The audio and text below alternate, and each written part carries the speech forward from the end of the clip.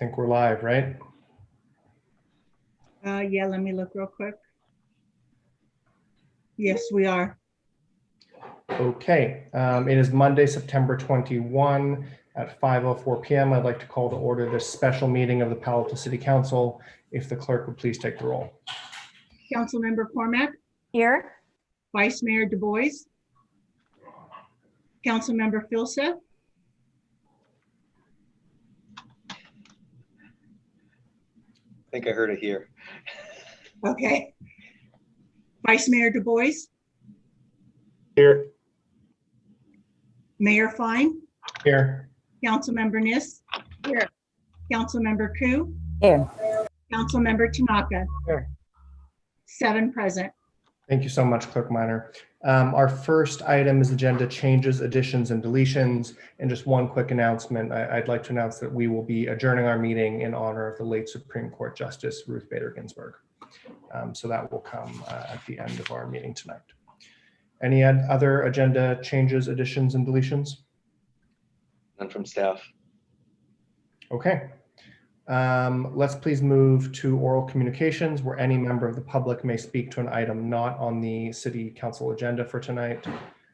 So if you are dialing in or on the webinar tonight, please raise your hand and the clerk will help you provide your comments. Any member of the public wishing to speak on anything that is not on tonight's agenda, please raise your hand or dial *9. At this time, Mayor, we have 2 members. The first is Dexter Burton. Dexter, you'll need to unmute from your end. There you go. You have 2 minutes. Let's see, just a minute. Get something adjusted here. On the agenda though. Yeah, so I want to address the issue of traffic jams on Embarcadero Road. This pertains to closing at Churchill. Is this on the agenda or not on the agenda? It's not on the agenda. Okay, I live right at the corner of High Street and Embarcadero Road. This is at the beginning of the underpass where the road starts to slope down. My message here is about traffic jams that occurred on Embarcadero Road before COVID and what to expect when traffic returns to pre-COVID levels. This is for westbound traffic headed into the underpass toward El Camino. Before the shelter-in-place order due to COVID, traffic jams occurred almost every day at the 2 peak times in front of our house at High Street and Embarcadero Road. And they often extended beyond our house toward the bay. Many of these lasted more than 5 minutes. I watched many days, and one day I went out and took a picture and sent an email last Tuesday to the city council, the city manager, transportation director, and XCAP. These jams will reoccur if traffic returns as it was before COVID-19. More jams yet will occur if 7,000 vehicles per day are redirected from traffic from Churchill Avenue to Embarcadero. This will further ruin the traffic flow on Embarcadero Road. So the traffic consultant stated that the bottleneck is at Embarcadero Road, not High School or Town and Country Village. You can only get a certain number of cars through that intersection. The proposed mitigations redirect the traffic from Churchill to Embarcadero Road. Please take these matters into consideration and search for a better way than completely closing Churchill Avenue at Alma. Thank you for listening. Thank you, Dexter.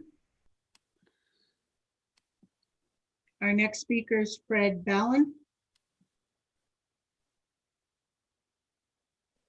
Can you hear me? Go Can you ahead. hear me? Can you hear me? Go ahead. Thank you.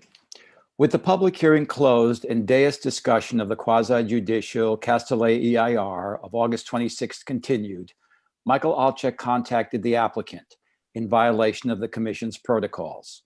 Then at the September 9th meeting, he argued that the explicit wording of a city ordinance should be ignored in favor of a past practice. Even though the code required a basement to be under the building's footprint, he claimed that a precedent in another project overrode the code. But in 2015, as a commissioner And in arguing in regard to his own residential redevelopments, he advocated the exact opposite. The explicit wording of an ordinance trumps any precedent. That ordinance prohibited a garage in the front half of his lots, but it did not explicitly exclude a carport. When it worked in favor of Alczyk's personal interests, he advocated for a strict reading of the code. But when it benefited an applicant he improperly contacted ex parte, he spoke in favor of ignoring the clear reading of the code. On Friday, after Mitch McConnell reversed his 2016 precedent on filling a Supreme Court vacancy, President Obama wrote, "A basic principle of law and of everyday fairness is that we apply rules with consistency and not based on what's convenient or advantageous in the moment." 3 years ago, and after this body was informed by the planning director that Alczyk had illegally converted his carports into garages, 3 of you voted to reappoint him anyway. Council members Tanaka, Fine, and Nis. A year ago this month, I submitted to the city a 100-page investigation of Alczyk's misdeeds in his carport to garage caper. It helped influence your decision to implement a broader discussion of the work of commissions, but nothing came forward in relation to Alczyk. With this latest information, together with documentation I will submit, the council should finally do what is long overdue, ask for his resignation, and if not received, remove him from the commission. Thank you. Thank you. Any other members of the public wishing to speak on any item not on tonight's agenda? Please raise your hand or dial *9. Mayor Fine, that's the end of the oral communications. Thank you very much. Thank you to our two speakers, and thank you, Clerk Minor. Let's please move on to the consent calendar, items 1 through 6.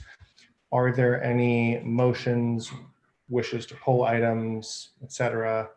Please hit your hands if so.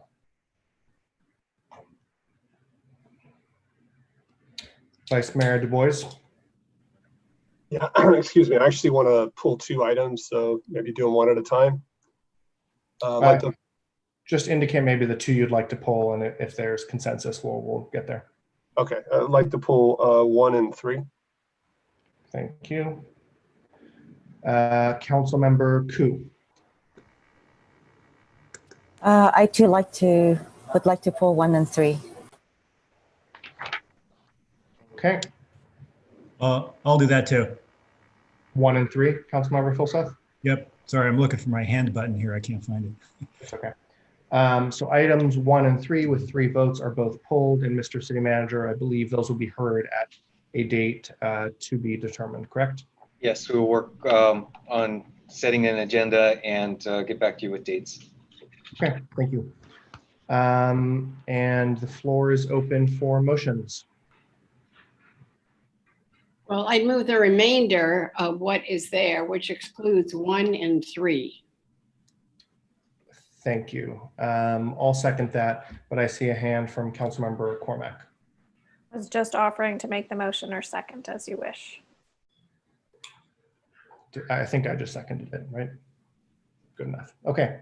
So a motion for the consent calendar, items 2, 4, 5, and 6. Let's please vote alphabetically. Councilmember Cormack.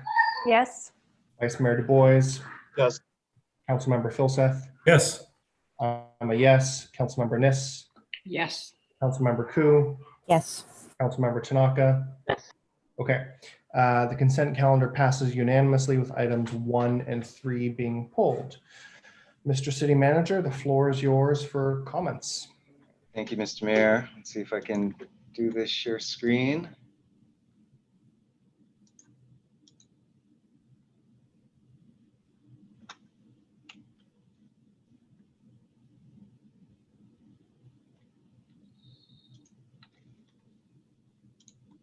See, hopefully you're able to see the slide now.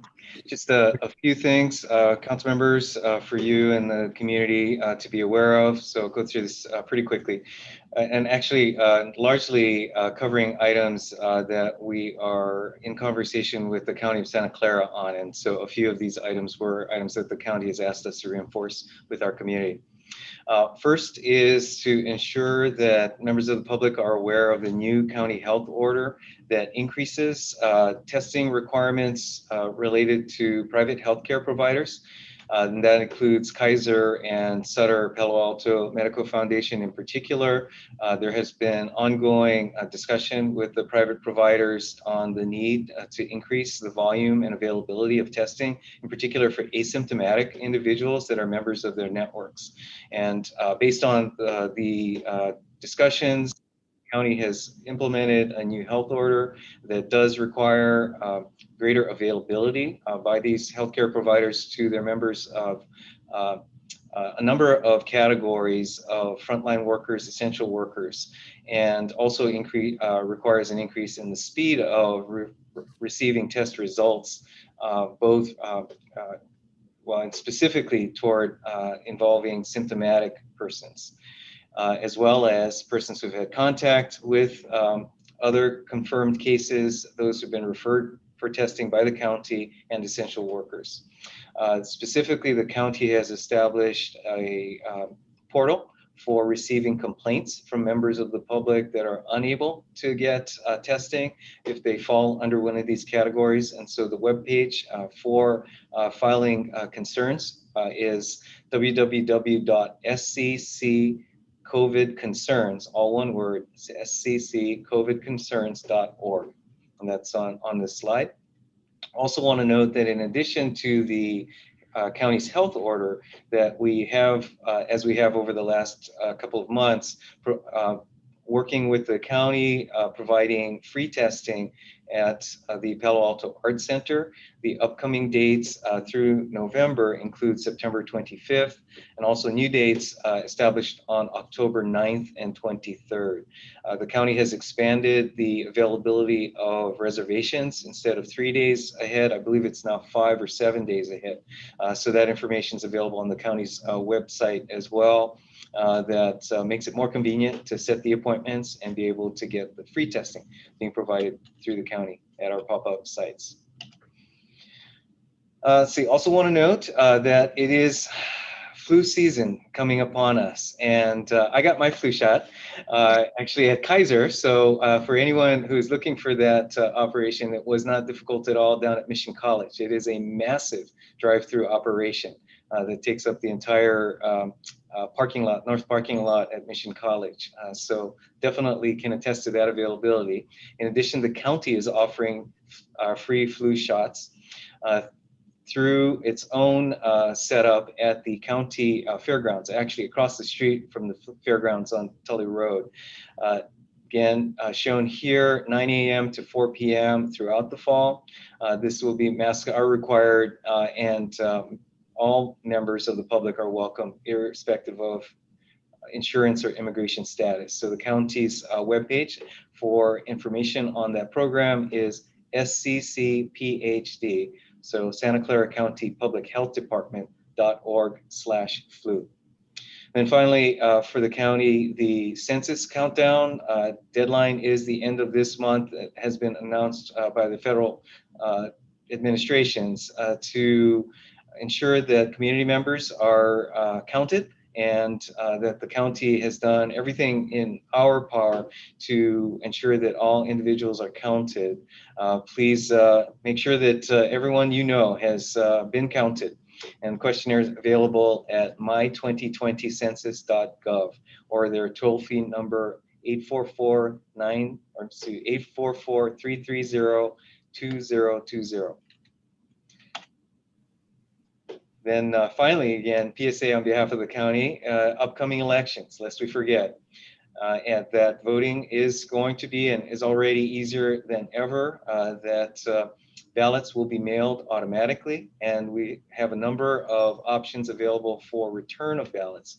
First, mail, and noting this year is postage free and can be dropped off at the U.S. mailbox.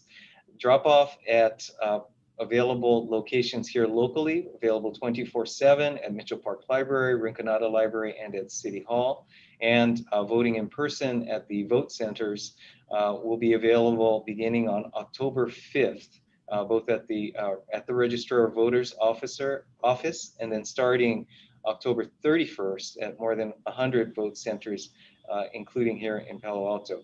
So the webpage there is sccvote.org/ voters choice.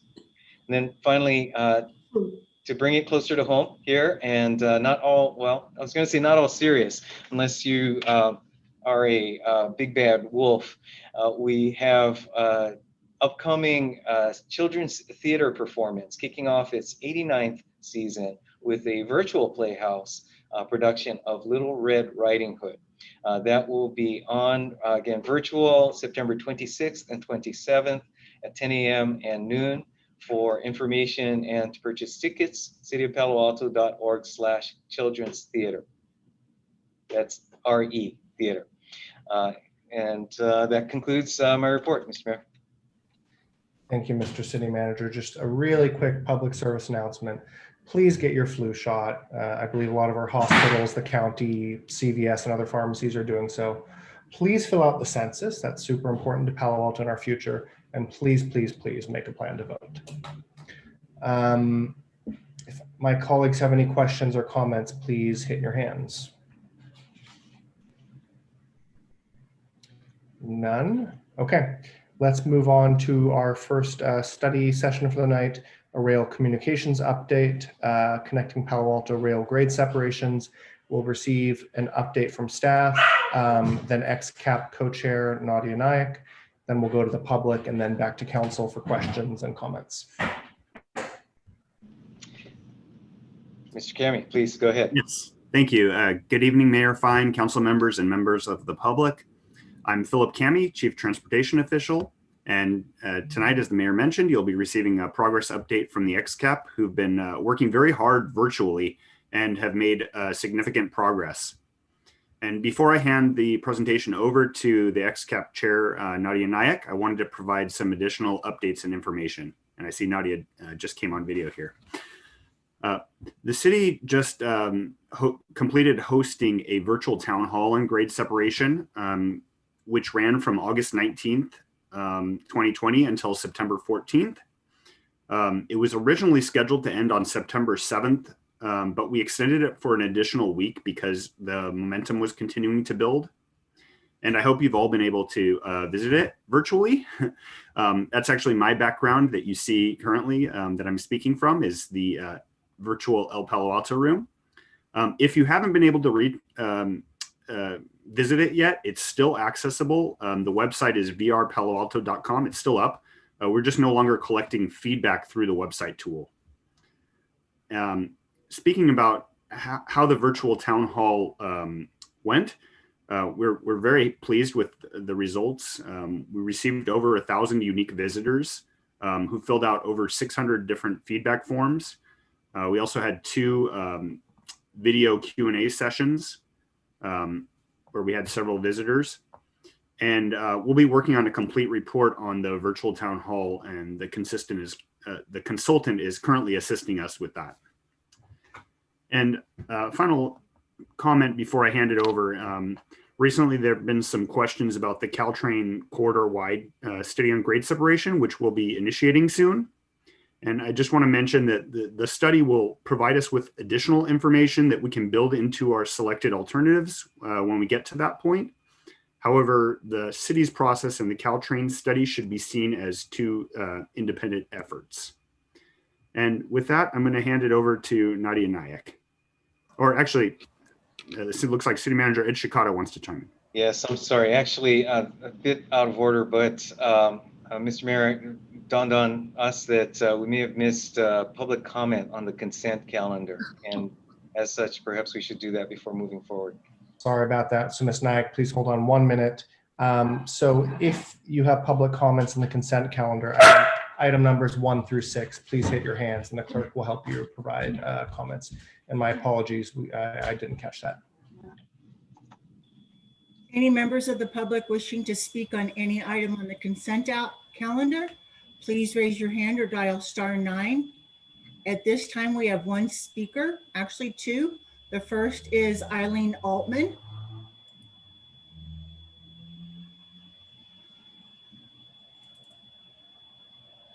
Honorable City Council members, I am Reverend Dr. Eileen Altman, Associate Pastor of First Congregational Church of Palo Alto and Chair of the Board of Project Safety Net. There may be other board members attending the meeting as well. Our board members are Meghna Singh, Vice Chair, Rob George, Treasurer, Noor Nabiad, Secretary, Dennis Burns, Dr. Yvonne Klatt, Dr. Shashank Joshi, and Vanita Bala. Director of Community Services, Kristen O'Kane, is serving as an ex officio board member representing Palo Alto City staff. Also on the call this evening is our Chief Executive Officer, Mary Gloner. All of us are deeply honored to serve as the first board of directors of this newly incorporated nonprofit, which began as a project of committed Palo Alto volunteer leaders, grew into a program funded by the city of Palo Alto, and as of July 1st is now a separate nonprofit. Sorry for the phone call. We are grateful for the city's ongoing commitment over the last 10 years to mobilize community support and resources in Palo Alto for youth suicide prevention and mental wellness. Over this decade, committed volunteers and staff have mobilized a coalition which has worked on community education, outreach, and training, promoted access to quality youth mental health services, and has advocated for public policy which will help make this a community where youth and young adults feel safe, supported, and accepted. While we still have much more to accomplish toward that goal, Palo Alto should be proud that Project Safety Net has become a regional and national model for how to mobilize this sort of youth empowering coalition. And we are very grateful that you voted tonight in favor of the proposal to continue to fund our efforts for 5 more years. And we'll also seek other financial resources from others in our region to promote youth well-being in Silicon Valley. Thank you, Eileen. Our next speaker is Rebecca Eisenberg, to be followed by Shashank Joshi. Rebecca, go ahead. Hi, I'm glad for your approval of Project Safety Net that I know that Dr. Joshi, aka Shashank, is going to speak about after me. I think it's a fantastic program, and if anything, I think that more funding should go to it. And also, I want to note that these individuals, including the doctors, are exceptional. I also wanted to talk about number 1, the approval of construction cameras for use at that parking garage. I think you know that that parking garage has been, you may have heard me speak out against that parking garage for a long time, and I continue to speak out against additional city resources being devoted to that parking garage. You might be aware that Antonio's Nut Shack, that nut house that used to be in the mayor's background along with the parking garage, actually went out of business, claiming that the construction noise from the parking garage is actually what caused it to go out of business.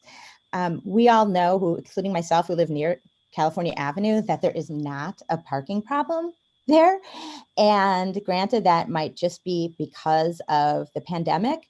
But if we invested in the electric shuttles that we're supposed to be having, we may never need to use that parking garage, and maybe we could use it for a better purpose, like emergency housing for the homeless.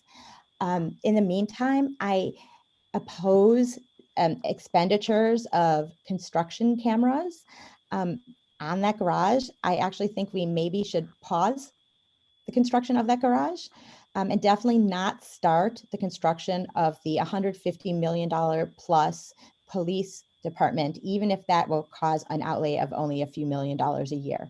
So here's me saying, please, let's not spend money on these construction projects, and let's invest more in the mental health of children. Thank you. Thank you, Rebecca. And our final speaker is Dr. Yoshi. Yes, good evening. Good evening. Can you hear me okay? Yes, go ahead. Yes, I just want to thank you for your continued commitment to this work. Many of you remember when we started in 2009-10 through the leadership of many of you on council and many in the audience to really turn our grief into positive action. And what we have been able to accomplish together with your support, starting with Rob DeGose and Carol Zepecki, and continuing on through to our current executive director, Mary Gloner, is a more intentional community network that not only focuses on suicide prevention, but also fosters youth well-being in Palo Alto. We have very activated sectors. We have very engaged and committed adults with invigorated evidence-based programs influencing civic decisions as we all mobilize for, about, and with our young people. I think one of the most important pieces of gratitude that I have as someone who's been involved with this work is just how engaged our students have been, including current students in Gunn and Palo Alto High School, as well as Castanea, and some of the private schools represented as well, including Kahila, and the ability of our community to be very nimble in its different platforms and opportunities virtually. And that includes having young adult representation, not only on the leadership team, but also on the steering committee and on the board of directors of Project Safety Net. We have become a model for how to do civic community collaborations, and for that, I am very grateful. Thank you very much. Thank you, Dr. Yoshi. Any other members of the public that wish to speak on the consent calendar, please raise your hand or dial *9. Mayor Fine, there's no other hands raised. Thank you. Thank you to our 3 speakers, and I apologize for missing the comment period on the consent calendar. Chair Nayak, back to you. Please take us away. Great, thank you. Well, thanks to everybody. It's nice to see your faces all. I look forward to the day when we can actually be in council chambers again. Never thought I'd miss that room, but I do now. Anyway, it has been a full year since XCAP came into its current form. And tonight I'm going to use the rule of 3s. I'm going to review our progress as well as the setbacks that we've had, update you on Caltrain and high-speed rail's efforts related to our grade separations, and bring you up to speed on some of the key decisions in front of us, and hopefully get a little bit of feedback from you. So I'll start with the bad news because it's 2020. We have had a loss of members since we started. We've lost several key stakeholders. We had 14 members. We're down to 9. Of course, we lost Barbara Best of PAUSD, Judy Kleinberg of the Chamber representing the business community, Adina Levin from Friends of Caltrain, who's off trying to work on really big public transit projects that are important, Pat Lau, who was actually one of the original people who worked with Project Safety Net and was a longtime safety advocate, and Megan Kahn, who was one of our avid cyclists and actually one of the renters in our group. So pretty important people in terms of the representation of the community. So it's been a loss. And you may have heard that we've had this global pandemic. So obviously that has had an impact on XCAP as well. We have been meeting we had a 6-week pause, which set us back for a bit. But once we got back into being able to use Zoom, we've been at a very accelerated pace, actually meeting as often as you guys have. Pretty much, I think we missed 1 or 2 meetings at most, but we've been meeting every week since then. Okay, no, so I don't remember that we moved it. Liz, you should go on mute. Liz, you need you on mute. Thank you. Okay, so the good news is that since we've moved our meetings to Zoom, we've been able to get a lot more participants, and we've had a pretty steady amount of people versus coming to our in-person meetings, which is understandable. I think the challenge of Zoom has been that just as we developed our new alternatives, and it would have been really great to be able to sit in a room and continue to scribble things out and really work together, was sort of when we all got put in shelter in place. And so that's made things hard. Obviously, the sudden fiscal crisis that we all find ourselves in has changed the landscape and has impacted our ability to work with the consultants and do any further analysis. So whereas before COVID, the timeline was kind of driving the pace, we very quickly switched to now we have a funding issue. And even though we have more time, we have less money to play with, basically. Not play with, but less money to work with is really what I mean to say. So progress. We have actually, in the short amount of time that we, from October, when we really got into the meat of things, until February, went through a lot of pretty quick, rapid changes. This group has been really committed to doing our part to get the rail corridor separated and making sure that people can cross the tracks, whether they're walking or biking or driving, and making this a safer place to have east-west connections. And it's a really challenging role, as you guys know, because you agreed to give it to us. But we are really committed to trying to make this work. And we have we've had some important groundwork that we've been going through this whole time. We know that this work's not easy, but it's the foundational work that's going to lay the strong groundwork for creating alternatives that will meet our transportation goals and our community goals. So per my memo, some of the foundational work we've done is we've had several traffic studies. We had a really great noise and vibration report, which is the first time that we got some real meat on the bone about what this will do and how grade separations will improve noise in our community just generally. We had some letters from the Palo Alto Police Department and Fire regarding circulation.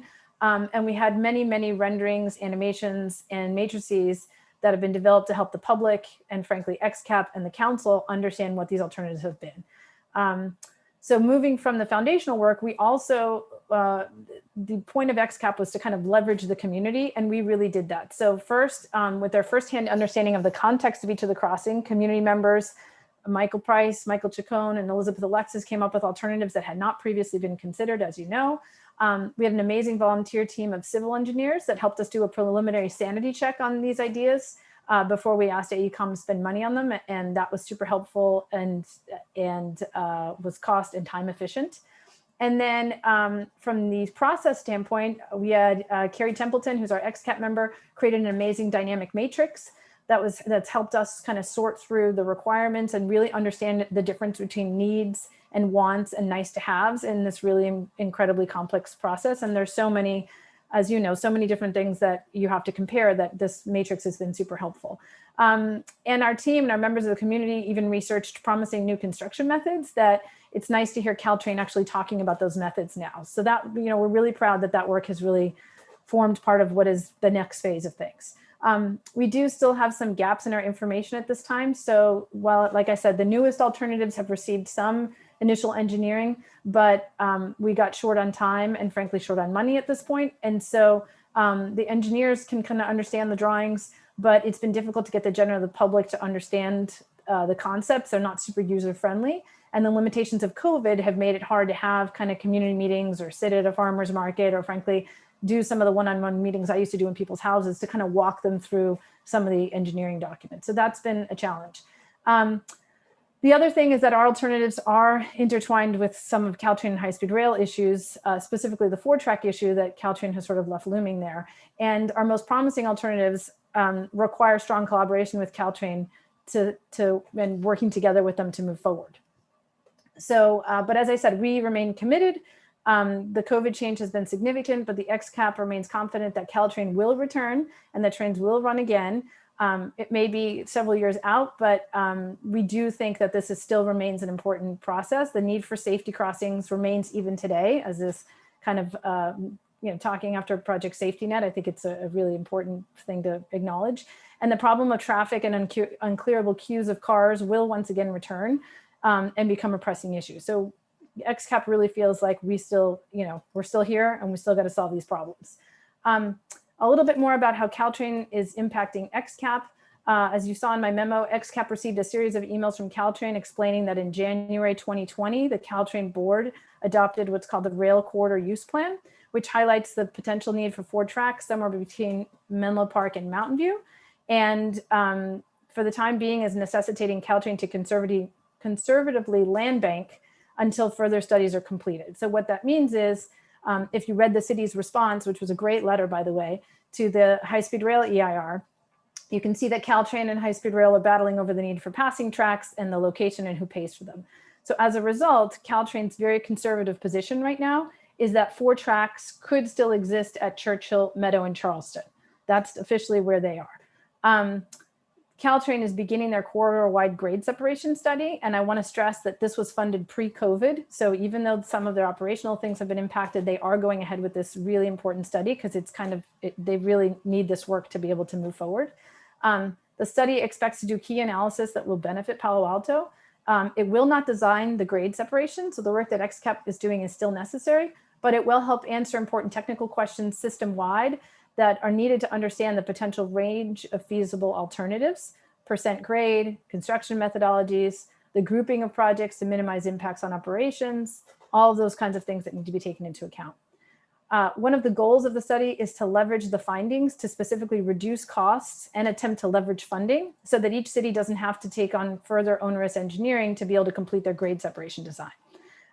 Another is that they're going to look at construction methodologies like the jacked box that I think we've talked about before, that could improve our options, save us money, and maybe cut us some construction time. So those are all really good goals of the things that should come out of the Caltrain study. According to Caltrain, if Palo Alto wants to move forward today with their work, we would have to have a significant portion of the funding available and or pay for Caltrain to hire consultants to answer some of our technical questions needed for our designs, or Palo Alto could weave its work into the corridor-wide study at a lower cost. But those are the two alternatives that they laid out for us in our discussions. Caltrain's position on 4 tracks has certainly impacted our deliberations. I'm sure you read the paper today. But as an example, the XCAP committee voted on a 6-3 vote to close Churchill. And that was a split vote where the yeses, one of the reasons they didn't vote for the other alternative was they were concerned about the potential encroachment on the Caltrain right away, and that kind of Caltrain has taken this very conservative position. That's why they didn't vote for the partial underpass. The no votes were myself, Phil Burton, and Keith Reckdahl. We were all on the technical advisory committee, and we voted no because we thought that we could have benefited from more work, but since we ran out of money and funding and time with the COVID situation, that we felt like we could have, if we had more time, which it now seems that we do, that we would be able to come up with better answers. But pushed to come to an answer and still make our deadlines, that we had a 6-3 vote. XCAP is now about to embark on the deliberations for South Palo Alto. We did hear public comment, and at our meeting on Wednesday, we should begin our deliberations there. I will note that the decisions for South Palo Alto are a little bit more complicated. Aside from the underpass, all the options would need to be reevaluated for 4 tracks if we're to follow Caltrain's adopted rail use corridor plan. The underpass alternatives, which were community generated, have had the least amount of public review. And in fact, the technical committee was actually, we didn't want to release the meadow drawings, but we were pressed for time and felt like it was important to at least show progress. But we didn't feel like the bike ped options were well explained. And all the options except the underpass and the hybrid require design variances for percent grade from Caltrain. And again, Caltrain's telling us that that will come out of their next corridor-wide study, but those are things that we'll have to deliberate on without having that information. And let's see. So my ask, what am I asking for you in this study session? As chair, we would welcome guidance from the council. As I said, we remain committed to our goal and we will proceed as we've been asked to. But I'd love to hear from you if you still think we are on the right track. Are there reasons to adjust our goals for the committee at this point? We know you've heard from the public and as XCAP, as has XCAP, excuse me, and your thoughts on this would be great. As Caltrain progresses through their work, some of these alternatives could look different. They could be better, they could be worse. And I wanted to understand from you guys if you think we're still driving towards the right outcome. Our goal is obviously, the goal of this entire process is to get the best alternatives for the community and build community support. And I'd love to understand whether you think continuing within the limits of the information available is helpful or hurtful at this point. And yeah, I mean, anything you can tell us about whether we're still in the right place would be helpful as we continue to push forward. Do you feel we're on the right path? Thank you so much, Chair Nack. We really appreciate the update. I'm going to go to members of the public first, and then we'll come back to council for comments and questions. And if the clerk would please help anybody who wishes to speak on this item, an update from our expanded community advisory panel on rail grade separations, please raise your hand. As the mayor said, any member of the public that wishes to speak on the rail update, please raise your hand or dial *9 on your phone. Our first speaker is Inder Manga. Hi, how are you? Nadia, thanks for all the work you have done and the XCAP committee. My approach that I would like to share here is that we should, rather than give yes, no votes, give pros and cons for each approach. As you said, there is a lot of uncertainties. There's a lot of work that still needs to be done. And I would appeal to the city council not to make decisions, but maybe have alternatives, understand all the work and pros and cons that the XCAP has found, and change their goal to provide you with a comprehensive document of their findings, and also indicate what should be studied more in order to get to the right recommendation. I agree with all of us want to be optimistic and positive and want the traffic and the use of rail to come back to pre-COVID times, and maybe eventually will, but there is a long time here where it won't. And I want to say that there is a phase change going on with people working at home, people moving out of this area, companies moving out of this area, that we need to acknowledge that is reality. So while that wish and that desire for everything to be back in a snap the way it was is extremely, extremely something human and optimistic. I just want the council to face reality and make sure that we don't take a hasty decision that will tie cities' hands, especially with the Caltrain Gates study going on. Making any decisions now or asking the XCAP to give recommendations on unclear data will force, I think, them to make choices among not so good options or inclarities, and that won't be effective. So that's kind of what I ask the city council to ask the XCAP and change their goal to provide a pros and cons of all the options and a report to the council rather than recommendations. Thank you. Thank you, Mr. Monga. Our next speaker is Rebecca Eisenberg, to be followed by David Kennedy. Hi, I wanted to agree with Inder that although I have huge gratitude to this XCAP group that I know has worked so hard, I've attended a few of the meetings and I think they were exceptionally well run, and everyone involved worked really hard and had very important things to say. Ultimately, I think that the loss of the 5 people who had to drop out has created a gap in there of representation of sufficient points of view, that I think that right now it's just that the decision hasn't been enough of a representation of the community. Additionally, looking through all of the reports on the site, I continue to ask the question about whether there was any sufficient research into undergrounding. There are a lot of mixed beliefs that I couldn't find any backing, and I spent a long time digging through all the reports. There are a lot of mixed beliefs about whether undergrounding would require eminent domain. It doesn't seem like it actually would. Additionally, there was nowhere, was there any kind of evaluation or research into what would happen to those approximately 50 acres of land that would be exposed and revealed if the train is undergrounded. Given our huge crisis of housing, it seems that at very least we should research who owns that land and what use could be done with it if the train goes underground. Usually Caltrain has an easement which would go underground with the trains while the land would belong to the city. At very least, I think we deserve an answer to the question. So I propose a short-term strategy and a long-term strategy, and I hope the city will consider approaching it that way. Thank you. Thank you, Rebecca. Our next speaker is David Kennedy, to be followed by Eileen Fagan.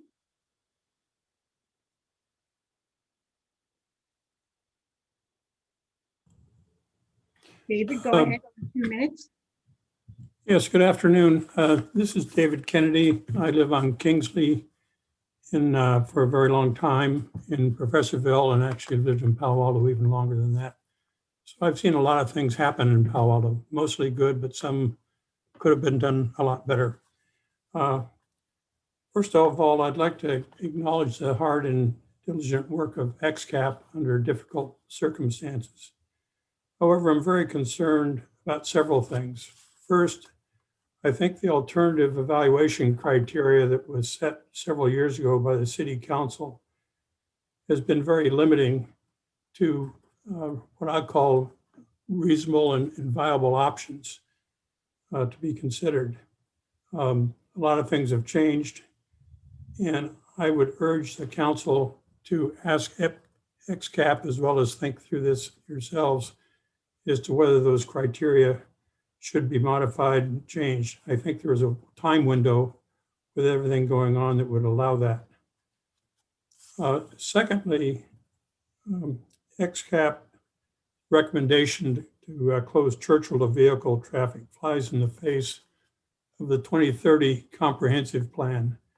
That plan, one of the key items in transportation element is to connect the city better, and closing Churchill of vehicles has impacts that we can hardly imagine. I think we need to be looking ahead to future generations as well.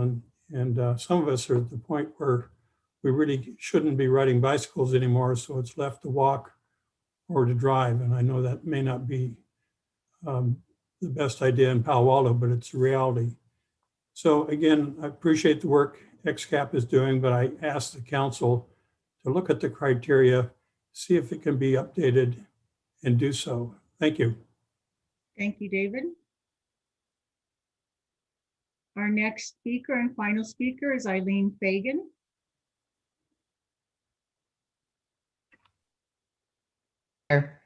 Can you go ahead? You have 2 minutes. Okay, great. Thank you so much. I also want to talk about, first of all, acknowledge the work that XCAP has done. I know it's been a very long road for them, and I particularly want to acknowledge the work that Nadia has done. She's got the patience of a saint from my perspective, having attended several XCAP meetings. However, I would like to say something that I said at the very first XCAP meeting that I attended. I believe, City Council gave XCAP a set of criteria on which to base their decisions. And that criteria was truly not really discussed when the XCAP made votes, made decisions.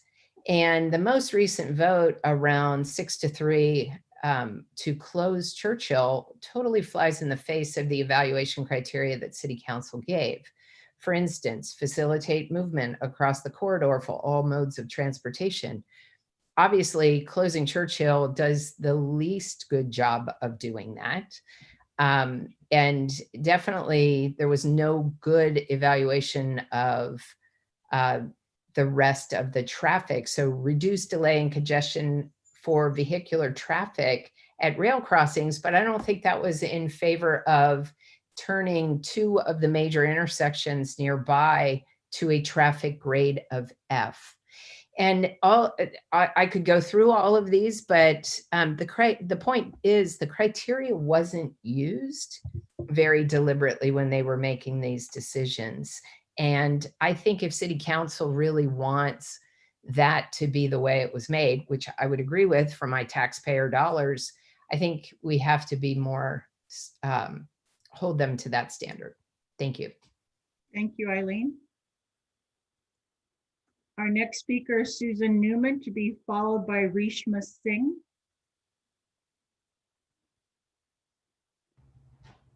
Susan, go ahead. You have 2 minutes. Thank you. Hi there. I really find myself in very close alignment with the previous 4 speakers. I'm speaking, as a member of a growing coalition of neighborhoods and residents who are affected by the possible closing of the rail crossing at Churchill. And we're deeply concerned about this recent 6-3 vote. We do want to acknowledge the hard work and long services that XCAP. I especially appreciate that they've brought forward new community-generated proposals that are really worthy of further study. And most importantly, they've developed important, major questions and issues about the alternatives that deserve our attention as we go forward. So we're looking forward to seeing the detailed report and the dissenting opinion of the minority. But we do strongly oppose a possible implication of this vote, that the council members should now narrow the focus of their deliberations to closure with mitigations at Churchill. And just to remind us all of some of the problems that we are all aware of with the Churchill closure option. As I think Eileen said, it fails to meet the first tier criteria to increase east-west connectivity. And it benefits one group of residents at the expense of multiple others. And the claim that the increase in traffic in these other places can be mitigated is based on a seriously flawed and incomplete traffic study. Even if the study is a reasonable first step in evaluating the impacts, it has a lot of limitations. And I could list them, but I think I'm going to run out of time before I can. So I encourage the City Council to keep the issue open and to push the options along evenly as we go forward. Thanks. Thank you, Susan. And our final speaker is Reshma Singh.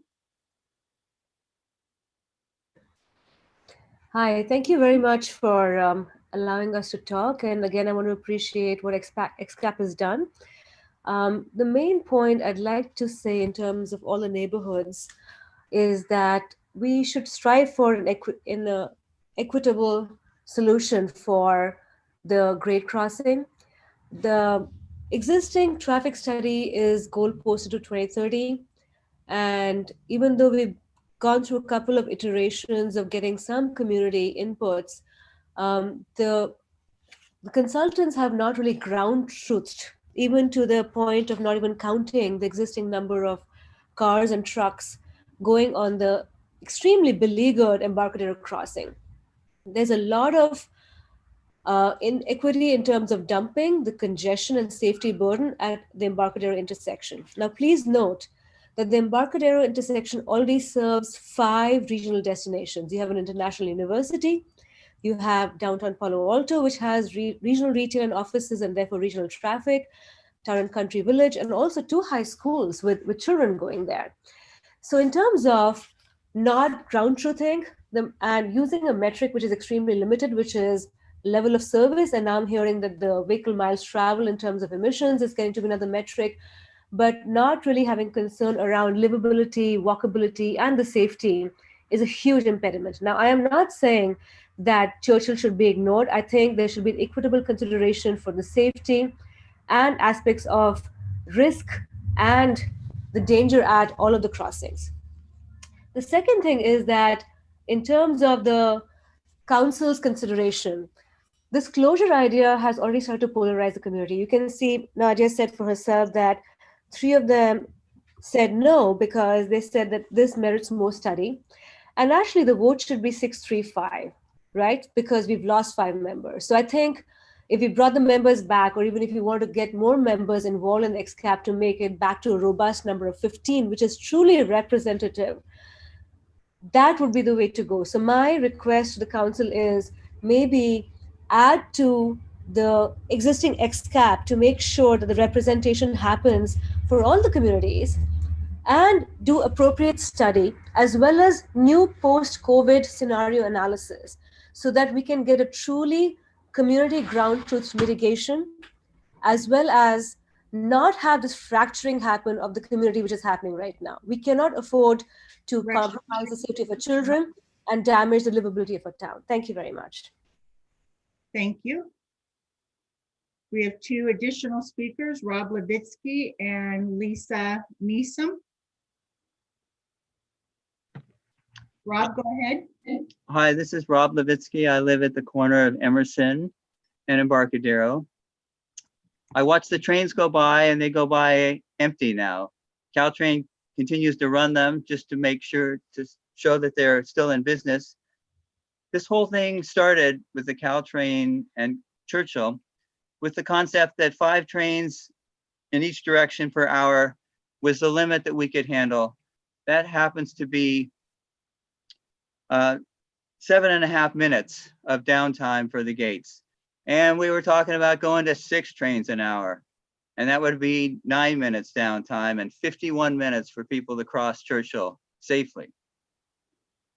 And instead, we're nowhere near 5 trains an hour, 6 trains an hour. We don't know if it's ever coming back because people like Palantir and plenty of other companies are bailing out of Palo Alto, and we're not going to have trains coming down here and dumping hundreds of people every morning.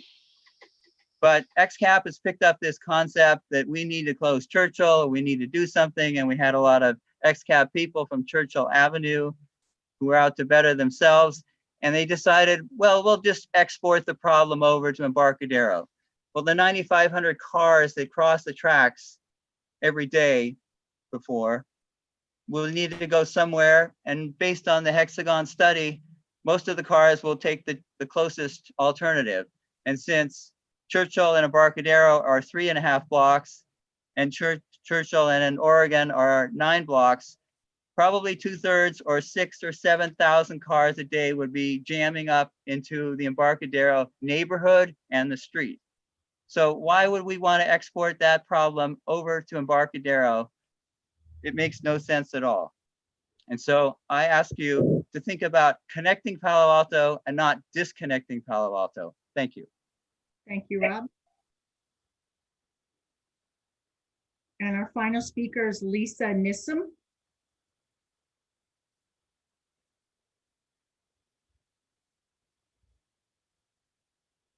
Lisa, you may need to unmute from your side. Churchill and Oregon. Can you hear me now? 9 blocks. Yes. Probably 2/3. Okay, I've got or some 6,000 or overlapping 7,000 sound going cars a on, day but would hopefully be this will jamming work. up into the I want to Embarcadero acknowledge neighborhood XCAP's and the hard street. work in So why would we want to reviewing the export train that crossing problem options. over to Embarcadero? Nadia's done a terrific makes no job trying to sense at keep the all. process moving And so ahead in I ask you turbulent to times. think about connecting Palo Alto Unfortunately, and life not is much disconnecting Palo different than Alto. when Thank you. XCAP was given the assignment to look at the crossing alternatives.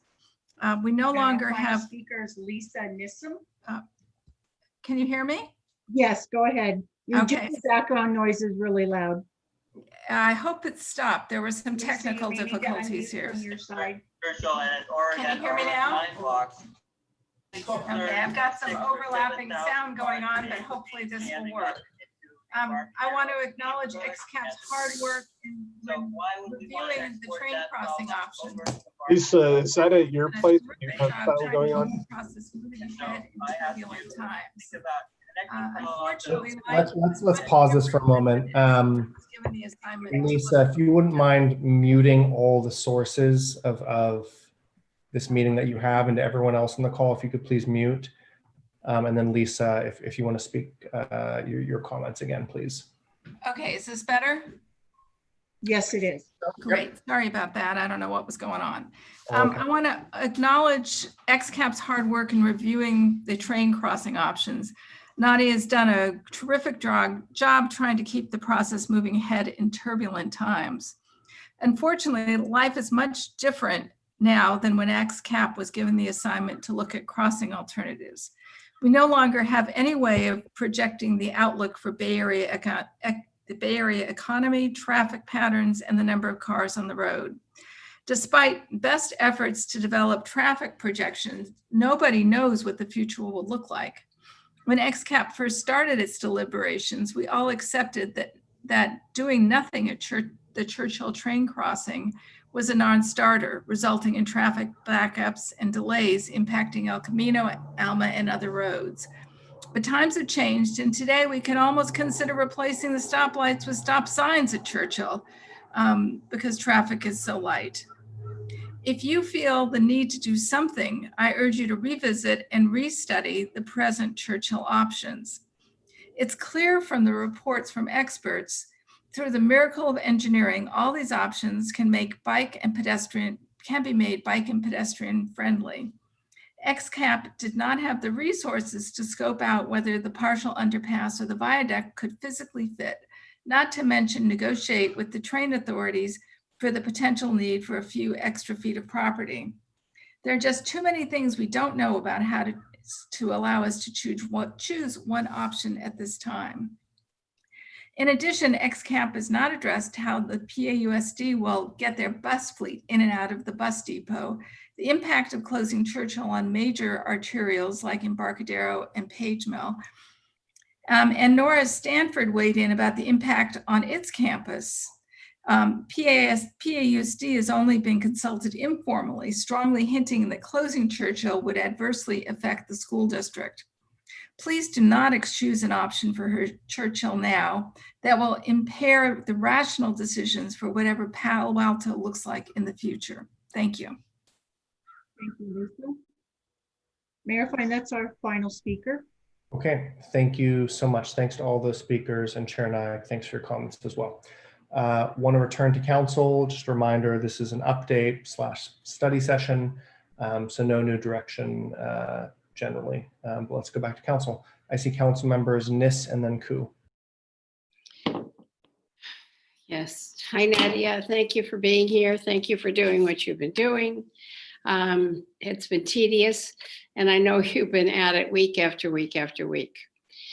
Could you, or it may take Phil or Ed, take us back to the very beginning? I remember you sitting in my living room more than 10 years ago, Nadia, as we talked about high-speed rail.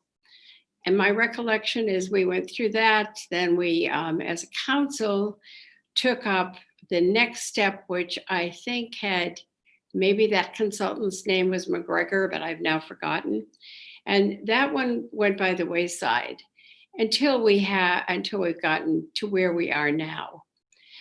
And my comment about where we are today is that we are really in a real, it's like we've gone off track, very bad pun. But because we're in the middle of COVID, trains are running empty, yet we have a measure on the ballot this fall to put more money into the trains. So would one of you put this all in perspective for us as we listen tonight? And we're down tonight to the micro look, but I think a quick look at the macro look might be helpful. Sure. Let me take a crack at that. Councilmember, thanks for the walk down history, or memory lane to a certain extent. Unfortunately, it has been a long history. Again, as the mayor pointed out, tonight is just a check-in. I think the context is one of the work in narrowing options that the XCAP has been charged with from the council, and with the expectation that that work would be completed in October. As a practical matter, given the range of issues that the council heard, you won't take this up until really next calendar year as an item really to sink your teeth into with respect to the particulars. Following that, we are looking at probably a multi-year design process before any construction would begin. So we are in the midst of a decades-long project by its very nature. And unfortunately or fortunately, that is the length it takes for any project of this type to be completed. So the issues that you're hearing tonight are absolutely relevant. And at the same time, you'll want to consider them within the long arc of the life of this issue. Others have mentioned high-speed rail, which is also currently in a relatively high period of activity. So that will also take some shape for you over the course of the next few months. And Nadia, do you want to say something about the trip we've been on? Yeah, it's been a long journey, Liz, and apparently, according to Ed, we're going to be doing this for a few more decades. So I think we should get comfortable. But I didn't say that. Well, you said it's a decades-long process, right? So if Liz and I have been at it for 10, you got another. Only another 10. We're halfway there. Exactly, right? I was trying to make it positive. No, I mean, I think I agree with everything that Ed said. I think the most pressing thing for XCAP's perspective is that there is this disconnect, which the city has highlighted in their letter, that Caltrain and High Speed Rail have an arrangement from 2012 that says they will have a blended system, but they have not hammered out their High Speed Rail needs 4 tracks to be able to operate, and the location of those tracks has not been decided.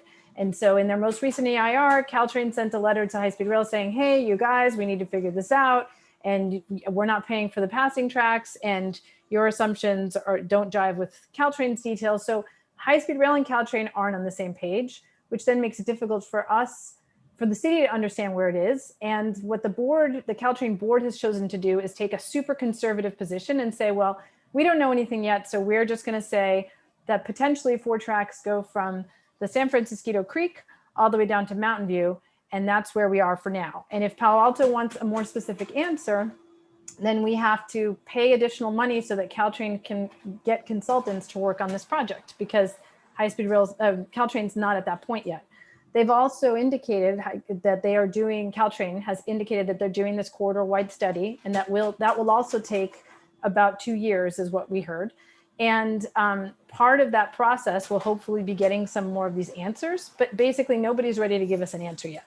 And so since XCAP has just continued on with the orders that we got in October of 2019, when the world was very different, I think back then we always knew that the question of 4 tracks may not be settled in time.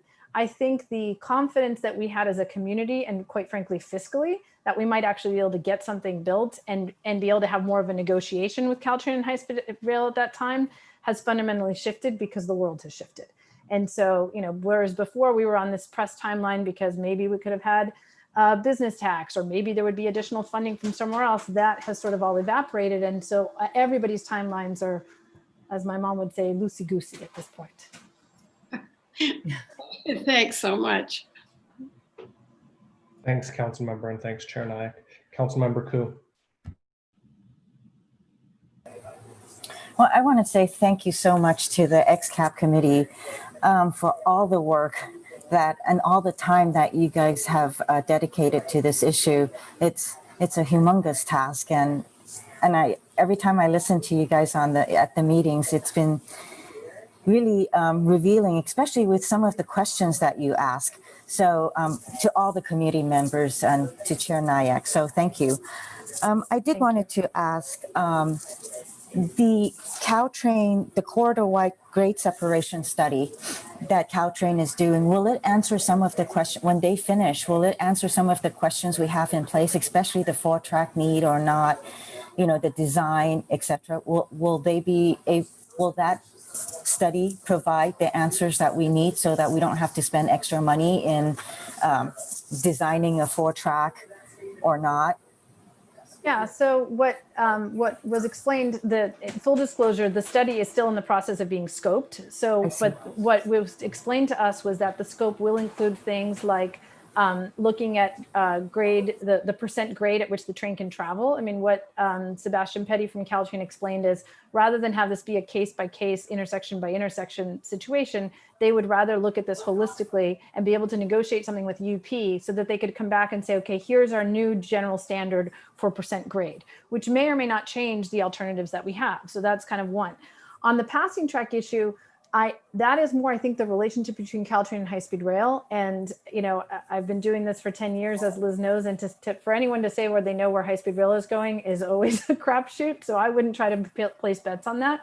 But certainly some answers about even the construction methodologies, which could significantly cut our costs, is something that Caltrain has highlighted. So some of the community members have raised this idea of the jacked box. It's been something that's been used in the Long Island Expressway, Long Island Railroad projects. It's been used in Australia. And I've had myself, with my card hat on, a lot of interaction with Caltrain about how to be able to think about those methodologies, because it's not just Palo Alto. They have to build 47 remaining crossings, and anything they can do to make it cheaper, faster, easier, they're going to be working on. So what Sebastian Petty from Caltrain indicated was that, yes, we should be able to get some general answers on, here are the parameters on percent grade, here's the construction methodology. Of course, it does mean that we would have to wait for that input, or XCAP could continue without that input and have more open-ended, here's our recommendation with an asterisk, asterisk, asterisk, and then list what those would be. Thank you. Then the other question I have is, the Caltrain has adopted the rail corridor use policy. Can staff or maybe Chair Nayak give some more information about this policy that they have adopted? Staff, do you want to take it? Who? Staff? I'm just checking in with Philip or Ed if they wanted to chime in. Otherwise, I'm happy to answer. Yeah, actually, I'd like to hear it from staff first, and then maybe you can, if you can add in. Sure. Mhm. Sorry, so I just want to step back to the last question a little bit, if that's all right.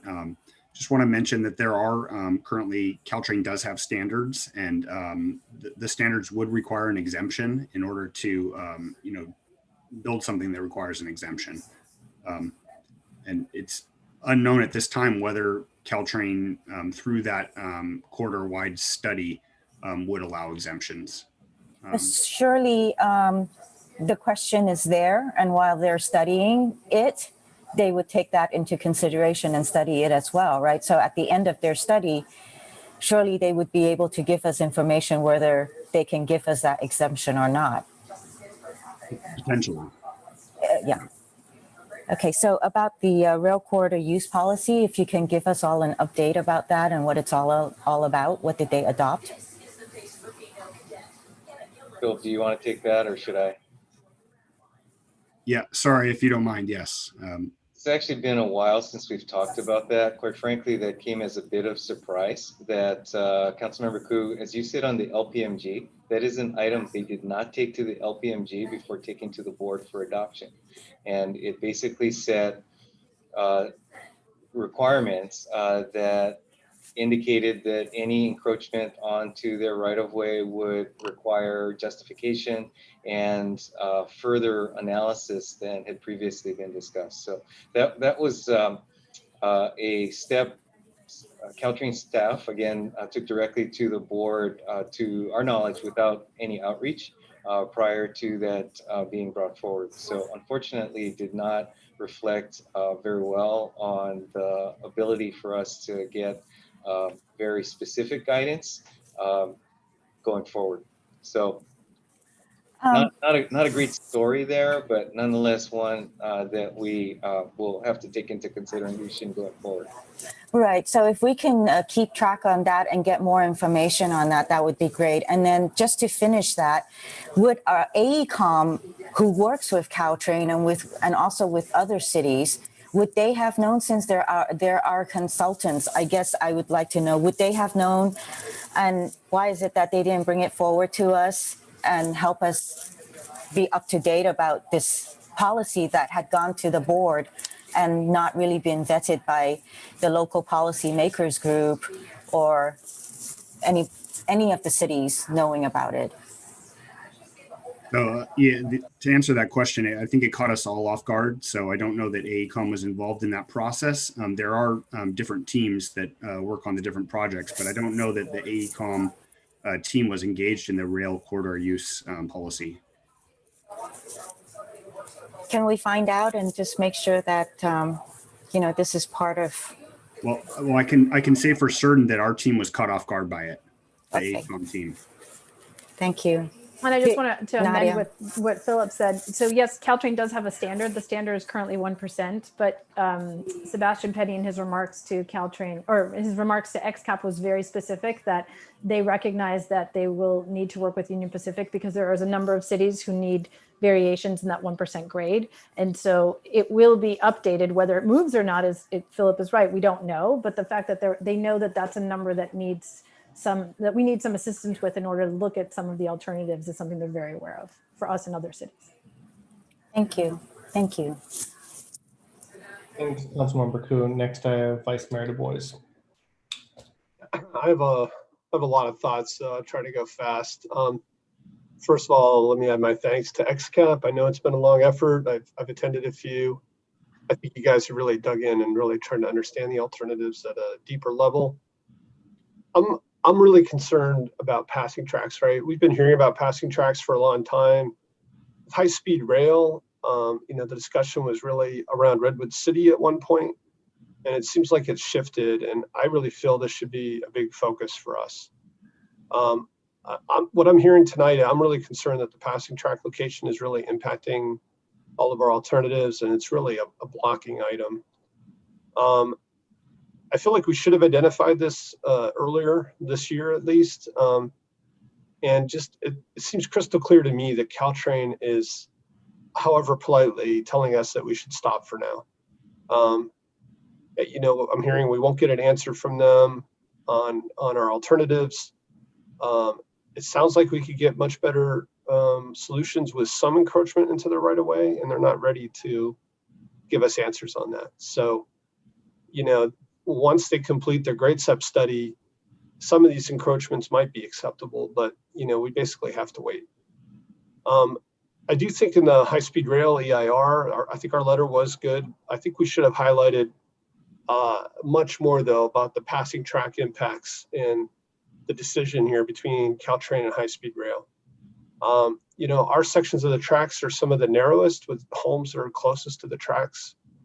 You know, it gets much wider as you head towards Rengstorff and the Mountain View.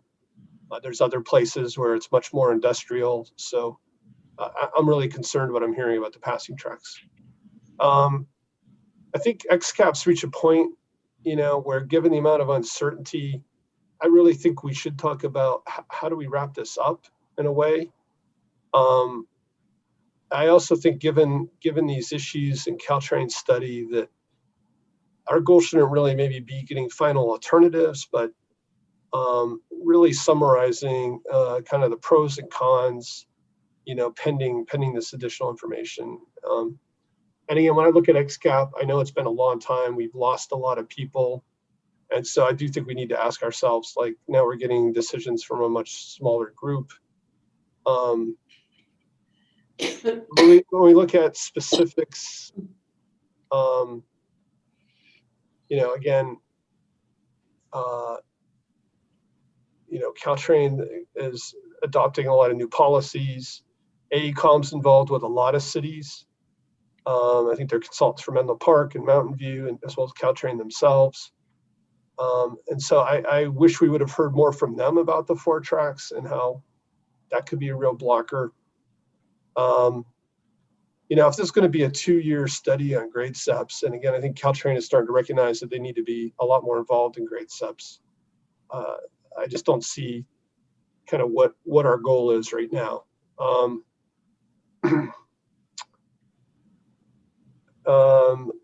I guess, you know, again, so when it comes to specific crossings, again, with like something like Churchill, I don't think we should lock into a decision, you know, now or soon. I think what we should be doing is capturing all of this work, capturing the pros and cons that have been identified, and any changes or information that would actually change our decision on some of these options.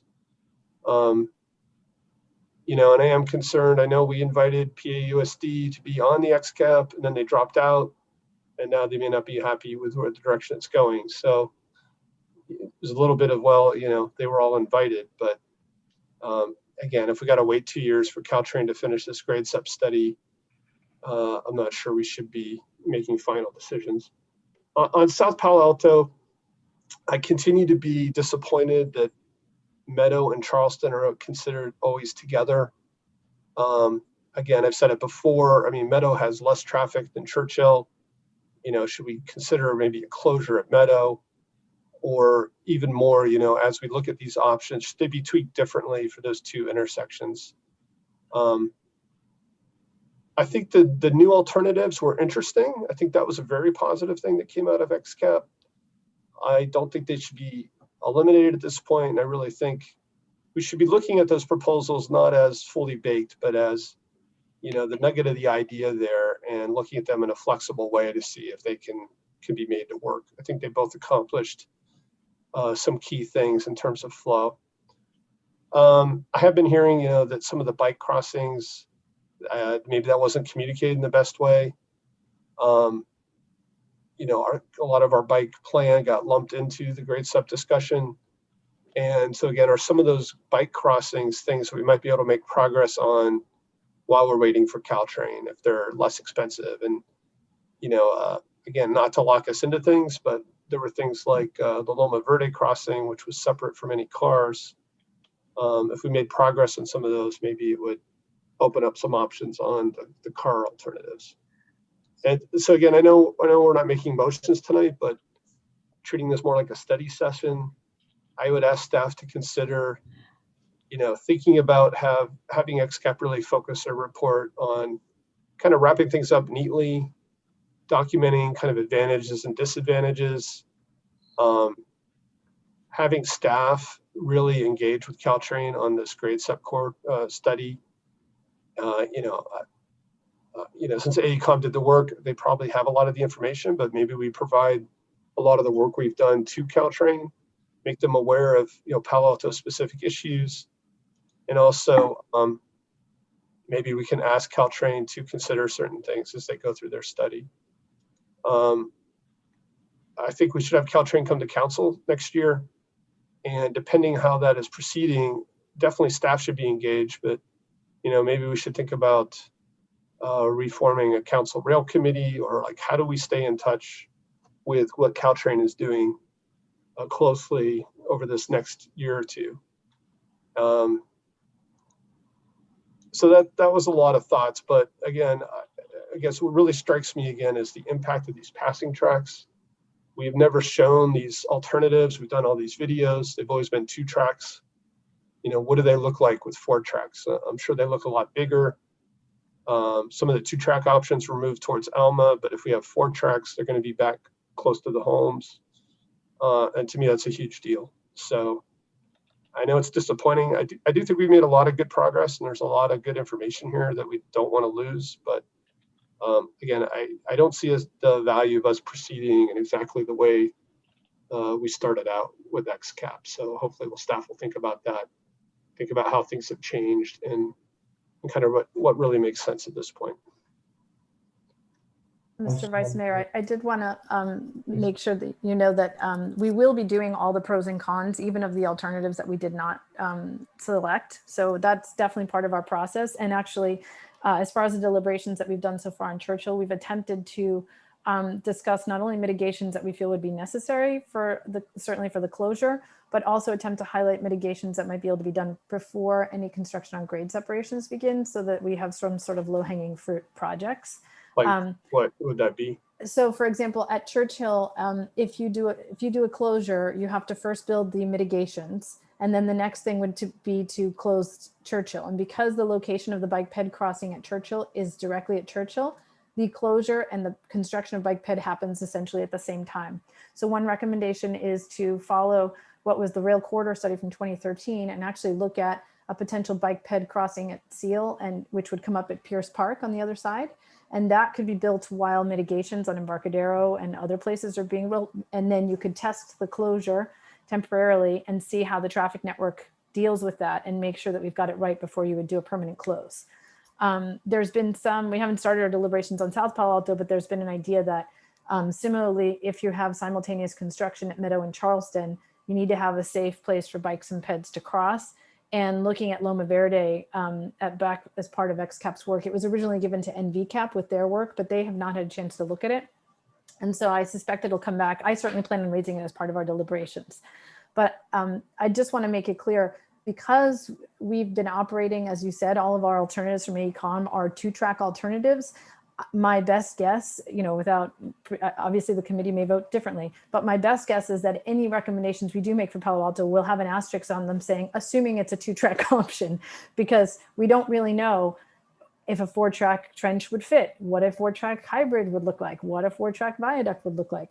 I think the only alternative that is not impacted by 4 tracks is the underpass alternative, which ironically is the one that has had the least amount of bike ped development, and so has actually received the most resistance from the bike community at this time, which is unfortunate because it's sort of tailor-made for their thing, but it just hasn't been well communicated and has been lost, frankly. The underpass is the underpasses, yes, because that's the new option. Because the bike ped tunnels, if they were well designed and we could get around some of the design issues, and there are certainly design issues with what's been shown publicly, but it allows this, unlike the trench or the tunnel or the hybrid or the viaducts in South Palo Alto, it allows for the bikes and peds to actually be grade separated from the train and from Alma, which what we've learned in our traffic analysis is it's best to keep the bikes and peds completely away from cars, and that's actually very preferable. So no matter what, any deliberations we do on South Palo Alto will have an asterisk that says based on the 2-track alternatives, because that's all we've looked at, except for the underpass. Yeah, thank you, Nadi. Does staff any comments on my comments? Yeah, well, that was quite a lot of thoughts that you have on this, but I just wanted to say that, although COVID right now has definitely impacted ridership on Caltrain. And, this also goes back to Councilmember Nissa's comments earlier. We fully anticipate that Caltrain will, again, pick up the riders, will again be, integral to, employees and people trying to travel to and from Palo Alto. And maybe it won't happen this month or next month, but sooner or later, Caltrain will be back and operating and will be significant. So I would just caution a little bit against. Yeah, that wasn't my intent at all to communicate that. It was that Caltrain is now engaged in this 2-year grade separation study, right? Right. Not anything to do with the traffic on Caltrain. I mean, I agree with you.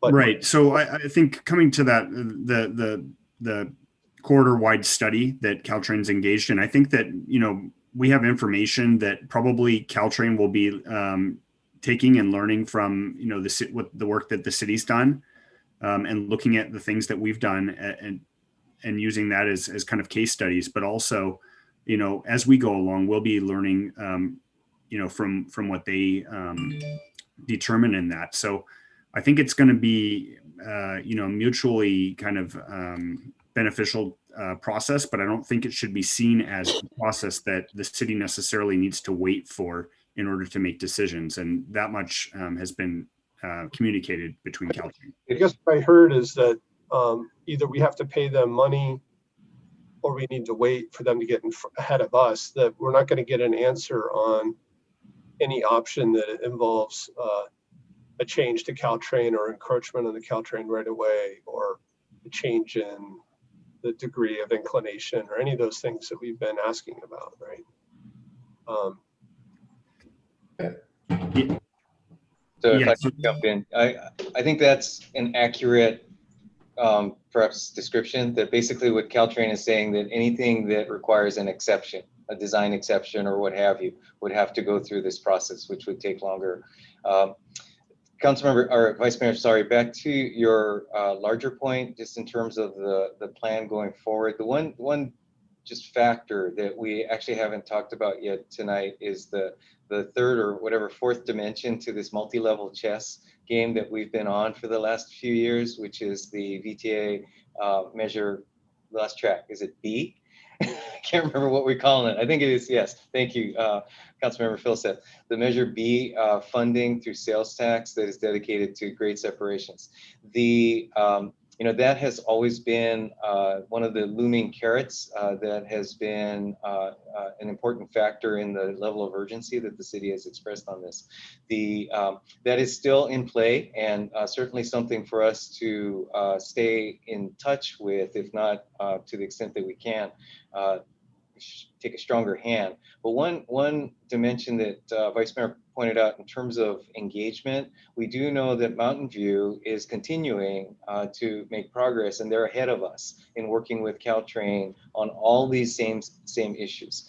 Sunnyvale is in the mix, but haven't, quite frankly, heard much recently, so others may have further information. But again, staying connected regionally is an important dimension to our being able to both leverage the work that is happening next door and with the agencies that control the dollars, as well as ideally influencing where those are headed. So I think as we continue in our work here within the city, that staying connected outside the city will be perhaps even more important than it has in the past, especially given what's happening and depending on what does happen with the Caltrain tax measure itself. Any comment on the 4-track issue?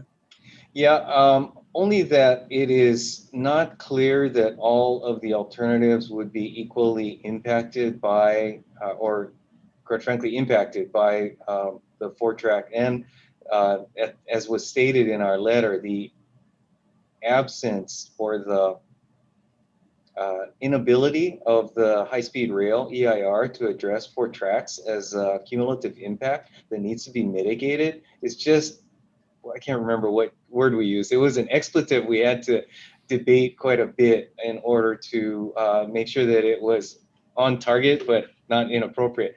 It's just unforgivable to have that not addressed specifically in the EIR. So one way or another, as that process proceeds, I think we need to stay on top of the high-speed rail EIR process, EIS process, and ensure that we're exercising all avenues to ensure that that is addressed. Mr. Vice Mayor, I did want to add to what City Manager is saying is that, yes, Mountain View and Sunnyvale have been moving forward and Palo Alto isn't, and they're able to use Measure B dollars. But the difference is that none of the alternatives that they're looking at depend on the understanding of the 4 tracks, because they are not moving the train tracks in the way we're moving them in Palo Alto. So while in some ways the argument against us not being able to continue with, say, some other low-hanging fruit projects in the meantime would be we are at an unfair advantage because of the disagreement between high-speed rail and Caltrain, because our alternatives do require moving the tracks, unless we did the underpass alternative, which is the only one that does not move the tracks. But all the other ones have some sort of track movement where it will require an answer from Caltrain. That's not true of Mountain View, and that's not true of Sunnyvale's. And sorry, and I'll stop here, but the 4-track decision, isn't Caltrain also interested in 4 tracks at this point? Is it purely a high-speed rail issue, or now both agencies want passing tracks? My impression, and others can weigh in, that Caltrain's position is 4-track is only required as a result of high-speed rail. Agreed. Okay. Thank you, guys. Councilmember Cormack.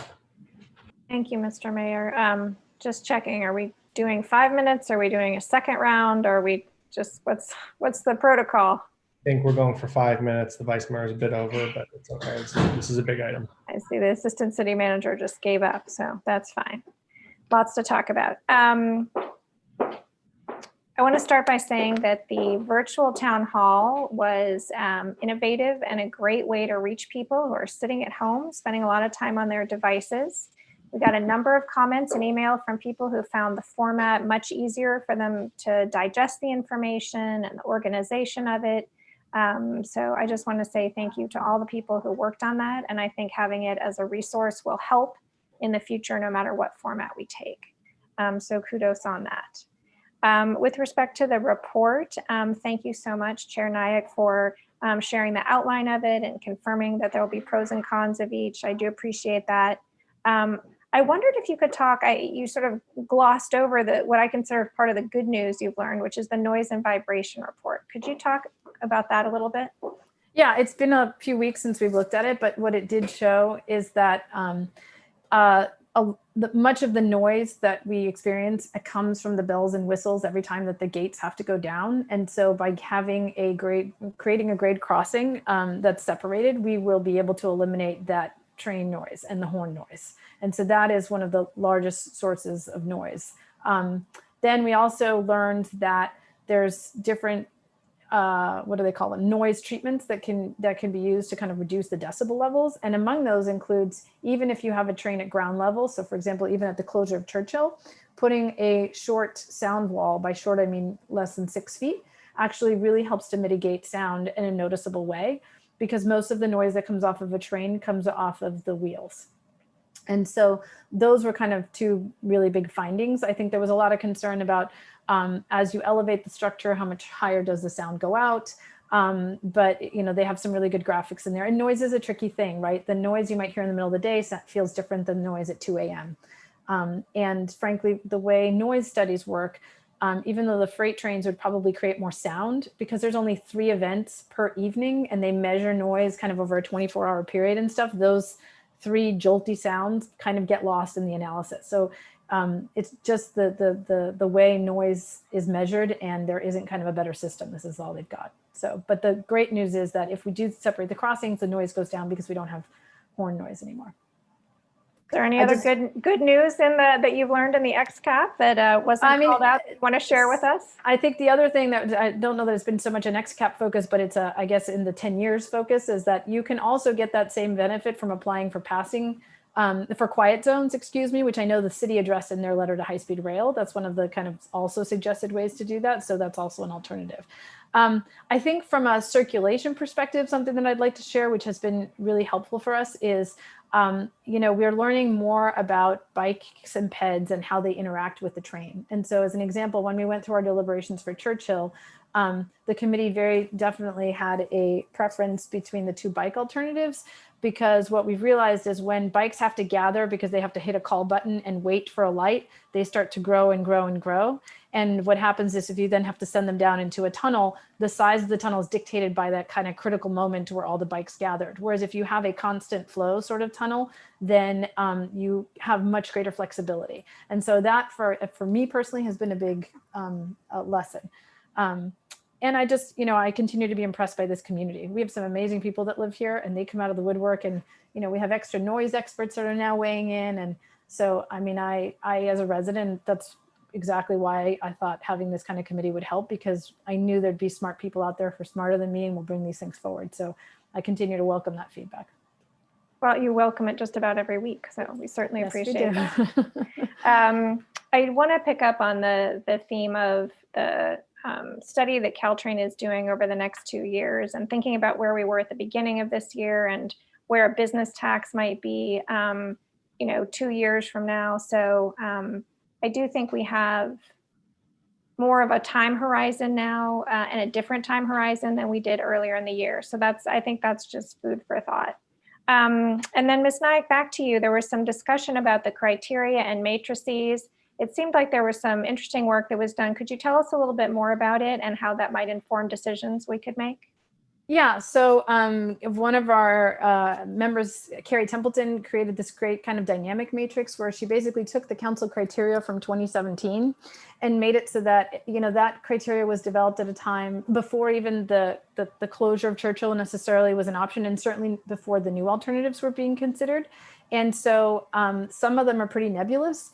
And so what we attempted to do is use that matrix to be able to go through, and when there were points of tension between two alternatives, we're able to use the matrix to kind of get down at a more granular level and see what the wants, needs, and I forget what we called the third category, but it's like nice to haves, how those kind of relate to the different parts of each of the different alternatives. And we're using the council criteria as the basis. We've wrestled in this process several times about whether we should come back to council for updated criteria. And frankly, before COVID, it was like, no, we're going to run out of time. We got to go because there might be a business tax and we got a Caltrain moving. Now maybe I guess there's time for it, but I would be remiss if I didn't acknowledge the general exhaustion of the XCAPers. Some of them have been doing this for more than 2 years at this point. And so, yeah, I think the weighing through the criteria is helpful, but in some ways also frustrating because there's some things that just remain unclear. But certainly, what Carrie created has been super helpful. I feel it's important to sort of get from the council the sense of, I guess what I knew you couldn't take motions tonight, but what I was looking for was to understand if the committee can't come to solutions on South Palo Alto, were you guys okay with pros and cons? And from what I'm gathering, that's kind of what you're expecting, maybe given the looming 4-track issue. And if I'm getting that wrong, let me know. But I think it will help ease the tension going back into our deliberations this week, because I think there's a lot of people who have really been, certainly, white knuckling it, imagining that they might have to make some decisions knowing that they don't have all the information. So that's been helpful for me. I'm extremely aware of how long people have spent on this and how much time they've spent on it, but I'm just a little, from a process standpoint, concerned that we give you sort of informal direction without having that prepared. So Mr. Mayor, would you like me to continue with my remaining questions, or are we going to come back?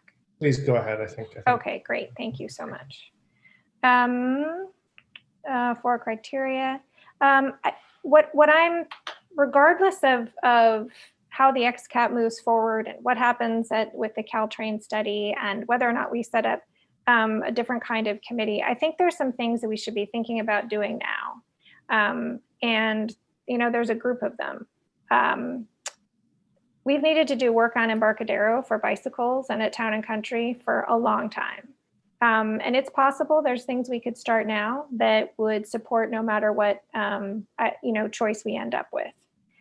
Talking about bike tunnels passing underneath the tracks and Alma, makes a lot of sense. But I think we should spend some time talking about that in the context of a bike plan. So if we're going to do that, if we're going to need that regardless, that's something we could start now. Whether or not we do a council rail committee. I do feel that the level of detail that the XCAP is working on is just, it's like a whole nother parallel universe in terms of the information that we have. And at some point we have to merge these two. And we're going to need a little bit of time to get up to at least approach your level of understanding. And then finally, it's very clear that in order to pay for this, we're going to need to group in terms of construction. So what are the natural groupings that we would have up and down the corridor? Who should we be partnering with now? So those are the things I'm thinking about in addition to, the details that have been brought before us tonight. What things should we as a community be committed to starting now, not waiting until we get to like, what's the alternative at which place? And then who else should we be working with? And I'll leave it at that. Thank you, Mayor Fine. Thanks, Councilmember. Councilmember Filseth.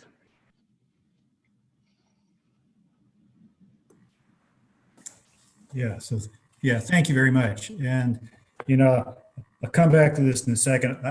It's hard for me to imagine that we would have got as far down this problem as we have without the XCAP, right? And so I think one of the things that's sort of sticking all in the back of our mind is, given the moving parts in this and the XCAP, how, I think we'll miss the XCAP if it's not active, because it did a lot of stuff that probably, and got us to a place where we probably couldn't have got to without it. Let me ask a couple of questions first, though. And you can probably hear the train whistle in the back, by the way. As far as the unknowns associated with Caltrain and also high-speed rail, are there a lot of big questions? I mean, are there, I keep hearing the same three, right? The 1% grade, the jackbox construction, and the 2 or 4 track thing. Are there a lot more? I mean, are there 20 things that we need to know, or are there like 3?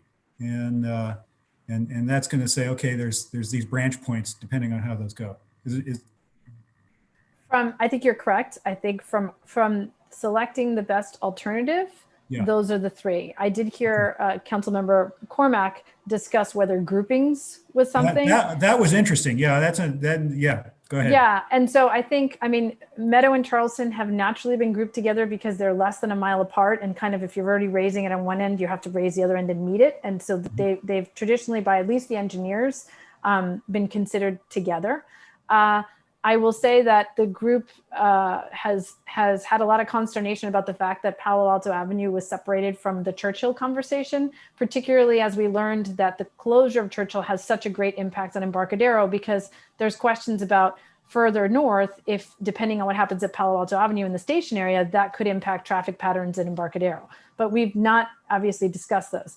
I also want to preface this by saying all of what we as Palo Altans consider our natural groupings will, from Caltrain's perspective, be completely overridden by the fact that they have to group things according to how they can have construction at the same time that they're trying to run these trains. So what Sebastian Petty explained really clearly is that even if everybody was funded and ready to go, they'd have to order it the way it works for them to be able to have this keep going. And frankly, that there may be some natural groupings that make our projects in general, and I say our Palo Alto and others, sexier in terms of federal funding. In other words, the larger the ask and the more they can knock out, 15 crossings at once with X billion of dollars, those might be other groupings, and those might be affected more by who's prepared versus the geography. So from what XCAP can tell, I think the analysis has shown that Meadow and Charleston seem to be linked, unless, I don't know if Ed and Philip want to weigh in if I've misunderstood, but from what I've heard the consultants say, that's the natural link. But yes, you're right. Jackbox construction, passing tracks, and percent grade are 3 pretty big sticking points. So to provide staff perspective on the jackboxing, I would say that that's actually something that we would look at in a later phase. That's actually a construction technique. And that's really something that would be looked at a later phase. I have to tell you that, the consultant does not believe in, the consultant who actually worked on the jackboxing does not believe that there would be a cost savings or necessarily that would even be something feasible for this, construction here. We have very different geotechnical, area than Long Island, where other similar type of construction was used, and the consultant believes that it likely would not be a significant cost savings or a cost savings if Caltrain were to allow it, which would require an allowance for us to construct over an active railway. So I think from staff's perspective, I would caution against having that be one of the things that's holding up a decision at this point. I will say another important factor that we haven't discussed a lot, but is notable, is the thickness of the rail bridge that would be required by Caltrain. So if they loosen their standards or change the kind of design standards they have for how thick the rail bridge is, it means we have to go down less, and that impacts a lot of our bike ped design. And I don't disagree with what Philip is saying. I would just add that in some of the designs, for example, the new designs that didn't get as much of an opportunity, we're having, like on the underpass, we're having a lot of trouble with the design, the bike ped portion, because we've got some steep grades that have people concerned when you have young bikers. The way AECOM has looked at it, they've taken a very conservative approach and said, well, even if we built this, we would still have to build passing tracks. Well, if we're going to do that, that actually allows you the opportunity to raise the track 1 or 2 feet, which would have a tremendous impact on the design flexibility we could have with the bikes. But we ran out of time and frankly ran out of money to be able to look at those things. So there's still a lot of things. And I mean, in conversations that we've had from Caltrain, they are very aware of the jack boxings. They've been in touch with Australia. They've been in touch with Petruco, I think is the company. So they, whether it works here or in other places, regardless, if it speeds up construction in other places along the line, it frees up, frankly, money and time for how they can then stage other things. Okay. So that seems to me like kind of the two concerns about, I mean, if we sort of go, okay, the time frame of this is pushed out a little bit, we're gonna sort of regroup a little bit here, right? The two concerns, the city manager asked the questions that I was going to ask, so I don't have to now, right? But one is, how do we maintain progress and the focus and staying engaged on some of these things going forward? Because some of the answers are going to appear over the next couple of years. We are going to need to be regionally engaged for all the reasons people have said. And there may be points at which, we need to go lobby, right? That, we need to really push for 2 tracks instead of 4 and so forth, right? So that's one of the two concerns is, how do we keep the momentum and the focus going forward, right? And then the second one, of course, is, measure B, right? To what extent are the pirates sailing around trying to rob the ship, right? And what do we have to do to make sure that it sort of doesn't sublimate while we're not looking, right? And that would be the two things that I would worry about. So that's sort of my feedback to staff on this topic anyway. When at the risk of this, use the term third rail here, it would be that infamous term governance. And as council knows, that is a topic of discussion at Caltrain, how decisions will be made with respect to Caltrain, and will also be relevant as to how decisions will be made at VTA on allocation of funds. So clearly another area that staying engaged at the policymaker level will be important. But one of the concerns has been if we were too slow being ready to go, then that would, irrespective of the governance model, that would put us at a disadvantage on this issue. I don't know that it's disconnectable from the governance issue, but that said, that the need to maintain momentum has been one of the drivers in order to enable the city of Palo Alto to demonstrate progress that keeps the funding within our reach, as well as for us to access portions of the funding as the projects themselves progress through their process. So are we going to be able to continue that momentum? That's perhaps a key question coming out of tonight's discussion. I suspect both depending on the feedback again from the council, the XCAP reaching its conclusion and then staff coming back with some recommendations, which I think, again, to be fair, are largely may hinge on the results of the November election with respect to Caltrain's plans going forward. Should the ballot measure pass, then Another branch point. Yep, continued momentum, and there'll be great interest on their part to ensure their continued restoration and success. If it fails, then I think all bets will be off. Well, are they going to be at a point where if it passes in November, that there's going to be a sense of urgency as to put it to work? Given the virus, I suspect it would not be much different from what we see today, other than, again, to harken back to other recent discussions, the issue of governance is really front and center for Caltrain as to how it will be making decisions on its operations and all of its policies going forward in terms of the representation among the 3 counties, and us being a subset of Santa Clara, but also really at the boundary of San Mateo and Santa Clara. Understand. The XCAP process, it doesn't seem like it's directly connected to the governance issue, which is going to be more of a ministerial kind of thing. But that said, the momentum and the progress, you would want to make sure was there to support that. One of the potential outcomes of the corridor-wide study is what Caltrain has identified in their business plans, which is there's 2 different alternatives to manage the delivery of multiple grade separation projects at once. So one is to have an agent, its own authority, a separate grade separation authority that would be constructed, and big questions about the governance of that, the participation, how that manages everything. The second was, I believe, an alternative that we would do county by county, where you would create these districts. And so those are 2 things that are supposed to be contemplated, irrespective of the governance of Caltrain itself and what's happening. So it's kind of like this nesting dolls situation where everything is, I think it's Councilmember Cormack who says the knee bone is connected to the thigh bone is connected. It's really one of those, right?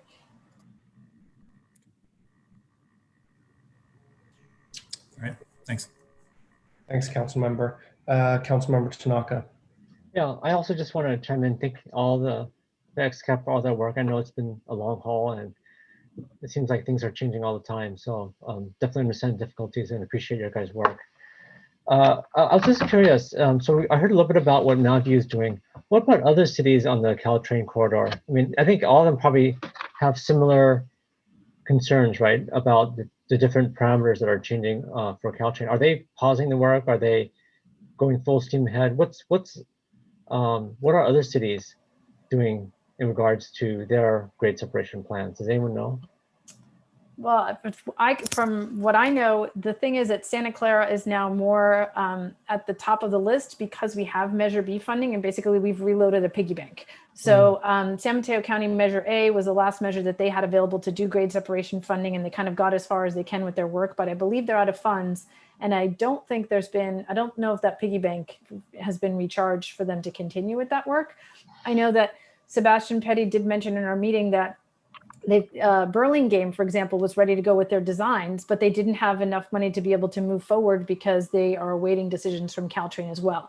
So, I mean, I think it's fair to say that we've reached the point where in some ways we have gathered the funding and we're somewhat ahead of where Caltrain is really. And frankly, COVID has really made the difference in those 2 positions pretty extreme at this point. And so I would agree that I think subtly or not, they seem to be indicating, hey, you guys are way ahead of us. And if you want to move forward, it's going to, Palo Alto, you're going to have to front us some money because we don't have it. And it was described as sort of an unfortunate pay to play situation. That's just where we are. And I don't know that that's going to change soon. Right. I do worry about we could continue to go on this path and get an alternative, but frankly, it's causing a lot of rancor in the community when we have so many unknowns. And as someone who supports Measure RR, which is the 1/8% sales tax funding for Caltrain, I actually worry about the retribution that voters might have on that measure, quite frankly, because they will assume those two things are linked, and they're not, of course. But I am worried about that. I would just add, Councilmember, in response to your question, we do know that San Jose has identified, I believe, a half a dozen or so additional grade separations that they would prioritize should funding be available. And there is no funding currently allocated other than whatever VTA might reallocate out of other funds that they have. Yeah, in fact, Mayor Liccardo recently personally got involved at the MTC level, trying to advocate for that funding out of the Plan Bay Area's RTPs, Regional Transportation Projects, which is basically their 5-year funding plans, that as much as possible language be included so that the prioritization of grade separations that help deliver high-speed rail to the Bay Area be favored, which is a little disconcerting because the reality is that you get better bang for the buck for the grade steps that are on the peninsula than necessarily the ones that are between San Jose and Gilroy right now. And it was sort of a very unusual process to have a mayor step in at that sort of point of the thing. So it's definitely a fight, and the pirates are out. And I think, you know, Mayor Phil, or Councilmember Philseth is right to sort of raise the alarms that we all need to be vigilant. Okay. I mean, in some ways, because the ridership's so low, you know, some people might think, well, gee, why not just run a bus? You can maybe just run one bus, right, up and down the whole lane, the whole corridor, and then you don't have to worry about the flyback tracks and actually running the train. But then again, you know, you have to actually have all the plans ready, and we don't, right? And most other cities probably don't either, or have the funding to do it. So in some ways, it's a good opportunity to do it, but on the other hand, it's kind of, you know, there's reality. Does anyone know what the projections in terms of the ridership coming back, what the projections are in terms of, and I guess maybe it's more guesswork, but I'm just wondering, you know, does anyone have any ideas? Do people think, do the people with the crystal ball, do they see it coming back, you know, next year, 2 years, 3 years? Anyone have any idea of what the projections are? I don't think anyone's actually stuck their neck out to try to come up with that, all dependent on the virus and workplace expectations and the like. Yeah, I was going to say, definitely we don't have a crystal ball in that. I'm not sure even the Caltrain is sure, because I think one of the issues is, you know, there might be a potential vaccine which would potentially allow, you know, full ridership. But until then, Caltrain has to limit their ridership that they can even allow in order to allow for social distancing. So it's a real question of when at this point. And, you know, I heard from some members of the community about the trench, and, you know, there's some of the, I guess, technicals of the trench that we don't know. I guess what's AECom's experience in being able to do trenches and, you know, figure out the costing of that. Does anyone know about that?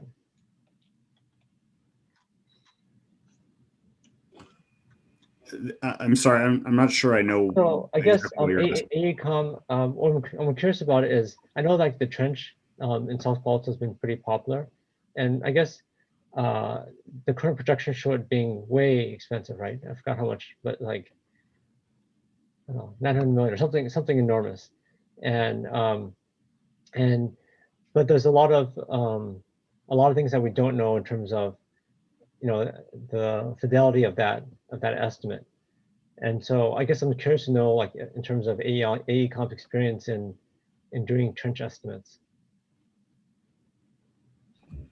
Well, yeah, I would say that they have quite a bit of experience in not only, you know, creating this type of estimate, but also in you know, constructing these, you know, type of crossings. So, yeah, I would consider them extremely experienced. I don't know, is your question, is the estimate correct? I'm going to say that it's you know, as accurate as we can get with the information that we have. Might also be helpful to ask Nadia, perhaps, to describe the XCAP's deliberation that led to not proceeding with that. Well, so we chose not to proceed with the South Palo Alto tunnels, but the trench is actually still on the table. But to answer your question about cost estimates, so I've looked very carefully at all of the grade separations on the peninsula generally. And I would say in general, hybrids are the more popular of the options typically. It's often a cost issue, but often it's also can be a track geometry issue. I will say that, and this is just a data point, and for every opinion in one direction, there may be another one. But the retired civil engineers that we pulled together to help us look at the existing alternatives and the new alternatives, who basically indicated to us that they thought that number seemed to be larger than it might be. Now, understandably, because we're at such an early phase of pricing. And so, we have had many members of the community talk to us about the rail trench in Reno or the rail trench in Southern California. But I would say, to be fair, it's based on the information that we have and the level of 5% engineering, which is very huge ballparks, and those numbers can change. I think what'll be critical is the kinds of answers that we get from Caltrain about the percent grade and what's actually possible. So I have the evaluation matrix here in front of me. A trench will require a 2% grade, and the current maximum is 1%. For reference, the viaduct needs 1.4%. The South Palo Alto tunnels needed 2%. So all of them are going to require Caltrain to have some flexibility there. And depending on how much flexibility we get, that obviously impacts the costs for some of the other things, and frankly, whether the design is even possible. So it's more gated on figuring out those constraints than AECOM. That and also there's a lot of questions about the water impact specifically of the trench, but some of the others, even the hybrid where you have to have pumping and stuff, there hasn't been, and correct me if I'm wrong, staff, there hasn't been any specific geotechnical work done to be able to really quantify that as well. So again, these are really conservative, generic, numbers that have been given to us and explanations that have been given. And of course, once you get into deeper analysis, you'll have more detail. Okay, great, thank you. Thank you. Thanks to my colleagues. Thanks again to the XCAP. Just a couple quick comments and then we can move on. With regards to the XCAP's final quote unquote report, I'm generally supportive of pros and cons, looking towards solutions. I personally do find some votes on the commission helpful, be they, split or not getting to a agreed upon judgment. I still find those helpful. A couple comments just hitting what my colleagues have mentioned in terms of Caltrain engagement. We do sit on the local policymakers group. Myself and Councilmember Koo as the alternate attend those. If there are issues, please bring them up to us. We are happy to ask and engage there. They've been bringing up things such as the corridor study, their diversity policy, the 4-track issue they've been bringing up for a number of years. So it's not brand new and, out of left field. It's certainly complicated. I guess 2 quick questions. So one is there was a note that the business community continues to fail to show up for XCAP. And I guess part of that may be there's no longer kind of the pressure or parallel of the business tax. And I wonder if Chair Nayak or staff have any ideas about involving our business community and Stanford in this decision.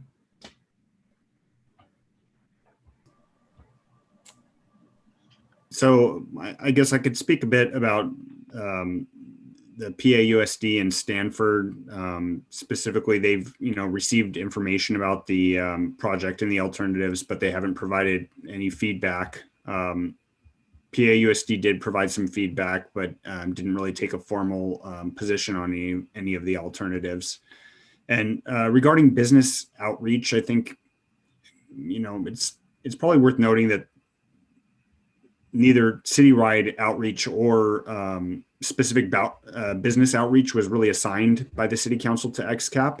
But staff has taken on the responsibility to increase engagement and awareness related to grade separation. I think some of that's indicated in our town hall that, we had more than 1,000 visitors as of last Monday, and actually we continue to get visitors to it. And have to give some shout out to our chief marketing officer, Megan, who did quite a bit of publications, print and, or I should say social media and blog posts and all that to really broaden the awareness of the virtual town hall. And it just continued to gain traction throughout the time that it was up. So I think that probably it's likely that we're getting a business engagement that's maybe not necessarily stated as business engagement in this process. Additional business outreach is ongoing and would continue to go throughout this process. Okay. And then I guess the last question, just to wrap up. Chair Knight, can you tell us kind of what happens over the next few months and what your group is working towards the end of the year? Sure. So we're starting deliberations on Charleston and Meadow, starting, actually we started last week technically, but we only had enough time to get in the public comment. So we're going to begin working on those.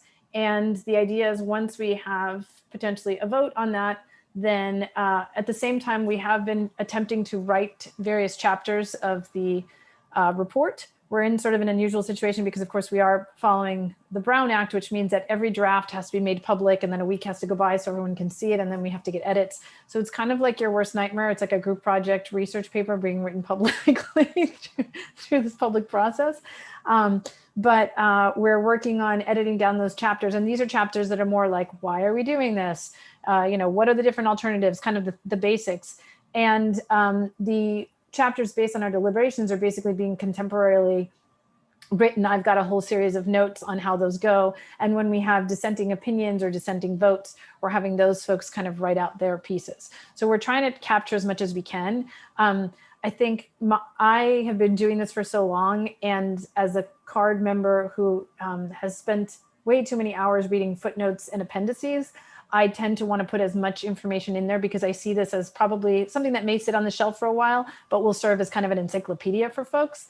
I think, to be fair, my Vice Chair Larry, was a council member. He wants it short and sweet, and so it's a little bit of a tango between the two of us right now. But I'm erring on the side of putting as much in because I recognize that we might take a decision and have a preference, and then something changes and we have to go to something else. And we're trying really hard to make sure that we have all the institutional knowledge captured as well as we can in this report to, before we lose more members. So we're aiming at end of October. It may take us longer because I'm probably underestimated how long it takes to write and have to have these 2-week churn cycles. But we'll get it to you as soon as we can. But it's going to be a bit. As others have mentioned, we appreciate all the work, and it will take this council and future councils a fair bit of time to come up to speed and the depth with which you have all worked on it. So thank you so much. Thank you. I'll go to my colleagues again. I'll just note we're a little bit behind schedule, so if we could keep it brief, and then I'll suggest we take a quick break. Councilmember Kuhn. So I forgot to ask, PAUSD, Palo Alto Unified School District, had withdrawn from the XCAP.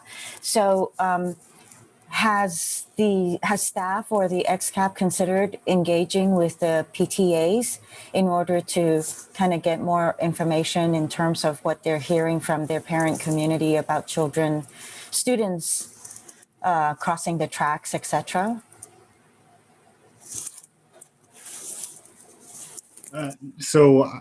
Not the PTA specifically, but we have, we asked Dr. Don Austin if he could send out the message about our virtual town hall, which he said that he was sharing with 2,000 people, I believe, sharing an email. And so that potentially did drive some engagement. Staff, as you're well aware, did present at the city school liaison committee. And this week, actually, staff will be presenting to Safe Routes to School representatives, giving them a presentation that will help them to become aware of the different alternatives and how to provide feedback. Open, of course, to any recommendations or requests that you have for us to continue doing outreach. Well, that's great that you are doing outreach, but I was wondering if the XCAP would benefit from hearing from them, or is coming through staff something that is sufficient, Chair Nayak? So I think it's a tough situation because I think obviously COVID knocked everybody off track. I think if we were on a regular process, we would have really kind of been pushing to try to get all this bike ped feedback. And frankly, like we've already finished our deliberations on Churchill and now we're moving towards South Palo Alto. So I do worry that any feedback from PAUSD and any feedback from Safe Routes isn't really being heard in the middle of our deliberations. And the way I see it is that goes as another asterisk in our report, right? I mean, it's an unfortunate thing that's been happening. I just want to, and you, I think Councilmember Koo were at the meeting, but I just want to recognize, there's a lot of burnout from everybody. This pandemic has been hard. I think in March we were all, gung ho that this could go on for a while, and maybe even in June we thought we can still get through this. But as the months drag on and we think about having to wait for a vaccine potentially for another year, there's a lot of burnout, and the burnout is real. And I think families are struggling with, not just the pandemic, but then for the last month, we couldn't go outside because of the fires or the heat. And add to that, trying to, as a parent, I imagine getting a letter from the district asking you to weigh in on a bike ped crossing for some future rail thing that at this point, you don't know when it's coming, on top of all the other things. I just think, it's incredible that we've had the number of people see the virtual town hall, but I think it's also really hard to ask the community to kind of step up in this moment. And I'm sensitive to, even if XCAP and the staff and the city and the consultants, and we all did our work perfectly, frankly, everything that we're doing is tainted by this moment. And that's something that will loom no matter what over whatever report we give you. And so I think, I would love to say that feedback is going to be heard in time. Frankly, it's not, because we've already started to deliberate, but it doesn't mean that we wouldn't love to get a letter or something in there that we can include in the report at all times.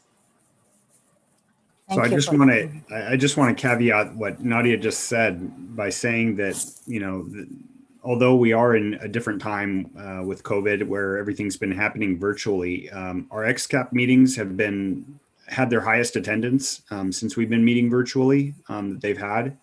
And our virtual town hall is another example of, we reached significantly higher number of people through our virtual town hall than we had in any of our in-person town halls.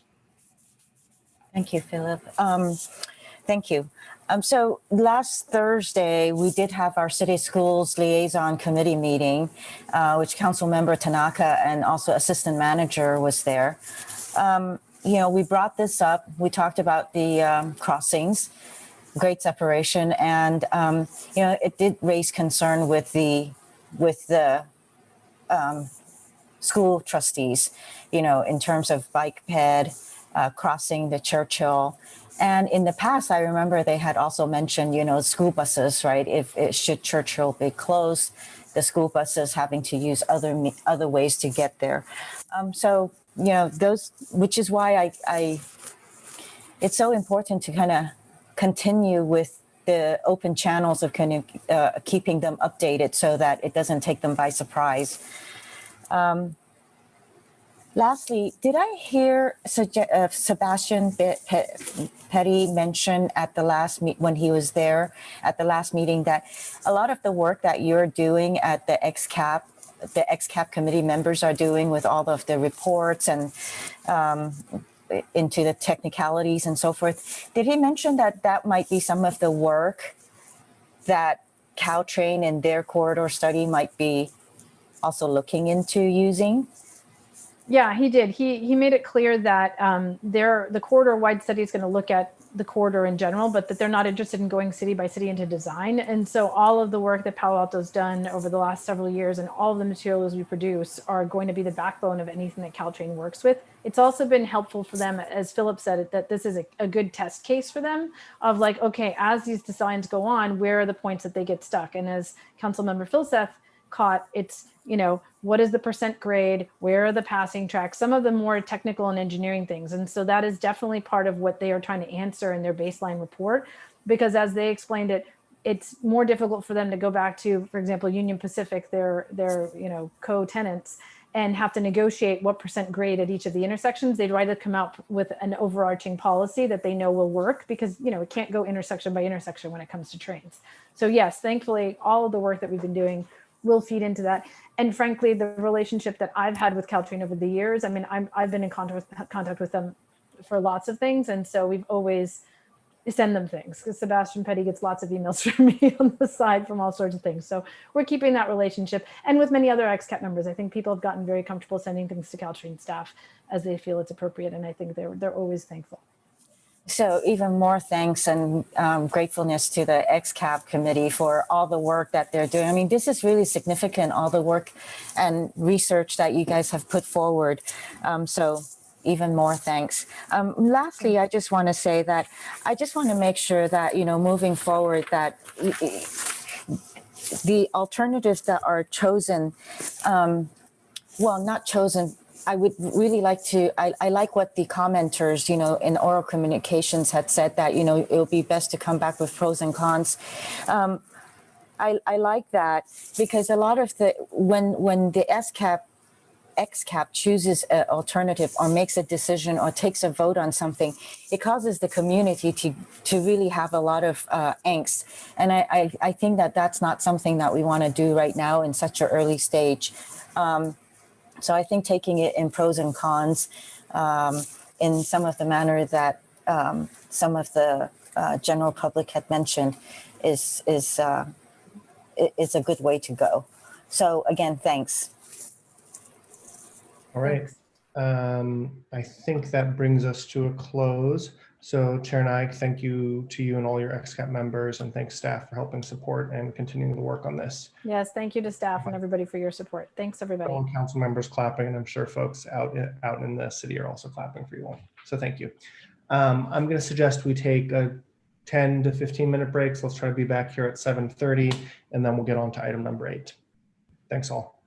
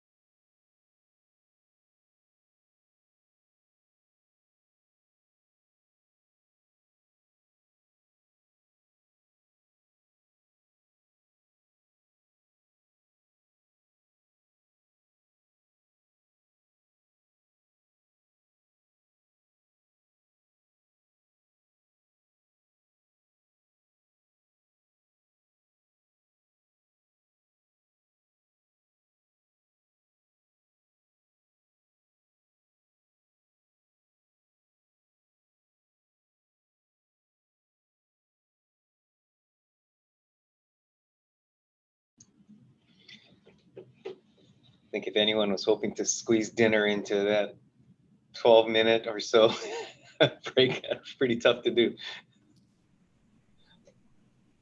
Getting used to it. Yeah, a little chocolate is all I could gobble down.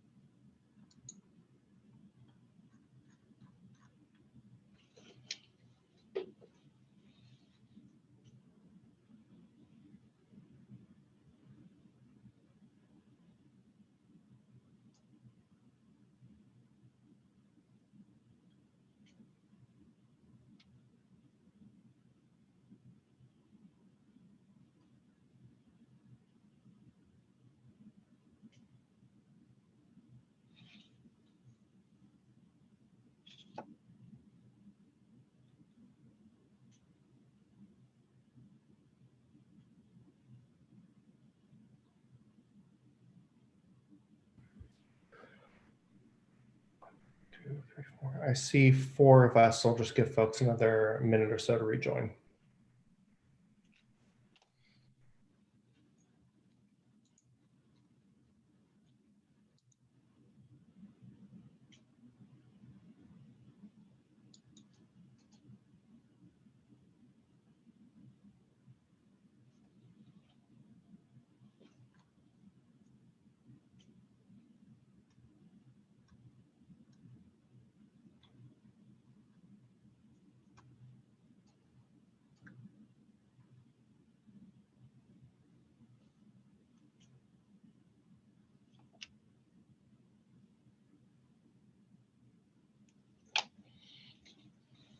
Okay, it's 7:35. I see 1, 2, 3, 4, 5 of us. Let's please kick it off with item number 8, which is a recommendation of the PTC to discuss the draft economic analysis analyzing increases to the inclusionary housing requirements, maintain the inclusionary requirements at 15% for ownership and the impact fees for rental housing, and authorize an analysis of specific adjustments across the spectrum of zoning and financial factors that would support a 20% inclusionary housing requirement. This is kind of what we may consider the housing tools we can use within the confines of the code to promote affordable housing. And our next item, item number 9, is kind of more paint your own zoning to achieve affordable housing. Does staff have a presentation to kick us off? Let's see. Yes, if I could make just a few comments and then I'll hand it off to Mr. Late. To a certain extent, I suspect the discussions you'll have with these last 2 items this evening will get pretty technical, and that they do, as the mayor points out, reflect the tools that are available to affect affordable housing. In some ways, I had to make myself laugh to realize that the complexities of dealing with public policy, regulation, and market dynamics may make our last item look fairly simple. That's just geometry and moving bodies, and such as the case may be. be. But that said, I suspect, and I know that by the end of the evening, part of the discussion that you'll have will be how and where to focus staff's resources going forward in next steps on these tools. And the one context I would ask you to consider as we support your discussion will be toward what end, and in particular the context of outcome that the council seeks. I'm reminded that I believe currently our target for housing production is somewhere north of 300 units per year, which is obviously indisputed as a target that we are not achieving. And given that these tools, while important, do have limitations on their ability to affect our ability to generate that production or to support that production from the market. So again, as we proceed, look forward to supporting the discussion, but would ask us to keep that context in mind so that as we discuss where staff should focus our attention in our next steps, that it is in keeping with your overall goals. So with that, Mr. Late. Great, thank you. So it's only been 6 months. Am I sharing the right screen? Great, thank you. All right, so thank you, Mr. Shikata, for that introductory remark, and I want to well, I say good evening, Mayor and City Council members. I'm Jonathan Late. I'm the Director for Planning and Development Services. I'm going to just provide an overview and some context before I turn over the presentation to Sujata Srivastava with Strategic Economics. She'll carry us through the bulk of the presentation, bringing the council up to speed on the economic analysis that has been prepared for you this evening. But before I do, I just wanted to take a moment to sort of remind ourselves about housing production in general and how it gets built in Palo Alto. And really there's principally one of two ways. And the first way is through nonprofit home builders building subsidized housing for low and very low income units. We usually see those as 100% affordable housing projects. The second way is for market rate housing units to provide inclusionary requirements through the requirements of our zoning code. And you'll recall, and it's in our packet this evening, that the city's inclusionary requirement is 15% of the total units for ownership units that are being constructed. And I'll note that those ownership units are restricted for mostly moderate income households, specifically individuals or families earning 81 to 120% of the area median income for Santa Clara County. Now, rental housing since 2009 has not been able to provide inclusionary units. And that changed in the beginning of 2008 when the state legislature the year before moved a bill on to then Governor Brown, who signed a new state law that allows cities to impose inclusionary requirements for rental products. And so there's a number of things that are taking place at the end of 2017 for Palo Alto. There's the change in state law, there's the adoption of the comprehensive plan, there's the general interest and need for producing more housing units, as Mr. Shikata noted, and specifically more affordable housing units. And so we received the direction from City Council as part of our housing work program that was adopted in 2018 to specifically increase the inclusionary requirement to study it and increase it, if feasible, from 15% to 20%, and to extend inclusionary requirements to rental housing. And so we embarked on that study, and staff did, and we made some good progress on that effort. But we were also making progress on the housing incentive program, which the City Council endorsed in early 2019. And so when we got that analysis done, we actually had to go back and do our economic analysis because there were some changes now to what could be built along some of our main commercial areas, downtown, Cal Ave, and El Camino Real. And so we went about updating the economic feasibility study. And as you know, earlier this year, we were dealing then and still are, of course, with the coronavirus pandemic. And so as you look at this, the analysis that's in your packet, and as you listen to Sujata, just understand that it's through that lens of a pre-COVID world, and we still really don't know the implications yet of what it's going to mean for Palo Alto or the region, or even broader, in terms of housing costs or demand. Some of these things Sujata will be able to speak about in her presentation. The Planning Commission and staff, based on the economic analysis that was performed, the feasibility study that was performed, supports maintaining, in essence, a status quo for the time being on the ownership requirements and retaining the rental, the housing impact fee for rental housing. In the analysis, we highlighted a couple of areas where we thought if we made some adjustments to zoning, it would have a significant effect on the cost of construction and thereby allow us to impose a greater inclusionary requirement for affordable housing. This is intended to serve as a starting point for discussion. I was, of course, listening in on the City Council's discussion last week when you were receiving your COVID update, and I heard a lot of comments about retail preservation in general. Not sure how the council feels about that relative to housing, if there's a different sort of lens that you might look through that particular issue. But the Planning Commission had noted in their motion an opportunity to maybe also explore some additional standards that we might be able to tweak that would reduce the cost of construction and still allow us to get to a higher inclusionary rate. We don't have any specifics on that. I don't think there was a uniform agreement or consensus as to what those different standards would be. I will note that, as you know, Council, you've made some tough decisions on the budget recently. We are a little constrained on our consultant budget, so we would not really have a lot of resources to engage in a deep analysis of additional code changes to achieve that 20% threshold.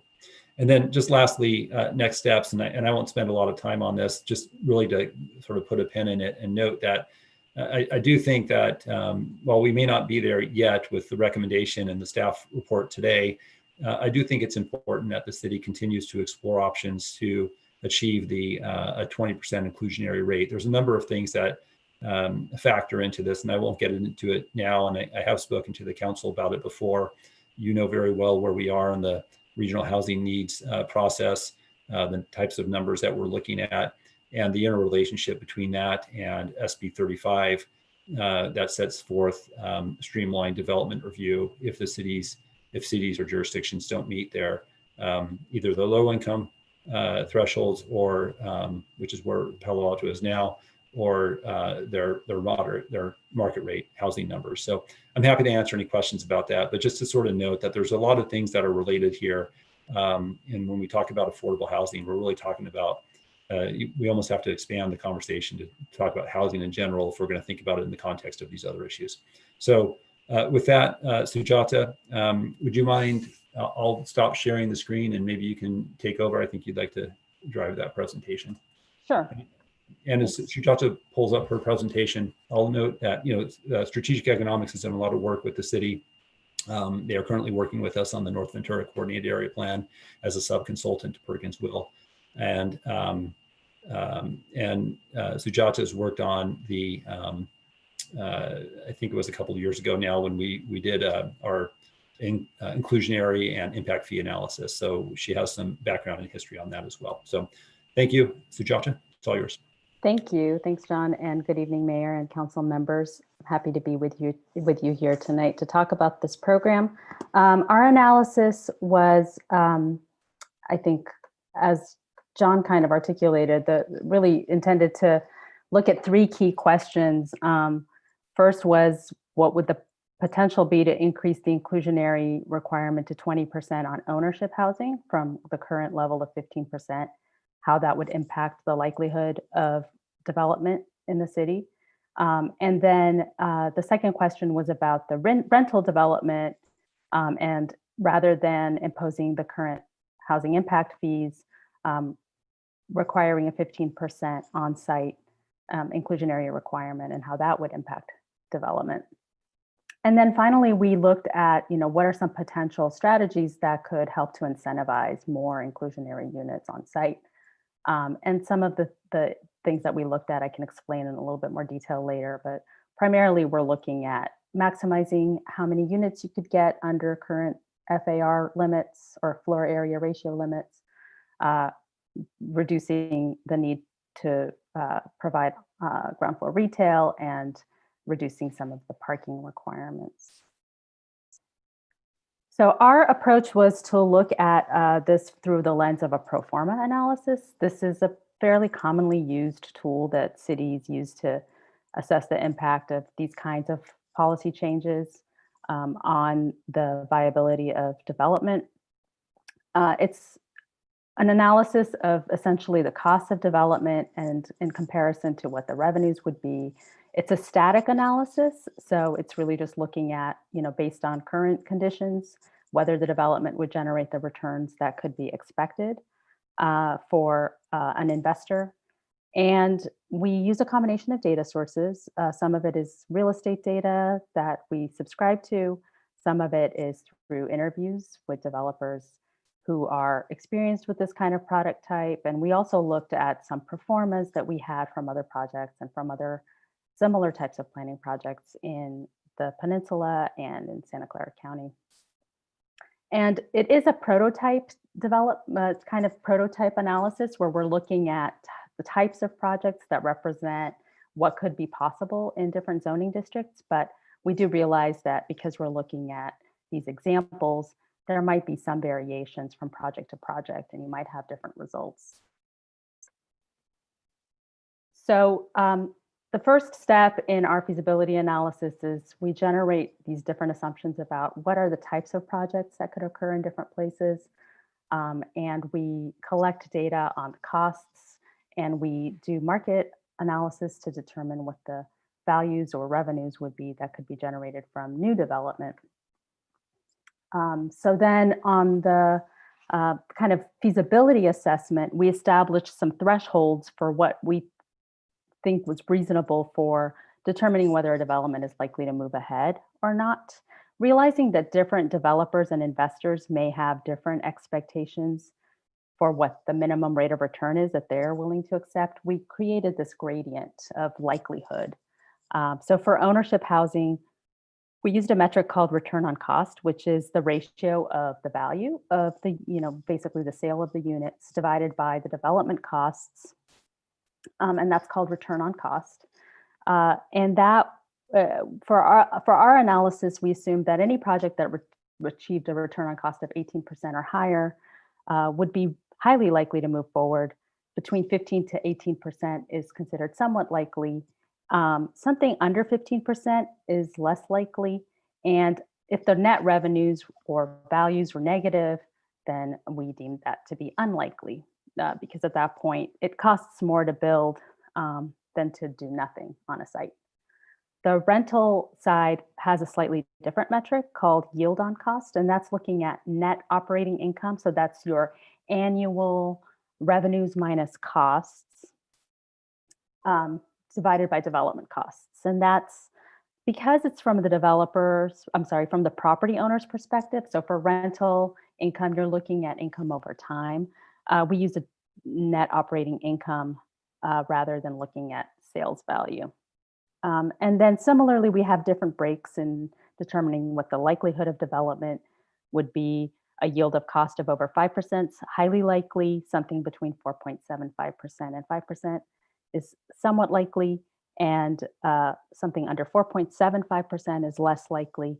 And again, if the project is negative in terms of revenues, it's unlikely to move forward. So describing our results, our analysis tested inclusionary scenarios for 3 different zoning districts in Palo Alto. So SOFA 2, RT 35, because of the zoning in this area, we looked at the townhouse product here. And then for the downtown, we looked at condo flats for the ownership component.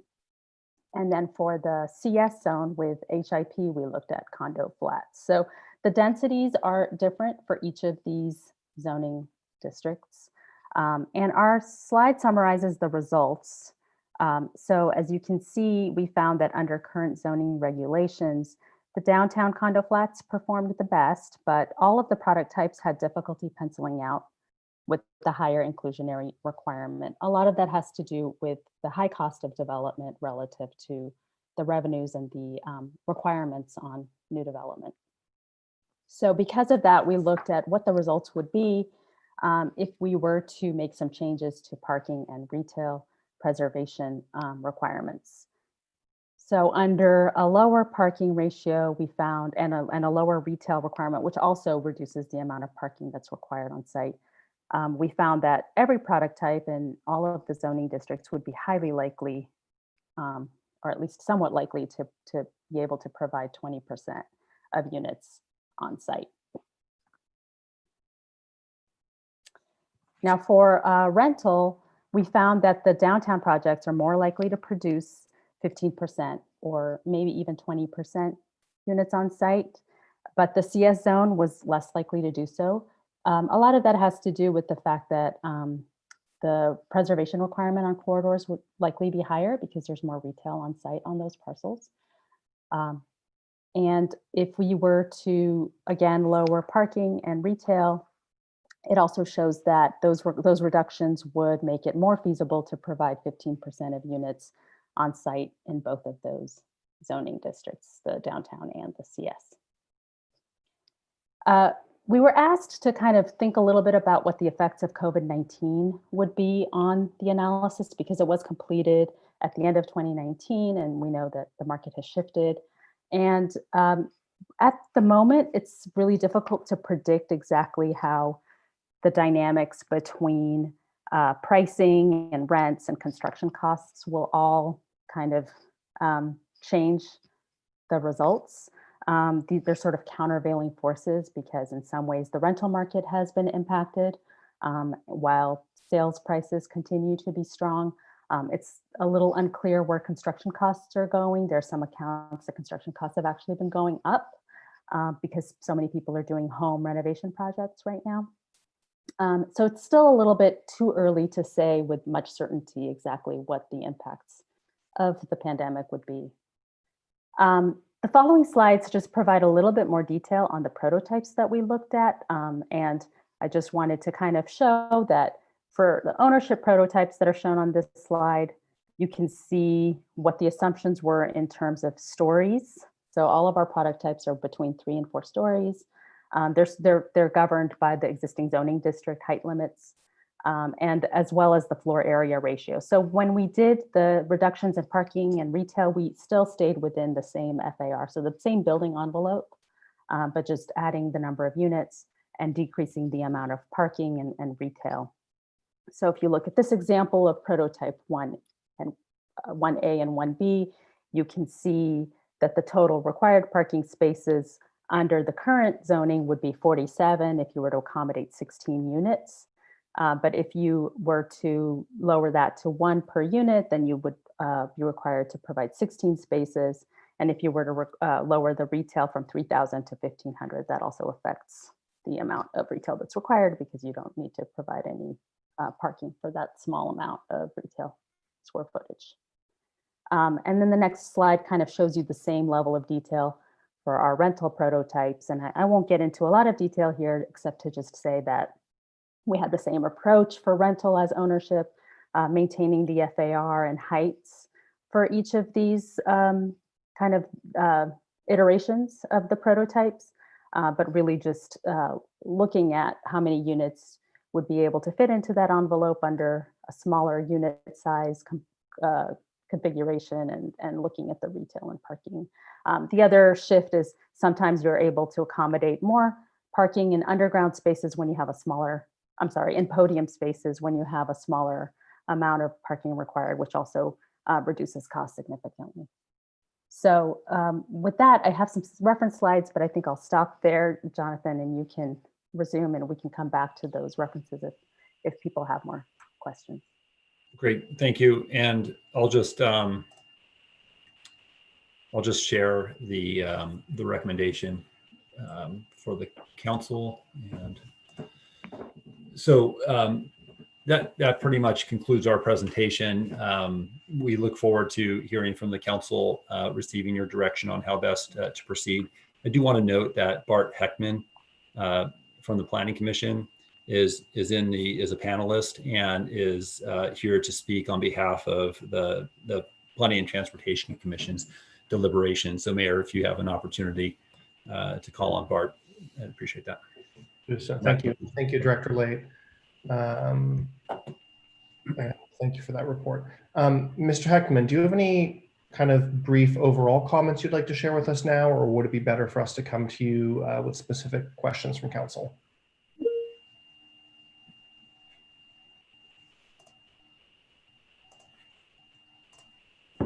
All right. There we go. Can you hear me? Yes, sir. All right. First of all, good evening, Mayor Fine, members of the City Council. It's a pleasure to be here. This is my first opportunity to serve as the PTC's liaison. I think I'm could best serve by answering any questions that you might have about the Commission's deliberations as you move forward. Okay, thank you. We'll come back to you with council member questions, but appreciate you joining us. Let's please go to members of the public who wish to speak to this item. Reminder, it's number 8, and we'll get to number 9 after that. So if you'd like to speak on this item about below market rate housing and zoning and financial factors, please raise your hand. And if the clerk would help me allow these folks to share their comments. Sure, Mayor Fine. Any member of the public wishing to speak on this item, please raise your hand or dial *9 on your telephone. At this time, we have 3 speakers. Our first speaker is Mark Molyneux. Mark, go ahead. Okay. How you doing? Mark Molyneux. I am a renter. Just one key line to summarize things. The analysis indicates new ownership development projects are not able to be supported 20% inclusionary BMR requirement under the city's current zoning regulations. I think my first response is, so what? Why not be higher and why not create the deadweight loss? What is the problem with deadweight loss? The answer would be, we're in a housing crisis. We need to build more. I would simply say, as a renter, we need more rentership housing, renter housing, and less ownership housing. I think it's very odd that ownership housing, defined by people who are investing in keeping property values high, that's a bad thing because they actually help enforce scarcity. If I would be generous to you, I'd say, ownership housing, you might think, oh, that's how we create stable residents. I'll say this, renters can be stable if you make life fair to them. That's a tip for you all. Cynically, I would say that a reason that you'd want ownership housing is because it helps gatekeep who can get into your community and not, helps keep the rabble out. Just a note on rates, 20%, it's a percent. Why focus on percents rather than number of total units of people you can help? I would say I can't think of a good reason. I think the only real reason you focus on percentages instead of number of units that are actually subsidized would be that it makes you feel better about yourself. I think instead you should look at minimizing the queues, lowering prices, actually look at quantitative rates of helping the most people. Finally, as the consultants were saying, you could in fact change your zoning and lower parking requirements. You all purport to hate traffic. So if you hate traffic, why not switch parking to 0? Then everybody won't have a car. So I would just say, please make the BMR rate as high as possible so you don't create more ownership housing. Thank you. Thank you, Mark. Our next speaker is Dennis Martin, to be followed by Gail Price.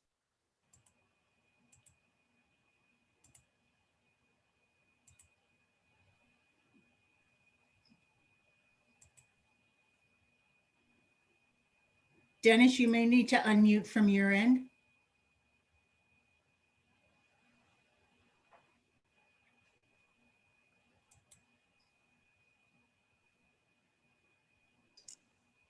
All right, can you hear me now? Yes, go ahead. Okay, sorry about that. Dennis Martin speaking on behalf of the Building Industry Association of the Bay Area. BIA Bay Area represents home builders throughout the region. We concur with staff recommendations to maintain fee levels and indefinitely postpone any movement or action toward a 20% inclusionary, especially in light of, number one, a relatively sketchy feasibility analysis conclusion, and then the fact that the feasibility analysis was completely undermined by recent events related to the COVID-19 pandemic.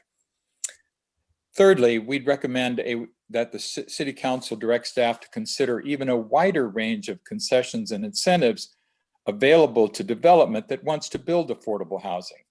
So the City Council should include such things as reduced impact fees, like on parks, art, and traffic, as well as severely altered development standards like height limits and setbacks. And these even won't be enough. So impact fees are very important to be considered. I call your attention to Turner Center for Innovative Housing report of August 2019 called Making It Pencil, and it does study the fact that impact fee reduction is key to achieving 15% affordable housing. And finally, I'd like to say that the RENA number for the 2023 to 2030 housing element that's mentioned in the staff report seems completely unrealistic and should be taken with a grain of salt. The city is more likely to receive a number somewhere between 5,000 and perhaps 6,000, which is certainly shocking enough, I'm sure, for Palo Alto, but nothing like 9,000 to 10,000 units. So I thank you very much. Thank you, Dennis. Our next speaker is Gail Price, to be followed by Rebecca Eisenberg and then Becky Sanders.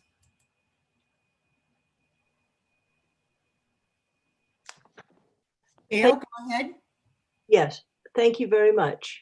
My name is Gail Price. I'm Palo Alto Forward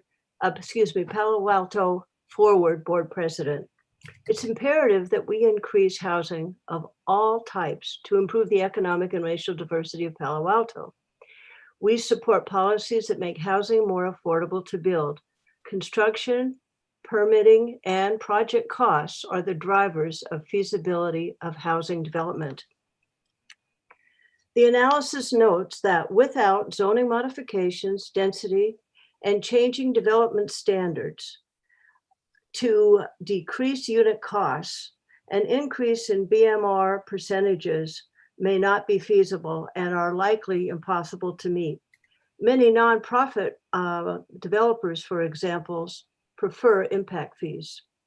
The staff report notes adjustments to parking ratios and ground floor retail. Those requirements would likely increase opportunities for multifamily housing in many locations, including NV-cap. Economic feasibility is not a radical concept and should be considered in policy creation and the creation of regulations. Along these lines, we encourage the council and staff to also explore changing height limits to approximately 65 feet and continue to examine that, and to allow FAR of 3.0 to accommodate more houses in our community. We have a housing shortage and we need to be more aggressive in the way in which we make it feasible to develop housing. Thank you for addressing this issue. Thank you very much. Thank you, Gail. Our next speaker is Rebecca Eisenberg, to be followed by Becky Sanders and then Kelsey Baines. Thank you. City Council, it's disingenuous to claim that you don't know how COVID-19 is going to impact housing. That can't be true. It has been established over and over again that COVID-19 is creating a pandemic of homelessness. It is greatly increasing our number of housing, of unhoused and housing unstable people. We need to agree to that real fact. I also need to point out that Mr. Martin's arguments that raising impact fees on developers directly harms communities, that directly contradicts all actual evidence. San Francisco's 2 Measure C, recently upheld by the California Supreme Court when challenged by developers like Mr. Martin, now is cleared to actually create $500 million a year in revenue for housing to San Francisco through taxing only 2 sources: large businesses and commercial developers. Raising developer fees is a time-tested, proven method. Instead of outsourcing a research report to a third-party consultant, all Palo Alto needs to do is look around. Mountain View was so successful with raising developer fees that it raised them again and again, which is why Mountain View has something like 5 times as much affordable housing as we do, with a budget half as big. Similarly, San Jose and Redwood City also now are raising, or already have raised, impact fees.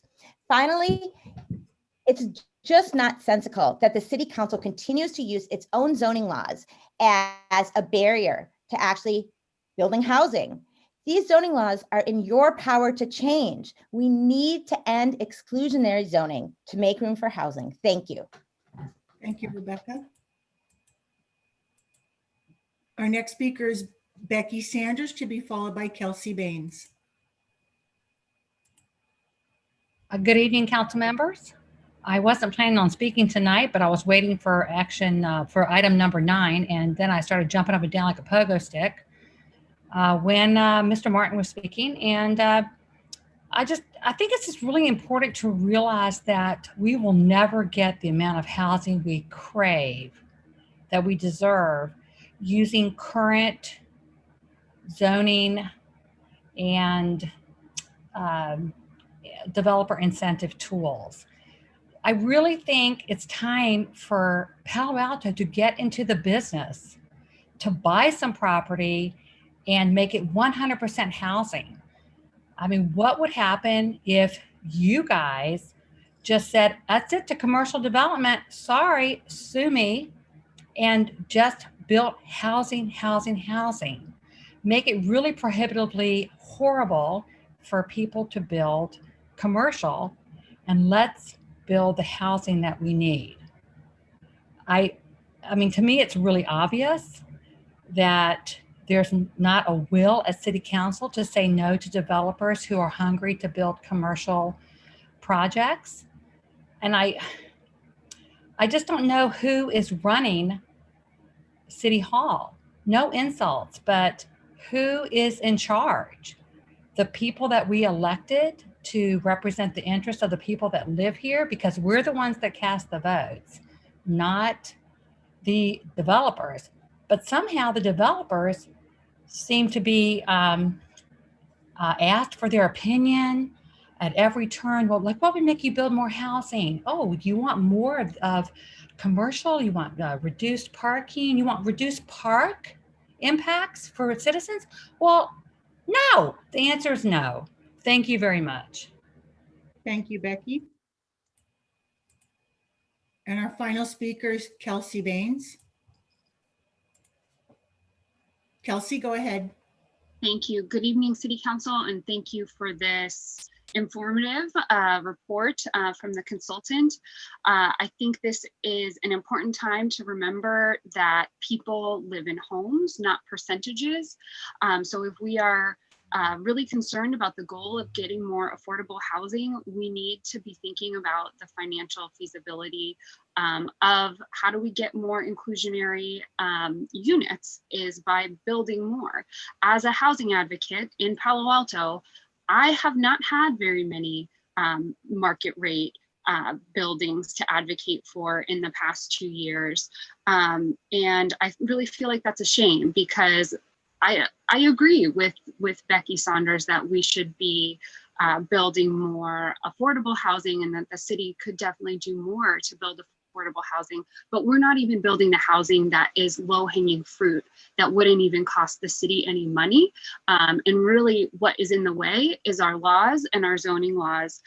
So I'll associate my comments with Gail Price to reiterate the point that I would like to look at a wider range of concessions, including height and setbacks and FAR. And yeah, we just need to make it more feasible that we're building market rate housing so that we can get that inclusionary, so that we can get those in lieu fees, which will help fund our pure affordable housing efforts. And I would just say about the proposal to buy land and then build affordable housing is that is an extremely expensive proposal because the land costs are so high. What I would like to see as a first step is the city identifying public parcels on which to put 100% affordable housing, but that's kind of outside the scope of this topic. Thank you. Thank you, Kelsey. And that was our final speaker, Mayor Fine. Okay, thank you so much. So we now return to council. We'll want to open it up for a round of comments and questions. We can go to motions later. So if you have comments or questions, please raise your hand. Councilmember Niss.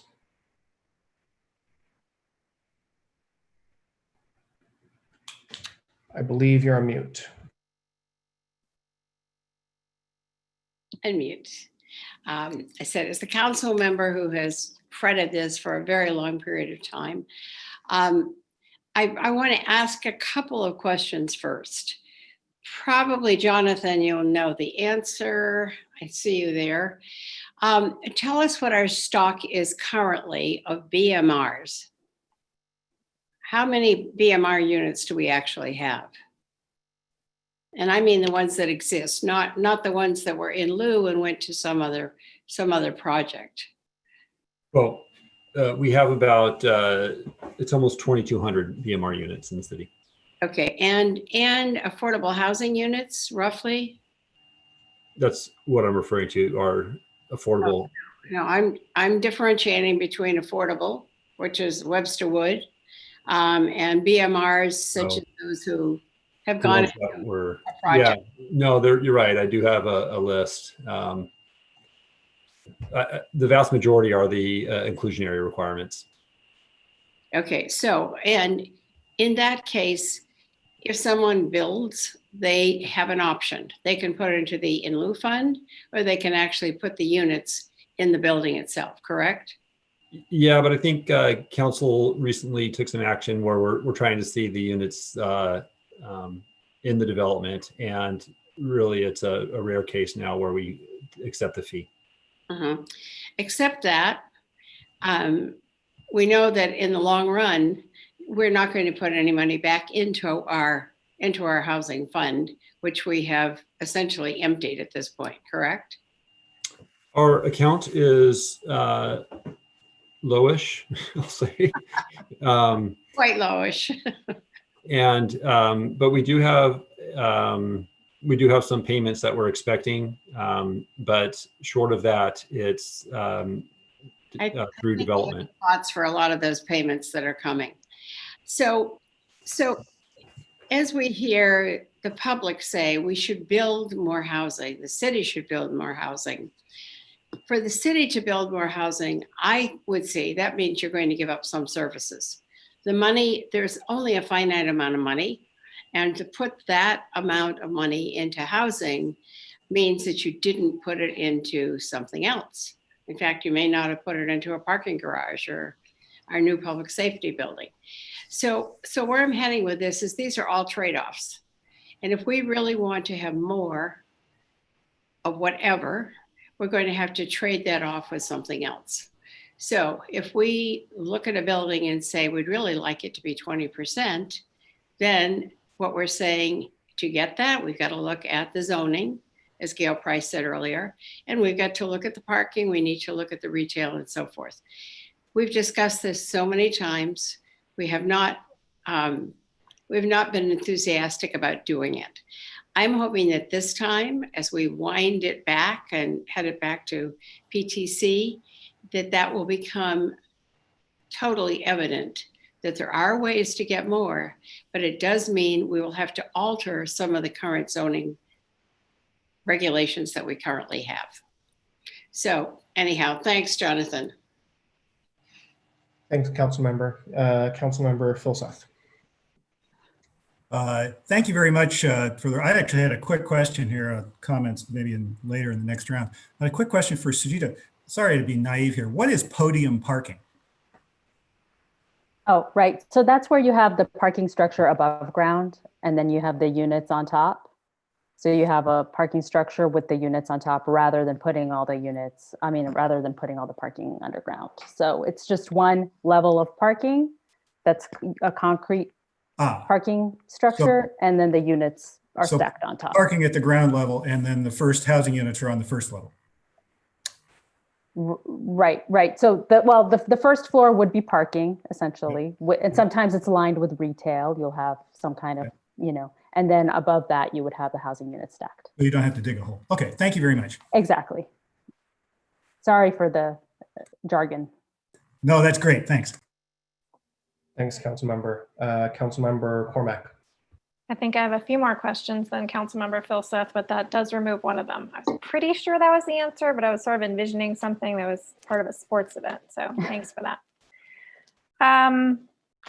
Lot of questions. Let me see where I want to start. So I'm looking at the slide. It wasn't in our packet, but I found it that it was sent, the ownership prototypes, prototype 1A to 4B, that sort of gets at the details of what it would take to move something from unlikely to highly likely. Sorry, I don't have the number on this PowerPoint, but it's maybe 17, somewhere around there. So 1,500 square feet. I guess this question is for Director Late. What kind of retail is in a 1,500 square foot size? Like, what happens? Put that slide back up. Yeah, so while I'm answering the question, Sujata, maybe you can pull up that slide on your end there. So if I can find out what, it's slide 15, excuse me. And that may not align, Sujata. Oh, okay. It's slide 15 and whatever the clerk sent. Okay. So it's a small amount of retail, really. I mean, we're talking, I would say in a broad sense, it could include a small little diner, like a cafe, really, maybe a coffee shop, limited type of seating, a small retail outlet. It's a small amount of retail, but something that could occupy the space. We hear a lot of comments from the commercial broker side of sizes of units or sizes of retail space. And I think there's just a lot of change going on right now relative to how much space you want to dedicate to different types of uses. So it's could it also be like resident folk, like could it be a yoga studio? Is that like the size of a yoga studio? Yeah. Okay. Yeah, I think I would take it to be I would apply a broad term to that. Okay. Sujata, I'm so sorry I don't have your last name here. And I can't see on here. If you could just go back one slide. I think that was the one that I was referring to. Yes, that was the one that had a sort of more of an overview, and I'm fine with it, but we can leave it up as long as it's helpful to others. Okay. Current projects that are similar to these prototypes, do we have any information on the usage of their parking? Not the retail parking, but like the dedicated parking? No, some of these projects are still going, trying to get developed. When we looked at some of the prototype examples, and they haven't been built yet. So no, I don't think we've got the last little bit of parking analysis that we did was part of the housing incentive program, where we studied a couple of not the commercial side, but the residential side of things. So no, I don't have a specific answer for that. But I seem to recall that there was some evidence that the parking structures that existed were not full all the time. Is that right from that study? So, I think there was, the planning commissions had some comments about that study and as it was presented to the council, but again, it wasn't commercial development. Okay. And I'm sorry, this is not in any particular order of importance. It's just as they came up. One of the things that'll be important as we talk about the percentages of inclusions, When is the AMI recalculated? As we think about what's going on in this environment, how often is it recalculated? Yeah, I want to say April is the. I think that's timeframe. right. Okay. Thank you, Ms. Srivastava. Excellent. It's on my screen now. One of the things that came out looking at this is that things will work differently in different portions of the city. And this is just a general question. Have we considered having different rules for different areas? Yeah, so that's sort of in the background of options available for the city council. That was something that we were looking at when we started seeing that the downtown could support a greater inclusionary rate, and so that's an available option for us to explore further. Well, I'm interested in that. That jumped right out. Even in grayscale, which is what was in the packet, I'm like, okay, this looks interesting. There was some discussion about the rates of return, and I wondered how sensitive these calculations are to interest rates. And as we think about what might happen to interest rates going forward, is there anything we should be contemplating here? Is that going to move the needle from 5 to 4 or up to 6, say, on the rental housing? So yeah, I think that's a really good question. The interest rates, it does track to some extent with interest rates and financing. So we would expect that if interest rates were to go up in the next couple of years, then the expectation of return, that margin between what a developer would expect in terms of that investment relative to interest rate will go up. So when you look at over time, how interest rates correlate with capitalization rates, which are sort of another way of looking at return, they tend to track pretty well. Okay, thank you so much. I see my time is up for this round. Thank you, Vice Mayor Du Bois. Yeah, a bunch of questions as well. And thank you, Councilmember Cormack, for those questions. So a question on the model. Are you seeing any early indications of material labor costs are going down since COVID? I think we've been seeing that in some of our city contracts. I think it depends a little bit on the type of construction. So what we've read, or we're still kind of looking at the data, but we've been hearing is that the cost of lumber is actually up right now because of this huge ramp up in folks, because of the interest rates being so low, and a lot of people doing home renovation projects to expand the amount of living space in their home or create more outdoor space. There's actually been quite a lot of construction activity. But it hasn't been in the commercial building sector as much as you, and I think that a lot of city contracts would be more similar to commercial contractor type of project. So I think it's still a little bit unclear how that's all going to play out. The other aspect of that is a shortage of labor that we might be seeing in the construction industry that might drive up costs. Right. Well, that's where, yeah, or if people are getting laid off, there might be more labor. I just want to really understand the interaction of the in lieu fee with the impact fee for ownership and rentals. So if we implemented the Palmer fix, we would have we would get rid of the impact fee. Is that right for rental? We would require inclusionary housing for rental and not require an impact fee? Right. Okay. Another kind of just thought experiment was, how would the analysis change if we remove the right to build office in some of these zones? Like we've talked over time about a retail residential zone. I noticed in your model, you were assuming basically zero revenue, I think, for retail because of the small size.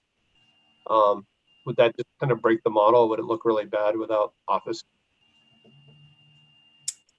So I'll start that, and then Sujata can help out. But I think that these prototypes that were analyzed in the study are relative to that type of development and not to the opportunity cost of not doing office development. I think that's a different study where we want to understand sort of the tension between a decision that somebody would make to build a commercial project over one of these residential projects. Is that right, Sujata? This is really just about these individual prototypes, not. Yeah, I mean, there might be some there might be some adjustment in land values if you were to have, residential only sites. But what we did to determine what the land values would be is we looked at mixed use residential projects rather than looking at office projects to determine what land prices were in Palo Alto. So I think that kind of adjusts for that. The mixed use that included office, I guess. No, I'm sorry. Mixed use that included some amount of retail as well as residential. So I'll jump down to one of those questions. So, I mean, the model, you were looking at these kind of 5 scenarios, and Councilmember Cormack asked about sensitivity to interest rate. I had also similar questions about sensitivity to other factors. And one of them was the cost of land, right? And if somebody, you're assuming $6 million cost of land acquisition, and if the return came out to 4.77, clearly land is more elastic than that. Somebody wouldn't buy the property unless the return was there, and that might be part of the negotiation to buy the land, right? So how do we think about kind of elasticity of the inputs, and as we kind of think about this? And, I mean, that was like very close to a 20% return, or 20% inclusionary rate to a 5% return. Does that make sense? Right. Yeah, I think that, what we did when we looked at land values is we tried to kind of look that, frankly, there haven't been that many transactions and there aren't that many examples in Palo Alto of new development to draw from. So, there might be some cases in which you could obtain a site for less, but what we know about the Palo Alto context is that there are many small sites that are difficult to aggregate and assemble, which adds to the cost of development. And there's a scarcity of available sites, and landowners often have these expectations for what they're willing to sell the land for. So I think that there might be some examples in cases in which maybe a landowner has had the site for a while and is able to make a project pencil out because they've just, they don't have the same land basis. But what we're finding with most development projects is that the land costs are high, and even for affordable housing developers, they're still having to pay market value for land and make that work somehow. Yeah, it was just more about, elasticity. Like, you wouldn't buy the land if it didn't pencil out. I guess is what I'm saying. Right. Then kind of another related question to that. 5 minutes. Okay, I'll come back, I guess. Thank you. Okay. Council members Ku or Tanaka? I just wanted to continue the conversation or line of conversation that Councilmember Nis was talking about earlier. So Director Lade, I'm not sure if you actually have these numbers, but how much new inclusionary housing is on the docket for us in terms of looking to be built in our city? Do you know? Do you have any idea of how much, like if you were to forecast what's in the pipeline, how much is coming forward right now? Yeah, let me take a look here. So I do have, there we go.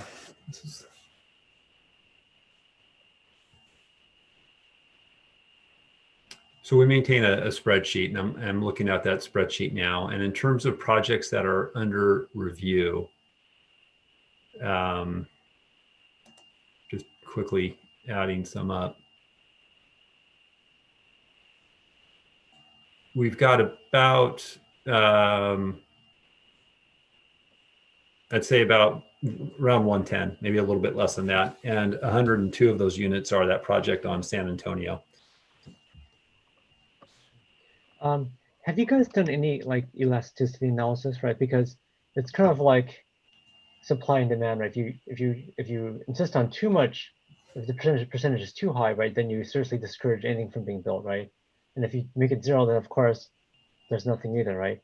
So it's some sort of happy medium. Have you guys done some sort of analysis in terms of trying to figure out where that maximum point is? Yeah, well, and again, I think Sujata might be able to help with this too, but I think that's what the study kind of shows, is that at 15%, it's for the most part, it's somewhat likely, except for the downtown area. And so you know, the idea of increasing to 20% at this point based on our existing zoning standards, you know, again, with the exception of downtown, really begins to push that outside of the, you know, likelihood of development. Sure. Yeah, no, I guess I was just thinking of sometimes you could do a curve fit, right? But the only problem I think is that we've been at 15 for a long time, so it's maybe a little bit tough to do. Do we have data from other cities that could kind of fill in those data points? I don't know if Sujata knows. Yeah, I mean, so I just, for as far as other cities go, I mean, there's a lot of variability in local land use zoning. So I think it'd be, you know, a little bit hard to do a complete apples to apples comparison on that. But I will also note that our rental housing does not have the inclusionary requirement, and is the fee, which is arguably a little bit easier for home builders to manage. And we still do not see a ton of rental housing going forward. Sujata, did you want to add further to that? I think that's a good explanation. I mean, one of the factors that does make a big difference is other existing city fees, which vary a lot from jurisdiction to jurisdiction. In addition to the land use regulations, it's a little bit hard to look at it apples to apples. So, I mean, I think what we're talking about is trying to see how do we get people who are going to create this housing, what is their feeling on you know, the feasibility and whatnot. Was there any sort of outreach to those people who are trying to build the housing, like what their reaction to this was? Well, I'll let Sujata, I think, conducted some interviews. So Sujata, why don't you go, and then I have another piece to add. Yeah, that's a great question. And we did talk to folks that had development projects either recently in Palo Alto or in neighboring communities. And definitely their concerns were about some of the requirements and, you know, looking for more flexibility in terms of some of the zoning tools that we looked at. Definitely the retail preservation was a challenge on some projects because, you know, if you do have a pretty substantial amount of retail on some sites, the cost of replacing that without a lot of certainty about the tenants in this particular climate that we're in with retail, that was definitely identified as a challenge. And the part I'd like to add is, I think part of your question is relevant to the next action item that's going to be before the council. In that we've heard from a number of property owners about their interest in going forward with a housing project where the city is willing to moderate some of its development standards. So we are having that engagement with, you know, I would say somewhere between 15 or 20, you know, unique owners on that issue. So we are getting some feedback on what the sort of pain points are from going forward. And do you have any sort of graph or anything that shows us like the number of new entitlements being approved in the city, like over time, over the past, let's say 10 years or so? So I do, for the next presentation, I had a graph. It shows it really from 2015 and is relative to our comp plan targets. If you would like, I can pull that up and share that with you now. Yeah, I mean, I guess I would, because I know I think back when the mayor and I were on the planning commission, I used to see a lot more projects than we do today. So I'm just kind of seeing if that's just a feeling or is that really true, right? Right. Okay. So let me just show you. Let me share. Just letting you know it's 5 minutes. Oh, sorry. Okay. Well, I'll just quickly share my screen. And so this, you know, a preview for your next presentation. This graph shows from where we were when we adopted the comprehensive plan in 2017, a target of producing, if you chose the middle point, somewhere around 4,000 units. And that vertical line that just keeps going up is to keep pace with the comp plan target. And the line below is how much housing that we've actually permitted since that time. This is not built. These are new entitlements that we've entitled or built. A permit, building permits issued. Okay, because there's a gap between entitlements and building permits. I don't know if you have it based on entitlements because sometimes no, Right. This is building permits, and we do have some other another list where we have entitlements that have not yet gone to building permit. I know I'm over time right now, so I don't want to, take more time. But maybe if you could bring up later one on the entitlements, because I think that would be curious. Because we don't really look at building permits; we look more at entitlements, and so it'd be interesting to see how that looks like. But anyways, I'll let the next person go. Thanks, Councilmember Tanaka. Councilmember Ku, you're. Thank you. The analysis that was done, maybe Ms. Shrivastava can help me. How did you come up with the methodology, and how did you work that? I guess given that you've worked with many other cities coming up with these kind of analogy, what were some of your suggestions to include in this report? Did the prototypes, were those the ones that you introduced, or staff? What went into the methodology? Sure. So the first step in the methodology was developing the prototypes, as you say, and we worked with staff to look at the zoning districts and identify the zoning districts under which development was most likely to occur for multifamily housing. And we developed a methodology that allowed us to look at what the FAR and height regulations were, and then what would a building prototype look like under the existing zoning regulations. And then we looked at kind of what are some of the variables that could help shift the results. The Performa methodology of building an Excel spreadsheet to look at the costs, revenues, and the results is one that economists, other firms like ours use all across the country to determine whether something would be financially feasible or not. So I think that the overall approach is fairly similar and fairly consistent to what other cities and other consulting firms would employ. So in this analysis, then also, have you looked into how there might be a ability to break even in terms of when there's the building of market rate and breaking even with the below market rate? Have you looked into that? Was that part of the consideration also? Maybe I need a little bit of clarification about what you mean when you say breaking even between the market rate and the affordable. What we looked at is whether at different levels of BMR inclusionary units, something would be, how likely the development would be. So it was not so much a straight yes or no answer, because we know that, there are ranges of feasibility depending on whether you would be able to obtain a site for a little bit less, or whether a developer would expect a certain rate of return over another, depending on what their financing sources were. So we sort of created a little bit of a gradient in terms of determining whether something would be likely to be developed. I hope that answers the question. Yeah. So part of it, when I'm kind of trying to figure this out, it's not jobs that kind of that creates the need for more housing, right? But even market rate housing itself, and the people that live there and so forth,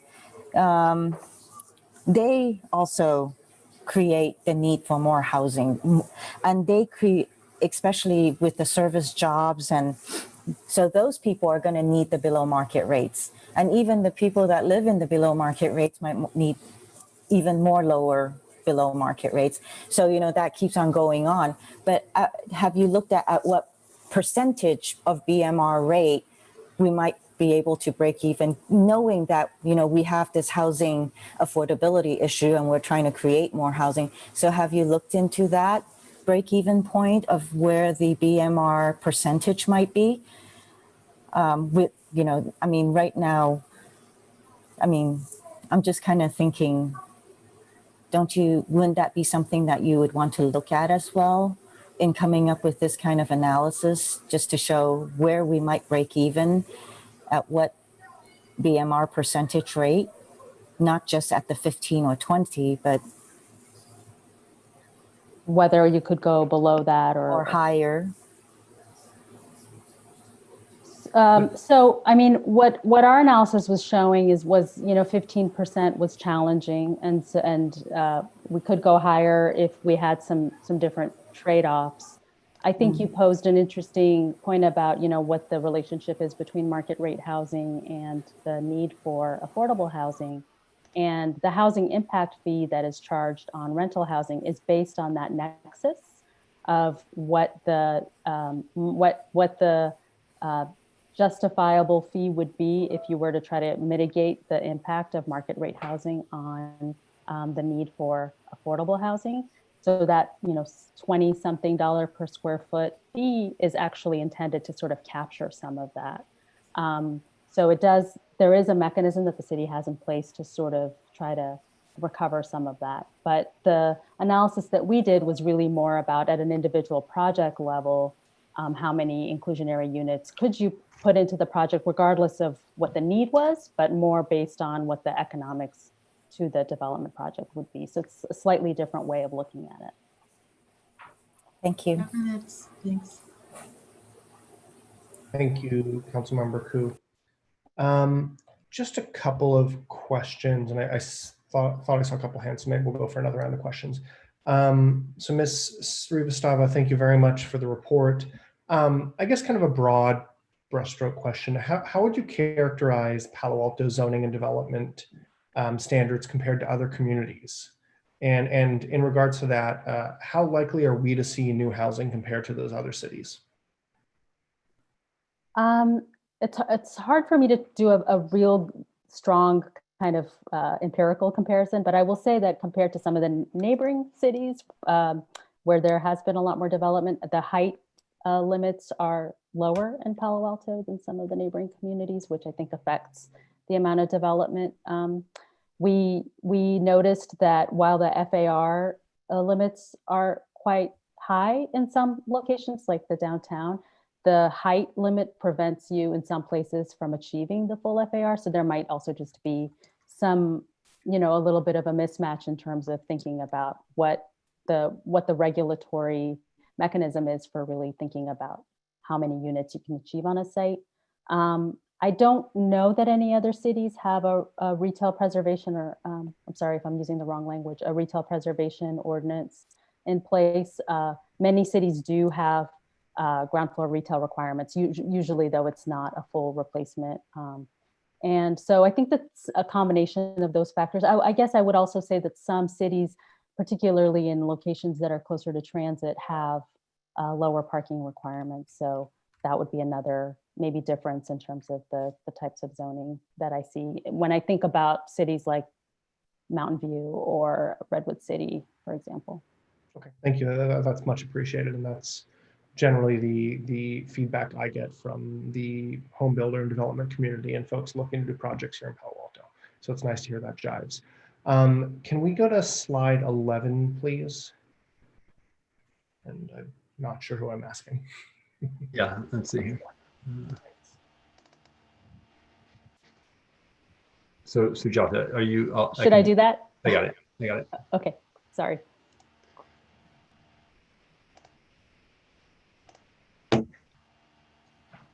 So is this the slide?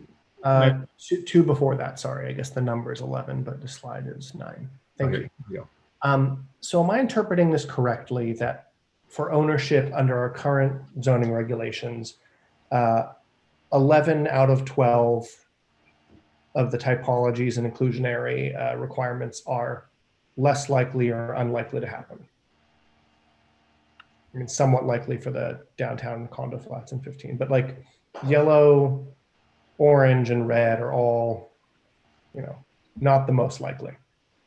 Right, yeah. So those are 3 building types in 3 different areas, and right. So, and only one of those scenarios is the most likely, which is the in lieu fees and the downtown flats. And a lot of that has to do with what zoning enables.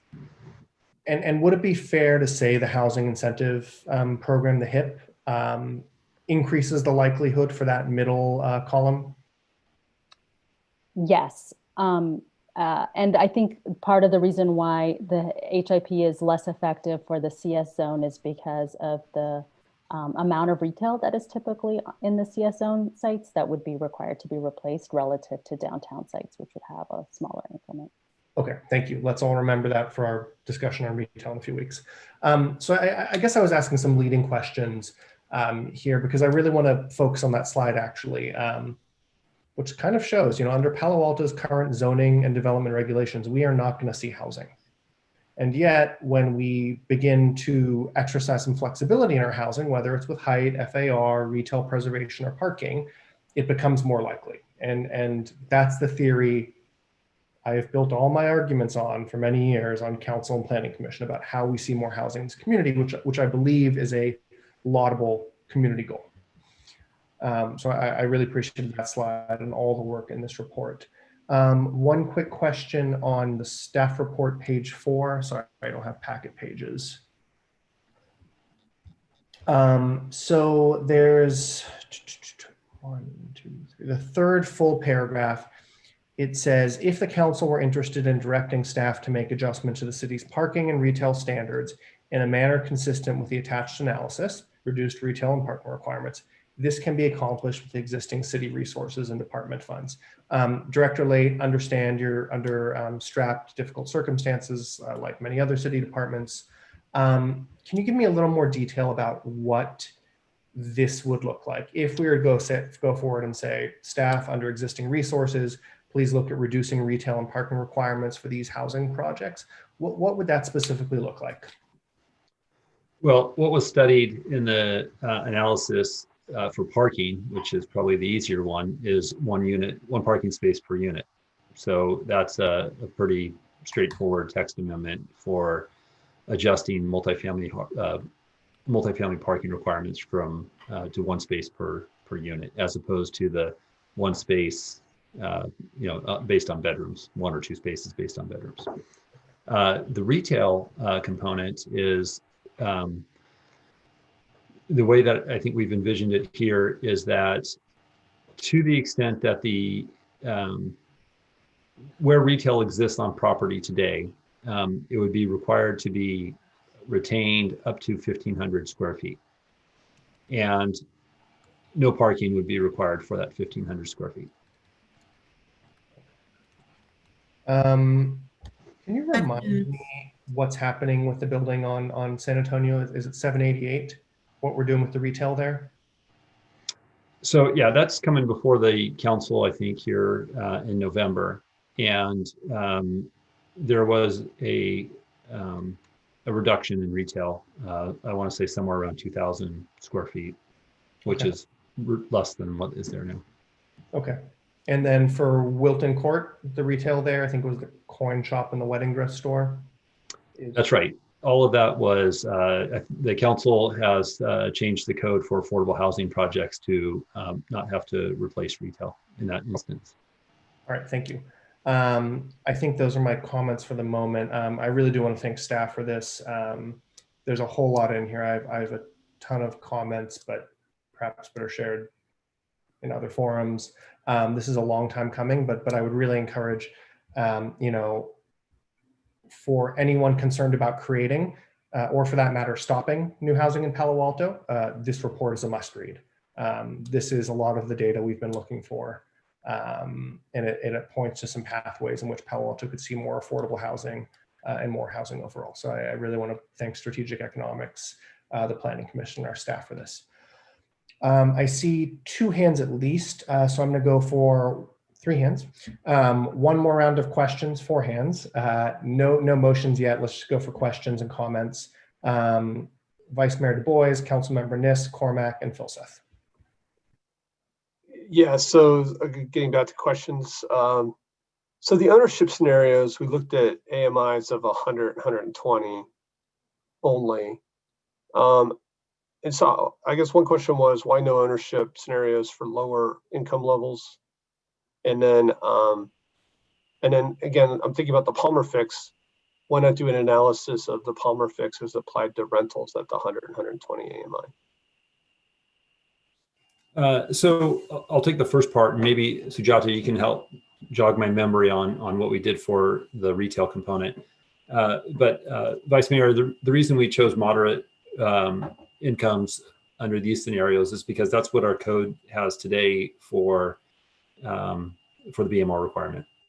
And we didn't feel, one, that we had council direction to reduce that, or as we started getting some of the numbers back, and as related to this next item that we're going to talk about, when you dip below that moderate number, it really starts impacting the feasibility of a project. For ownership, kind of.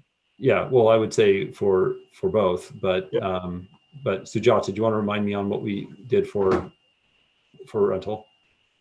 Right. So for rental, we looked at very low and low, and then when we went to kind of higher than 15%, I believe it includes some amount of moderate as well. Right. So we did kind of look at different income mixes. Right.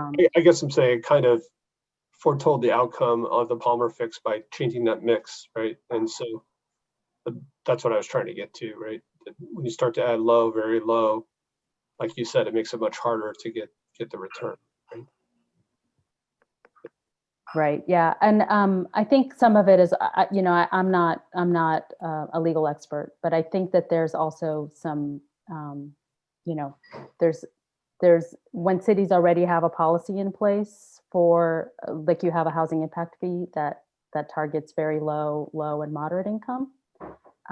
We wanted to kind of stay consistent with that policy that's already been established. Okay. The other question I had was kind of looking at the return on cost, yield on cost models. How is the exit value or the net present value of the land and the building factor into those models, right? So you have this rental model with a yield on cost, but you still own the land and the building, right? Yeah, I think you're getting at kind of how the performance would sort of play out over time. Yeah, and appreciation of the land, right? Sure. Yeah, and that's one of the limitations of this sort of more generalized analysis is we did a static analysis that's based on a stabilized year, and looking at the yield on cost is really just based on a stabilized net operating income. It's one indicator of kind of where you would be and whether you would get there in year 1 or whether you would get there in year 5. It's sort of neutral on that. So I think you're right. It doesn't really incorporate some of the nuances of what it might look like as an investment over time and the ups and downs that you might have as a property owner. But I think it gives you a pretty good indication of sort of how a developer might look at this if they're just trying to decide if they would move forward with a project or not. They often use this kind of a metric just to. I mean, here, you get a 5% annual return, and then you also have appreciation in land value, so it could be quite attractive, right? I guess it's, if you look at it. Sure. Yeah. I mean, I think that rent values can go up and down over time too. And sometimes when these things transact, it sort of just depends on where you are in a market cycle. Even if the value of the land is higher, sometimes the value of the investment doesn't always track. We've all seen kind of different market cycles happen in the peninsula. So. Okay. Well, this is a question for staff before I run out of time. So, staff report referred to the discussion September 2019. There were a lot of things that motion. So there was the Palmer fix. There was a nexus study for commercial impact fees. There was exploring the feasibility of in lieu fees or offsite replacement for residential units. And exploring citywide protections to prevent existing housing to be converted. I guess, is this the item for all of those items, or are we expecting some of that to also to come back, I guess, later?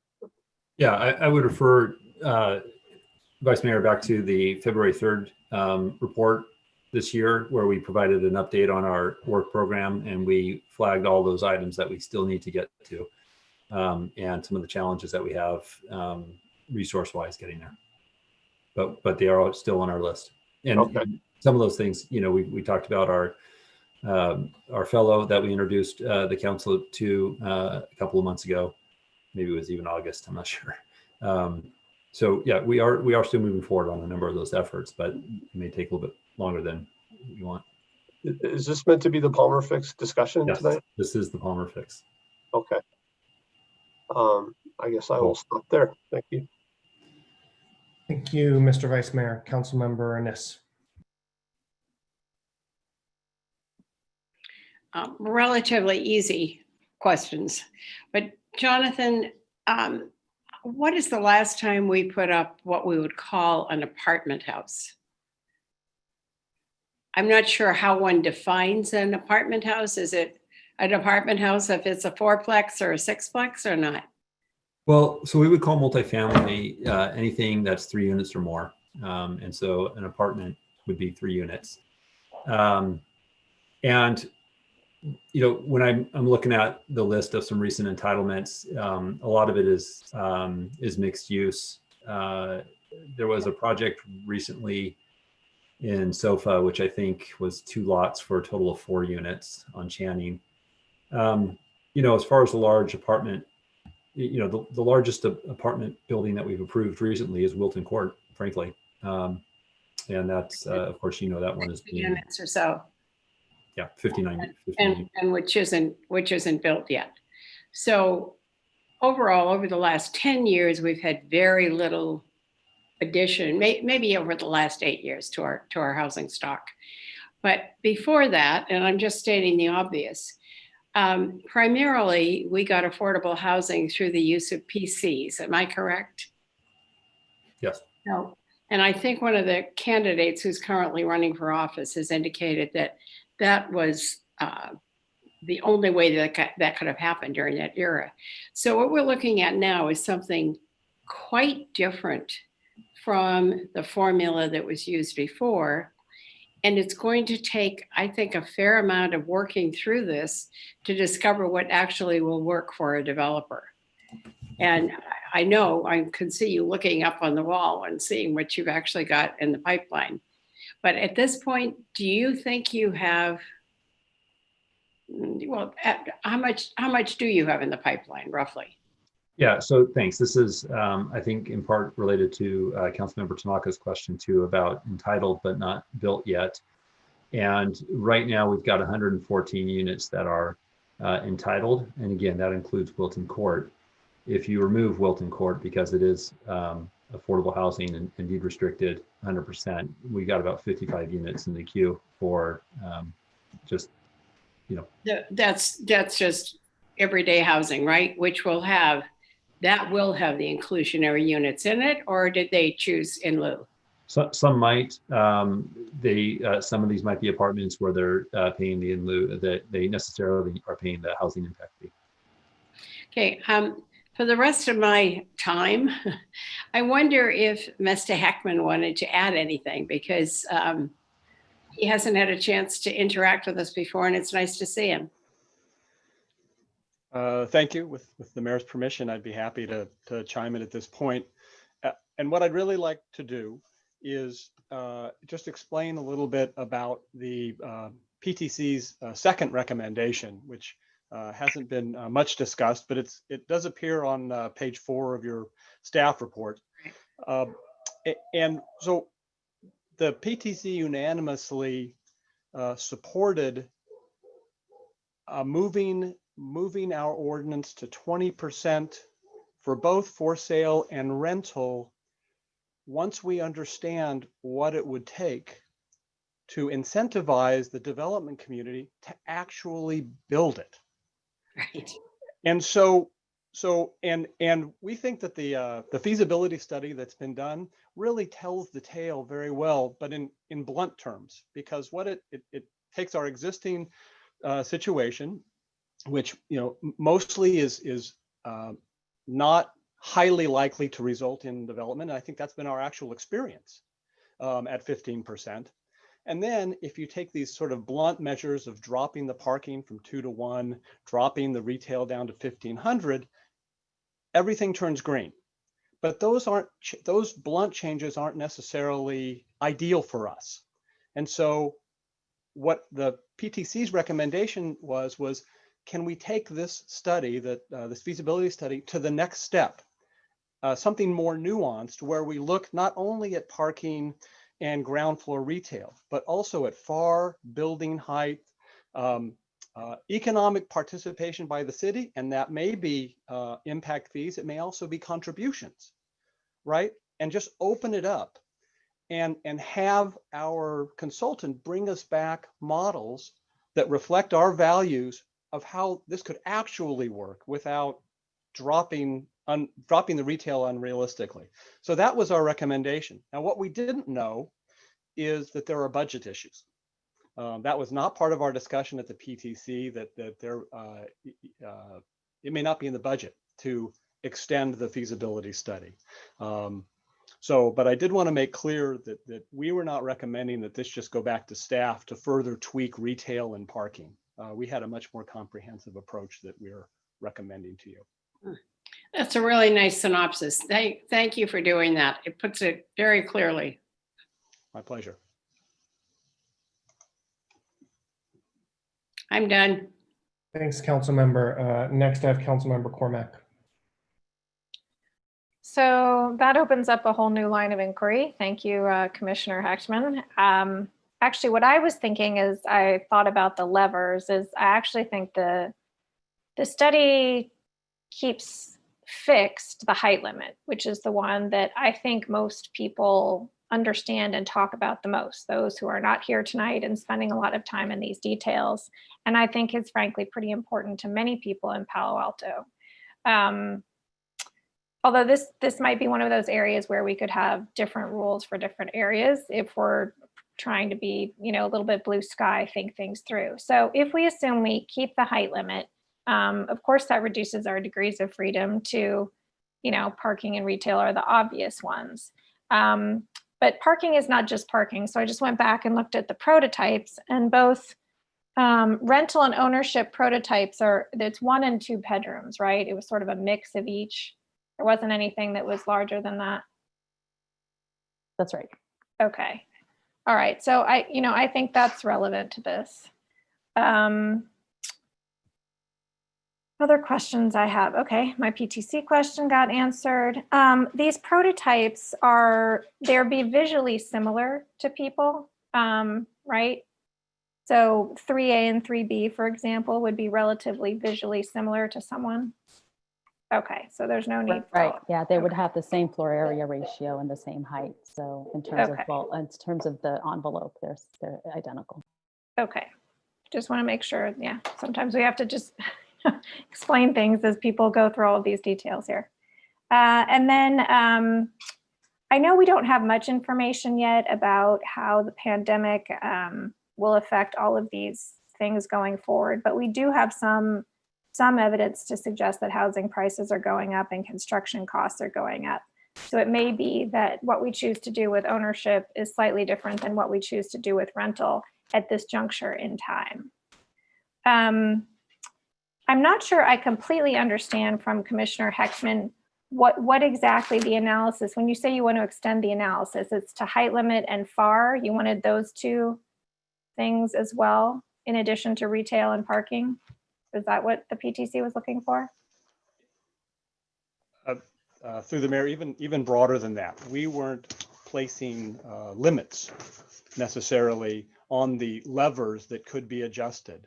Those two were mentioned along with zoning, looking at density, and as I mentioned, funding participation. Are there financial incentives, give or take, that also could play a role? And again, we'd use our consultant to draw information from other communities to the extent it was relevant to help guide what we described at the PTC as us finding the sweet spot, where all of these different levers were adjusted the right way so that we got projects that we wanted and they would be attractive to the development community. Okay, so how then did strategic economics choose 1,500 square feet as the retail number to work with? So I think that was a combination. I mean, there was a discussion with staff, and I believe we looked to the housing incentive program that was adopted by the council in early 2019, which had a parking. We reduced the parking ratio for retail projects that are 1,500 square feet. So that was just a Oh, place. I see. Picking it as based on the parking. Okay. And we have done one parking space before once with one project, right? I'm sorry, I didn't catch that. We've reduced the parking requirements for the one project that's on El Camino and Page Mill. Is that right? Yes. I want to say that was one per unit, but I think they actually. I wasn't here, but that's my general recollection. 1.1, 1.2. Yeah. Okay. And yet we don't know how that's working. It's under construction. Yeah, of course. Yeah. Okay. Let me see. That's what I have for the time being. But in general, I think, keeping the height limit fixed and seeing what we can do within it, I think is definitely a wise place to start. Thank you. Councilmember Fulseth. Yeah, thanks very much. I actually had a quick question for staff. Do we know how many cars are registered in Palo Alto? Yeah, so I've got two numbers for you. One from the ACS census data ending in 2018. And that number is about 47,000. And data that the utilities department has collected from the DMV has the number of registered vehicles at 57,000. So there's obviously a discrepancy in those two numbers, and I'm not quite sure why. Nope, sounds right. No, because we got about 50,000 adults in Palo Alto, so that's basically one car per adult in town. By my number, 1.2. You're right. I should just ask that. Okay, so somebody, as was mentioned before, I think Liz mentioned, or Councilmember Nis mentioned trade-offs. And this is all about trade-offs, as so many things that we do, which is if we give up this much of this, how much of that do we get in exchange? And, I think this is an area where we want to be really careful at and manage it, because, just to take an extreme example, RENA, says they're going to give us a target of increasing the population of Palo Alto by 40% over the next 8 years. And yet I didn't see anything about ABAG offering us money for 40% more park space. And so we're going to have to make all this balance on our own. And so I really appreciate the model that Sujata and company did. Thank you very much for that. It's great. That's very helpful. Like a couple other council members interested in the sensitivity and elasticity, degrees of freedom and break-even points as well, because we got a handful of prototypes, and that's really helpful, but it's sort of hard to way through. And, can I have the screen? You should just be able to share it from on your computer. Okay. There should be a share screen at the bottom. There we go. There you go. So I took your model and I threw it in the spreadsheet so that I could do that. And so that I could go through and look at, and this is 5A, which is yield on cost. So that I could go in and look and see things like, well, what if we change the inclusion rate to 10%? Then I get a 4.11% yield on cost instead of 4.38. But what if I then go back and increase FARs to 2? Well, then I go up to 4.49%, right? And what if I use Bart's suggestion that, well, maybe what if the city kicks in $1 million too, right? Then it changes some more. And what that sort of lets you do is sort of go through and say, well, how does yield on cost change as FAR increases? Or as we cut parking requirements from down to one per unit, or as we cut retail space down from 9,000 square feet to 250 square feet, or the real big one, of course, is if even a few % change in rental increase, right, makes a huge difference in more than all this stuff. So yield on cost is really sensitive to rental increases, which is, I think, part of the reason that it's so hard to build affordable housing, because it's very sensitive to that, or other kinds of things. So That was very helpful. Thank you very much for the model. I threw it in a spreadsheet because I really wanted to be able to see how all these things work together. Okay. I think all this is generally the right direction. I personally would like some quality time mucking around with this stuff to see how it all fits together before we go around making changes to inclusion rates and so forth. So I appreciate the PTC and the staff's recommendation that we don't touch anything right now. I'd also like to understand some more of this if we're going to go around negotiating with developers on other kinds of projects, which I guess we're going to take up in the next item. So thanks again for the model. And if anybody wants a spreadsheet, I can send it out too. Thanks. So Mayor, if I may, I'd like a copy of that spreadsheet. I think that'd be very helpful. And I just want to please debug it for me. Well, I want you to know, Council Member, that we will soon be advertising one of our positions in the planning department that the city council authorized. And I want to encourage you to apply. You guys pay too well. Thank you. How do I get the screen back to Beth? Look at the top of your screen and say stop share. There we go. Thank you. You got it. Thanks, Councilmember. Councilmember Tanaka. Yeah, I think I love that kind of analysis. So I'll definitely like the spreadsheet as well. Okay, actually, I just want to follow up to Director Late about the question I asked earlier. I don't know if you have the entitlements over time, but I'd love to see it. I mean, if you have both residential and commercial, I don't know if you could share it now.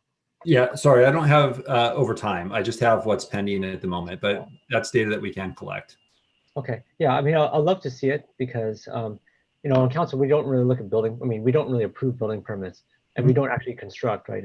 We don't approve the construction. It's much more about the entitlements. And so I think it'd be interesting to see that over the time in terms of the amount of new entitlements, right? Maybe you could do it by square footage or housing units or, commercial office space, because we throw around a lot of numbers, but we don't actually, there's not a lot of numbers to actually back the stuff up. So I think it'd be great to actually look at that. Sure, understood. Okay, thank you. Councilmember Koo.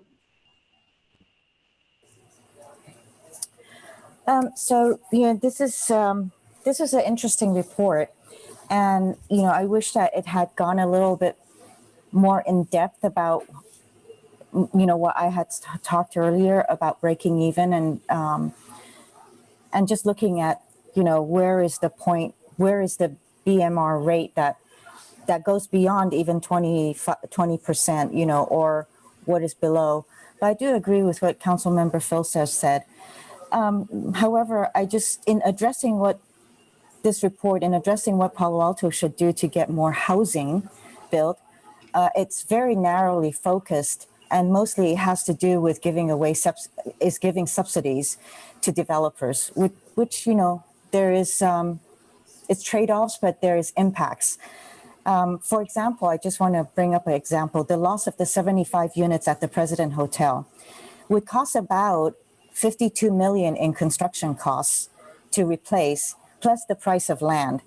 So if we follow the report at building at the 15% BMR rate, then how much housing would have to be built to get 75 units back? About 500. Okay, so suppose we go up to the 200%, suppose we go up to the 20% BMR rate, that's only 375 new units. And at the, if we do 25 BMR rate, that will be 300, that's only 300 units. So I was looking at a report that San Francisco had done, and they would want a 25% BMR rate, and their study shows that is where it breaks even for building housing, and that will not be reducing the deficit of BMR units. It's simply providing the BMR units that the new market rate units have created a need for. And so that was what I was talking about. With every new unit that comes on, there's another need for another BMR unit. So where would we be breaking even on? And, with the ABAG and MTC, they have that CASA compact, and it's about protect. They have the 3 Ps there: protect, preserve, and produce. But we seem to be focused so much on producing that we're not even looking at what we need to protect and preserve. And so we're failing at that part in terms of the preserving and protecting. Reducing the parking spaces needed for the new housing units. The report does not say there is less need for parking, just that developers do not need to pay for it. So who is going to pay for it? I guess that would be my question. And then, okay, let's go back to the lost units at the President Hotel. If they reduce the parking space by 1 per housing unit, that's 500 cars that will be parked elsewhere. Could that be on a street that you are at? Is that what we're doing? So what other subsidies does the report suggest we give to developers? And based on the conversation tonight, I hear that. And they can convert the retail space to more profitable housing space. But wait, so that's more residents and less retail to support those new residents. And to support the new residents, but also less retail to support those of us who are living here right now. And so this actually goes against our sustainability climate action plan and also our green transportation goals. People will have to drive more often and further for the things they need. And this increases the need for all residents to have cars. So I hope when we're going through this, we're having more of a robust discussion and not just saying we need more housing without looking at what does that that will make us have to consider in terms of building more BMR housing. So we're never catching up. And then not to have the retail because we're giving it away it's a giveaway. We just have to go elsewhere to get it. That's my comment. Thank you.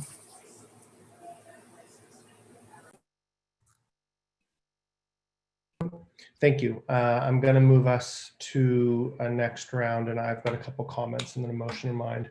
Just a couple responses. Councilmember Koo, 25% may work in San Francisco, but they build slightly bigger buildings in San Francisco. And so I would love to see those comparisons. A couple comments on parking. I agree with all of you that parking is a sensitive topic in Palo Alto. We have done pretty detailed studies on residential parking demand from multifamily buildings. And if I recall correctly, they came back maybe a year or two ago showing that our multifamily buildings are something like 40% overparked. So it's, we are building parking spots when we don't need them. I'm happy to have high parking ratios, but then we need to have taller buildings. If you've got only 35 or 50 feet to work with and you have to build a parking structure, that cuts away at the usable area for your actual housing component. And so, we've only got so many levers, and if, as Councilmember Cormack suggested, we're freezing the height lever, other things need to give. Disagree with the supposition that we're doing well in production. I don't think that's true. And just a couple corrections on the President Hotel. It wasn't a BMR project, and I believe it had 12 parking spots and was something like 80 feet tall, or is 80 feet tall. So broke a whole bunch of our zoning rules, and people across town love it. Can we go to the last slide, which I think is the staff recommendation, please? Yeah, I'm pulling it up.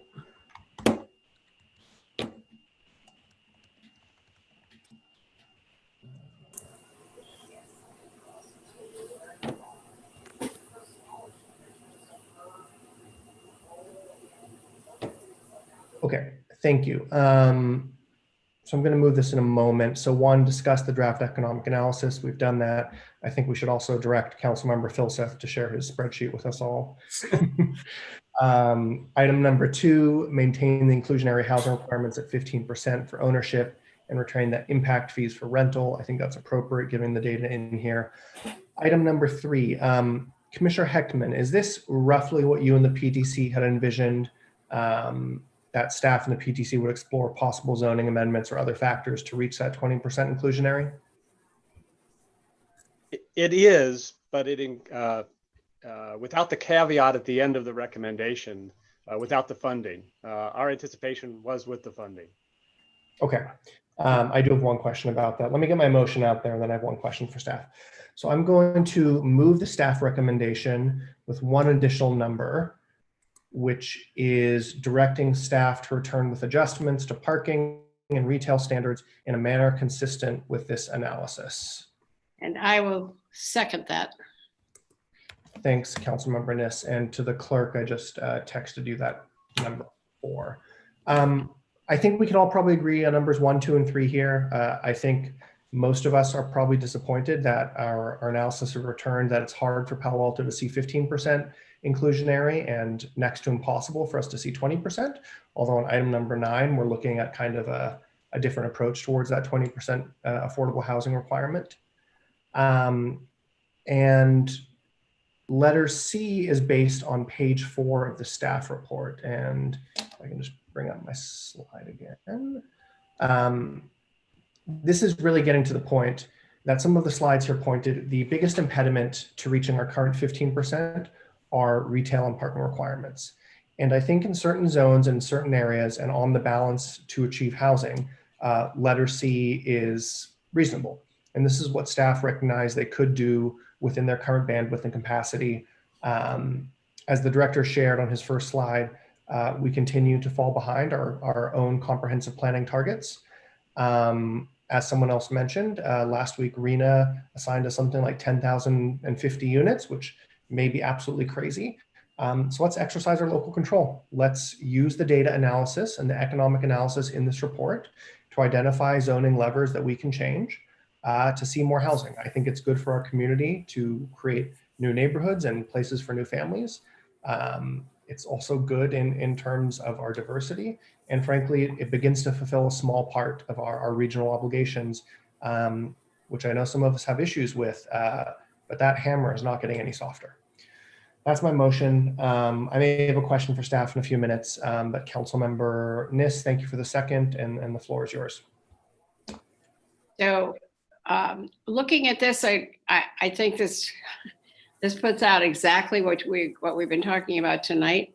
I'm so glad that Mr. Heckman is here, though, because I want to just ask him, since it says constrained without funding, and that seems to be sort of integral to that part of the motion, can you see doing it without the funding? It's hard for me to anticipate the breadth of knowledge of our staff. I mean, they are very impressive, but to do this, to get the feasibility study, that wasn't done in-house. And I suspect it was because we needed the expertise that the outside consultant brought. And so again, if we're looking at adjusting a number of levers, which is what part B of the motion seems to be suggesting, I think C is subsumed in that because those are 2 of the levers, parking and residential standards, retail standards. But I'm not under, and again, I don't want to dismiss staff's ability, but I don't know if they can provide the breadth of analysis that the PTC was contemplating. Does that answer it? Because I think this is so important. I think we should, in some way, maker of the motion, indicate that that we will attempt to find some of the funding in order for this to be a viable analysis for us. Up to you, because it's your motion. I don't want to mix so much of our budget discussions in here. I see that as a problem. I know many departments across the city are strapped right now. I mean, Mr. City Manager and to our Director Late, what does it look like? And is there some way we could maybe organize a bit of a, I don't know, like city strike team of like zoning experts and planning commissioners to do this on the fly and on the cheap? I just look to you two. May I ask Mr. Late to comment? Well, as far as the strike team goes, that's kind of what we had in mind, working closely with the Planning Commission and seeing how far we can go. to really understand sort of the sensitivity of where we're willing to make adjustments to our local zoning to achieve the kind of, to achieve what we think would be the mark that we're looking for. And then once we got to that point, then we could be a little bit more strategic with how we spend our money, engaging a consultant to help us develop that. So that was sort of my thought. And by then, you know, maybe we know a little bit more about the economic landscape. So Mr. Scott, I'll turn to you for the other part of that.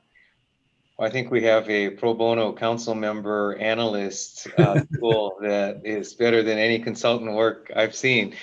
You know, that said, I think again the strike team approach may be what's called for here. Well, I don't think we can include in the motion the council member who was going to do such good analysis, but perhaps he might step up, a possibility. So I am really glad to see this. I think this is going to point out what the mayor and I and some other council members have talked about for years, which is that something has to give. Something. Maybe your height gives, maybe your parking gives. Something's got to give if you really believe that you want more housing and that you want inclusionary housing. Got to give. Thanks, Councilmember Niss. Vice Mayor Du Bois, Councilmember Koo, and then Cormac. Thank you. So first of all, thank you for the motion. I think I largely agree with it. Just a couple thoughts. So again, this analysis is all pre-COVID data. The PTC discussion was really interesting. We didn't really talk about it much tonight. But again, this was looking at CS, CDC, and the SOFA 2 zones. And again, this idea that maybe we can get 20% in certain zones, you know, we're just not necessarily citywide, I think it's an important idea. And, you know, that was certainly suggested in the PTC report. And so I support C. I think that's how we get to 20% in at least some zones of the city. That's what the report said. It said that it's highly likely to work for ownership in the CDC zone and somewhat likely for rentals. You know, the report didn't say that 20% won't work. It said we need to make the changes. On B, I think I was getting a little confused on what we were talking about in terms of funding. I think there were two types of funding. There was funding for a consultant to help do more analysis. I also heard the idea of city contributing funding to building projects as an additional lever. And I didn't know if you were including that in B. I think it's an interesting aspect, right, in this idea of a more nuanced approach. So I don't know if you wanted to clarify that. Are you solely talking about like how do we pay for consultants to do the analysis? That's something, Adrian. Sorry, Tom, was that question to me about the finance constraints? Yeah, on motion B, it sounded like in the discussion there was some confusion, right? That the constraint on funding is funding for consultants or resources. But other factors could also include city funding for affordable housing projects. Well, so as I understood letter B is there was some appetite on the Planning Commission to figure out what will it take to get a 20% inclusionary project under our current development constraints. Yep. And that could be height, parking, whatever, could be city funding, you know, federal funding, you name it. But to do that work, staff would need additional resources. That's what I understood this to be. Yeah, okay, good. I mean, I do agree with, I think where Councilmember Cormac was going. I don't think the majority of people want to go over the height limit. I think as much as we can explore the other options and get there. And some of the analysis was very, very close. I really do want to focus on A though, because I'm not yet there on that one. And so I hope my colleagues will listen to me on this. So we're looking at this new RENA allocation. What we're building is luxury housing, market rate housing, which tends to be very expensive. And I think we need to make some hard requirements to actually get inclusionary housing built. And you know, some of the public speakers early on talked about focusing on unit production. I think we need to go away from in lieu fees, from impact fees. We're seeing mostly rental projects for affordable housing. And if we have no inclusionary requirements, I don't think we're going to get inclusionary units in those rentals. We're going to get impact fees. And the report here for the consultant, it says that really the best financial decision for a property owner who's looking at financial return is to pay the in lieu fee and pay the impact fee and not to build inclusionary housing. And I think if we stick with that, we're just not going to change our results. We're not going to get the units. And so I really think we should consider getting rid of the impact fee for rental housings and shifting to, an inclusionary requirement. The PTC minutes were interesting. Like Councilmember Alcheck or Commissioner Alcheck said that the rules we have now are appropriate incentives for 15%. And Commissioner Lowing said that scenario 3 didn't work at 12 units, but in scenario 5 it was really close. If you got to 13 units, then it would work, or 14 units. So put in some cheaper doors, and you could probably get really close. I mean, again, some of these levers were really close, and I think that's where the nuanced discussion kind of came out at PTC, right? It's like, how do you move some of these things just a little bit? We are going into a recessionary economy. We haven't really talked about that tonight. Putting in all these incentives at a time when the bigger economy may be more of a factor, but we're trying to do what we can do. I do want to say, I'll just say it again. Personally, I'm not interested in violating the height limit. I just don't think a majority of people are there. I think we'll get a lot more support if we find other ways to do it.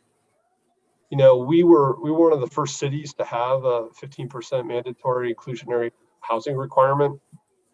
We did that before a lot of our neighboring cities. And now it's time, I think, for us to get more creative.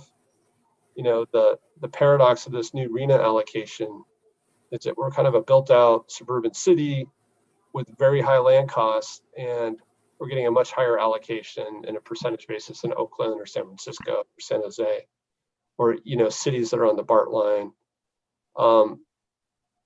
So I also have mentioned this in the past, and again, I continue to look at it as an example.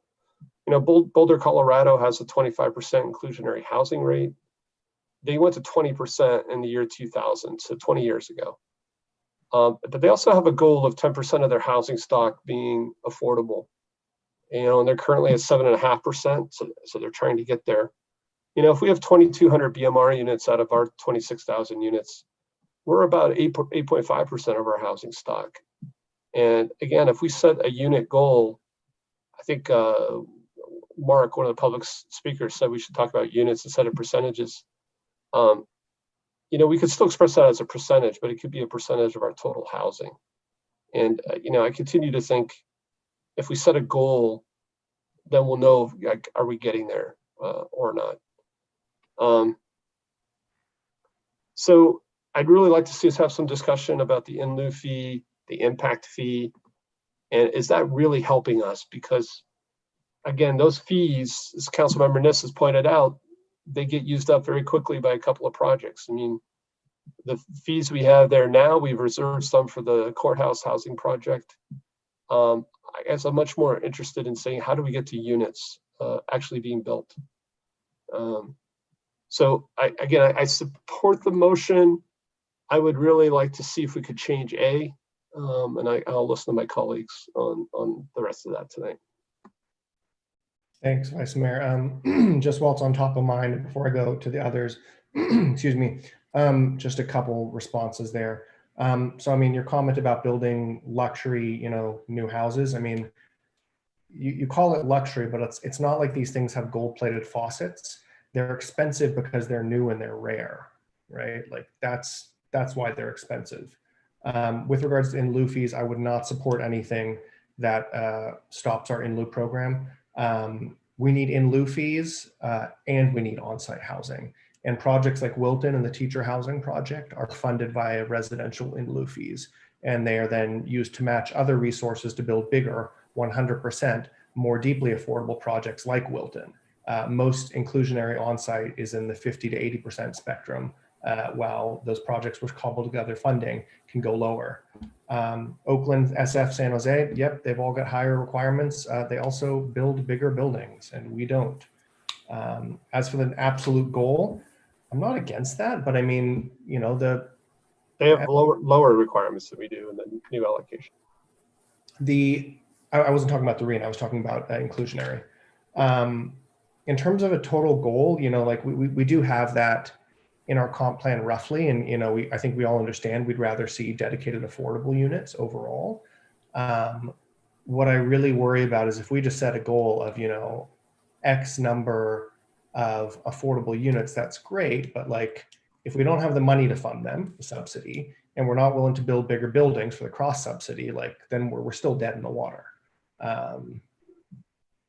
So just a couple of responses, well, top of mind for me. Councilmember Koo, Cormack, and Filseth.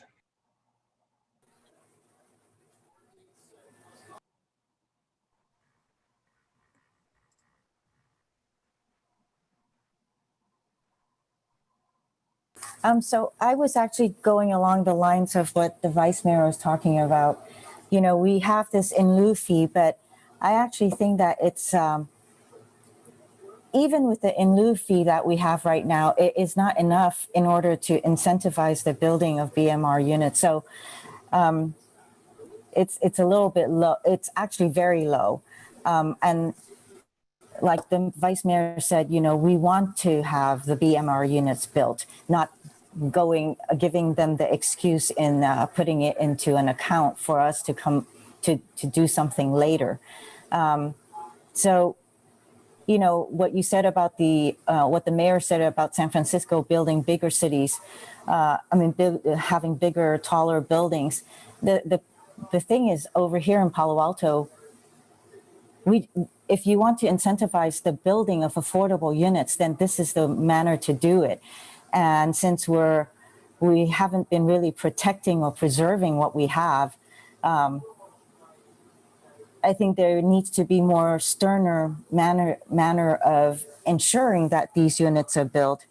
And also in this whole case, you know, when the hole is there, you stop digging, right? But also there is the failure to realize that land prices are also elastic, and it doesn't come up in the study. And the more you do this, this kind of motions and this kind of not really addressing the affordability issue, these kind of motions actually make land more expensive. So it's unfortunate that we're not really looking to create a balanced city and going along with recommendations that would make the imbalance worse. Thank you. Just a quick thing about land being elastic. Land is actually uniquely inelastic because it's got an inverse relationship to price. It's negatively elastic. I think next was Councilmember Cormack. Thank you, Mayor Fine. I'll be supporting the motion. Just one quick question, perhaps for staff. Is the idea that we might have slightly different rules for different areas, is that embedded in B? Does staff feel that that's an other factor? Yes, well, sure. Okay, great. Thanks. That's all I had. Thank you, Councilmember and Director Late. I see a hand from Councilmember Filseth. Yeah, can you hear me? So, you know, I'm actually looking at number C here, which is, you know, I think parking standards ought to consider demand for parking. This is really about, I mean, this study is really about economics of developers. And, you know, I was happy to support the previous parking reduction because it looked like, as the mayor said, you know, we were overparked and our standards, the demand wasn't there. But I think we ought to be looking at demand as opposed to, you know, just how can we improve development economics? Because we can improve developer economics by not making them, not requiring plumbing and electricity too. So I'd like to see some holism before we go around changing parking and retail standards like this. So I wonder if the maker of the motion would consider withdrawing bullet C. Can you just repeat the term you used? Some holism or Holism. Holism. Can you explain that a bit to me? Just yeah, I'd like to see how all this stuff plays together, and you know, how do you, if you want to hit a 25% BMR inclusion rate or 20% BMR inclusion rate, I'd like to see a sort of a combination of stuff that says, you know, we're going to do a little bit of FAR and a little bit of parking in the context of demand and a little bit of some other stuff, and you know, and so forth. I'd sort of like to see us go through that exercise before we just, you know, come back and start saying, well, you know, let's change this, let's change that, and you know, hope somebody builds something. sure. So just one quick thing. Letter B, I think, gets at that holism concept for the 20%, right? Like PTC, look at everything. As the vice mayor mentioned, you know, height limit may not be the best idea. Letter C is actually for our current standards, the 15%, more related to A, right? And that is based on the report showing that these are the two levers most likely to make some of those projects on page 11 of the presentation more likely to pan out. Oh, I got that, right? The thing is, it doesn't really have anything. It has to do with sort of how much money a developer can make on a project. It doesn't really have to do with, you know, how many cars are going to be in this building. Well, I mean, as I mentioned earlier on that parking study, you know, we were shown we were overparked, and council wouldn't endorse the full ratcheting down of those ratios, right? Well, I think what we said, if I recall correctly, and I'm pretty sure I do because I looked at it a few times, what we said was we were going to reduce it to be consistent with the Fair and Pierce study, which was about demand. And I still support that, right? I don't think we ought to move away from that at this point until we sort of, you know, have better data or have more, you know, other factors and so forth. Because, I mean, this cars be gone stuff, I think it's a stretch.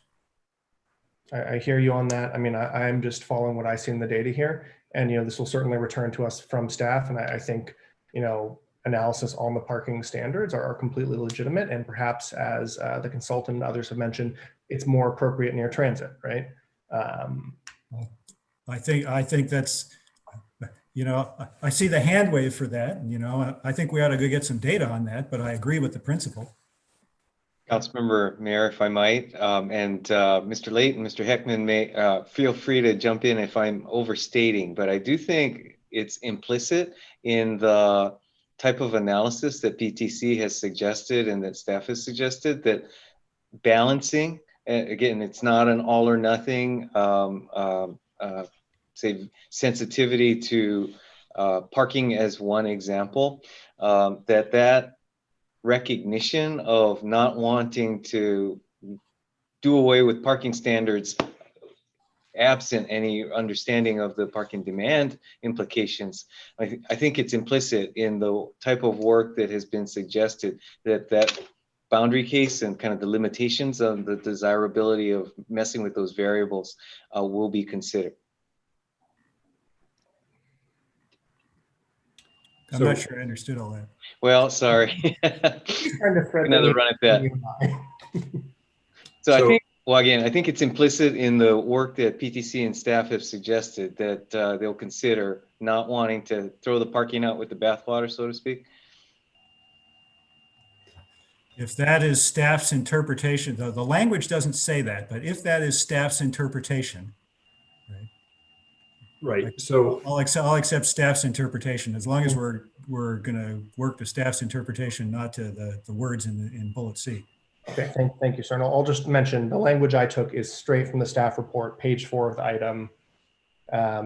If council were interested in directing staff to make adjustments to the city and parking retail standards in a manner consistent with the attached analysis. Well, I'm not interested in making adjustments to the parking standards without some understanding of what the demand is. Well, I figure, you know, staff will analysis. I've not yet bought into the idea that limiting parking is going to reduce the number of cars. I think they're going to park on the street instead. Okay. Any other hands on this one, or should we vote? I'd suggest we go to a vote since we're a bit behind.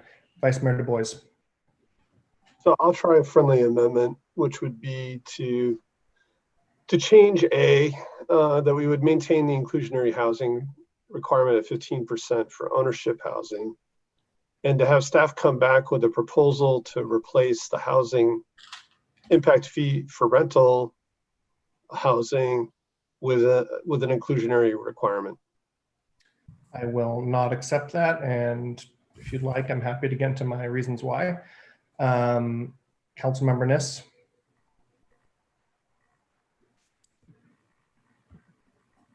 You're on mute. No, and probably for very similar reasons. So I guess I'll try it as an unfriendly. Is there a second? Yeah, I'll second it. Okay, seconded by Councilmember Filseth. So again, kind of responding to the mayor. So this would keep the in lieu fee, but what I'm suggesting is that we get rid of an impact fee, right? And instead, we have staff come back with a proposal for an inclusionary rate for rental.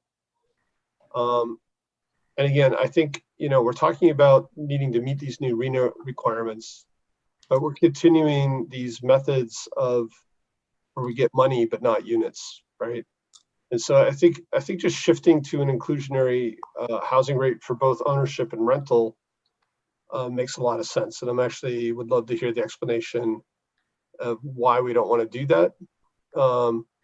Again, I heard the argument for in lieu fee, but we've had all these discussions about impact fees. We've kept the impact fee for rental low, but why not just shift to an inclusionary percentage, which again, I'm leaving undefined here, for staff to come back and propose.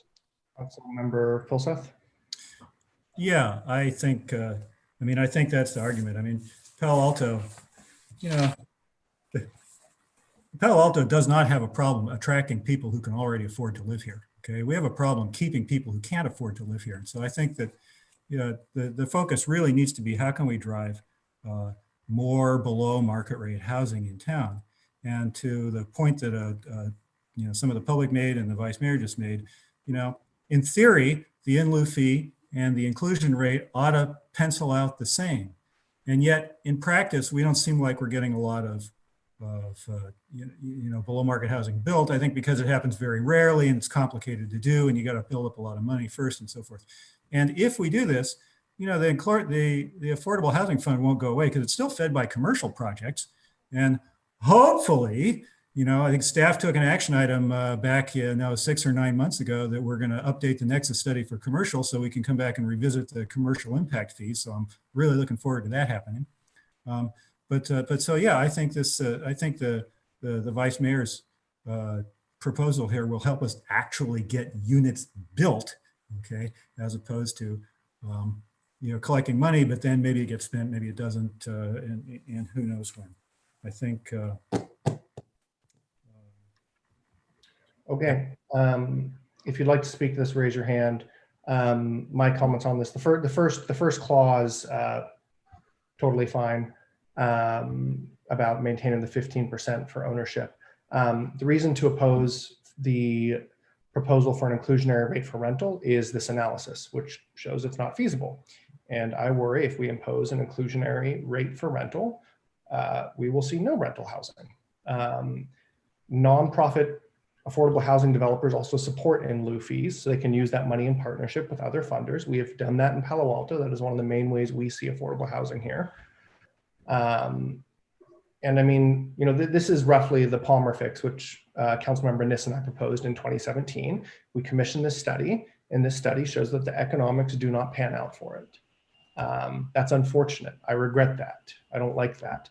But requiring 15% of units, and making them economically infeasible means we'll get 15% of zero. And so, while I actually agree with Councilmember Filseth that, our problem is not that people can't afford to live in Palo Alto, some can, it's about keeping folks who can't afford to live here or attracting them, as it may be. I don't think this is a proposal to do that. Others want to speak on the unfriendly amendment, and could we just label that to the clerk, please?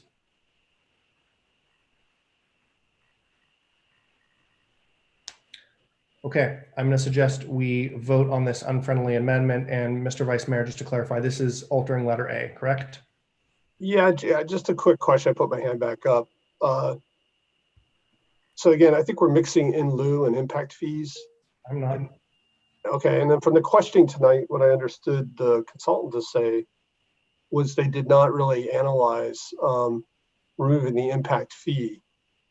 So I don't understand where you're saying that this was actually analyzed in the report. Yours doesn't say remove the impact fees, first of all. Yeah, that's the whole point of it, right? Well, it's not written there.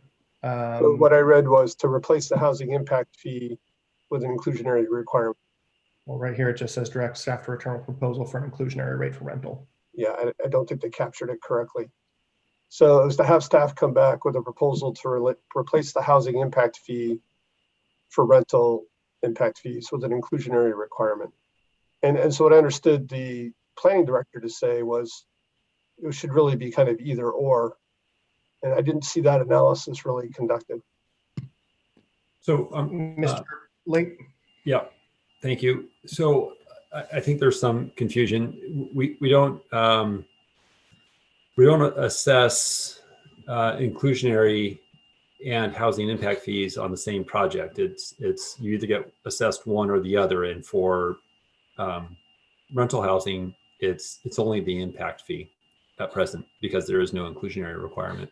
Right. If I'm understanding the motion, it's eliminate the impact fee that we charge for apartment projects and require a 15% inclusionary fee, or excuse me, a 15% on-site inclusionary requirement. It was an inclusionary requirement to be determined by staff what that percentage is. Okay, well, so I believe state law allows us to go up to 15%, and beyond that, we would need a feasibility study to go higher. And I think what I've seen, and I'd asked Sujata to validate this for me, is that is the analysis that we've presented to the council. We have studied in figure 3 of Sujata's report apartment projects downtown and and along El Camino at 15, 20, and 25% inclusionary requirements. And they came back with, a variety of results from not likely to, in one instance, highly likely downtown. Thanks, Director Late. So I mean, Vice Mayor, page 5 of the report, sorry, I don't have packet page. Yeah. Figure 3, upper right corner, So it's the same, no impact fee. No, but that is what they assumed already. They assumed a in lieu or inclusionary requirement and no impact fee. They're trading them. Right. So figure look, the column all on the right is yellow, dark yellow, not likely. Net revenues are positive, but the yield is less than 5%. Those are not likely. So your proposal is to make our rental projects, all of them, not likely. Right. Still, again, that's at 15%. What my whole point was to try to get units. So even with no requirement, it's at 4.38%, which is still below the yield of 4.75%, which our consultants believe is necessary for these things to be feasible. No, I'm saying if it was at 10%, this is showing 15, 20, and 25% BMR units. It also shows a baseline of no requirement at 4.38%.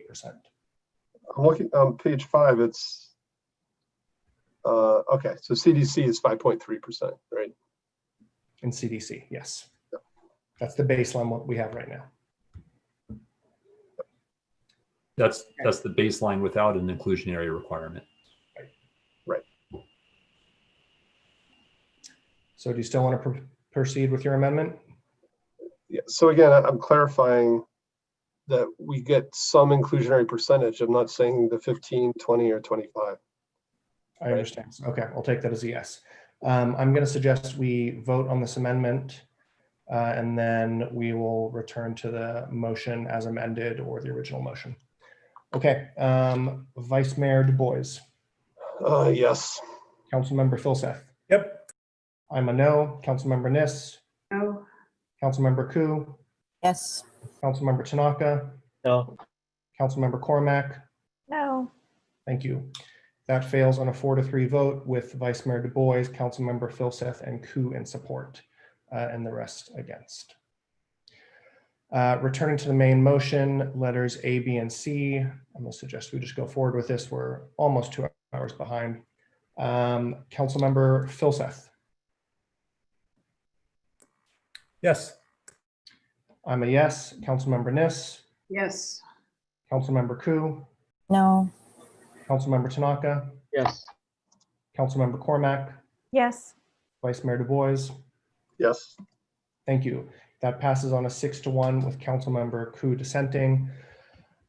Just want to thank you all. Thanks to my colleagues, thanks to staff, Mr. Heckman, you and your colleagues in the PTC, and Sujata, thank you to you and your team. This really is great work and helpful for us tonight and going forward.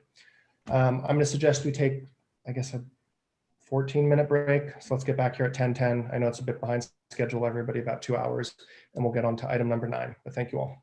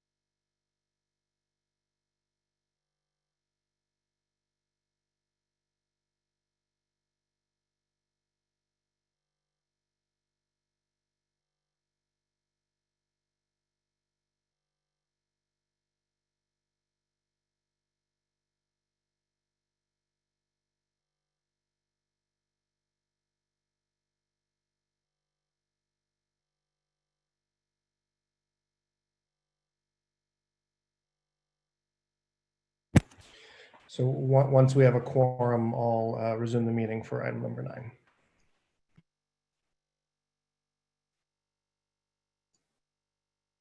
It's a little easier to eat dessert in 10 minutes than it is to eat dinner in 10 minutes. Just going to say that. What's for dessert?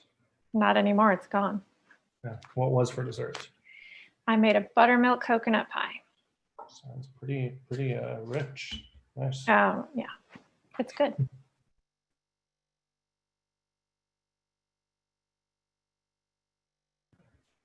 Okay, 1, 2, 3, 4. Seeing we have 4, and I know our colleagues will join us. Let's please start number 9. This is a discussion and direction to staff on housing affordability requirements for planned home zoning projects. This action is exempt from CEQA. And does staff have a report to take us away? Yes. Let me just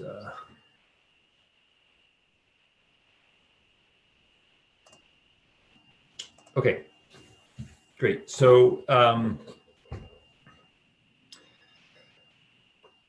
all right, so this is good that we just had the conversation that we had a moment ago.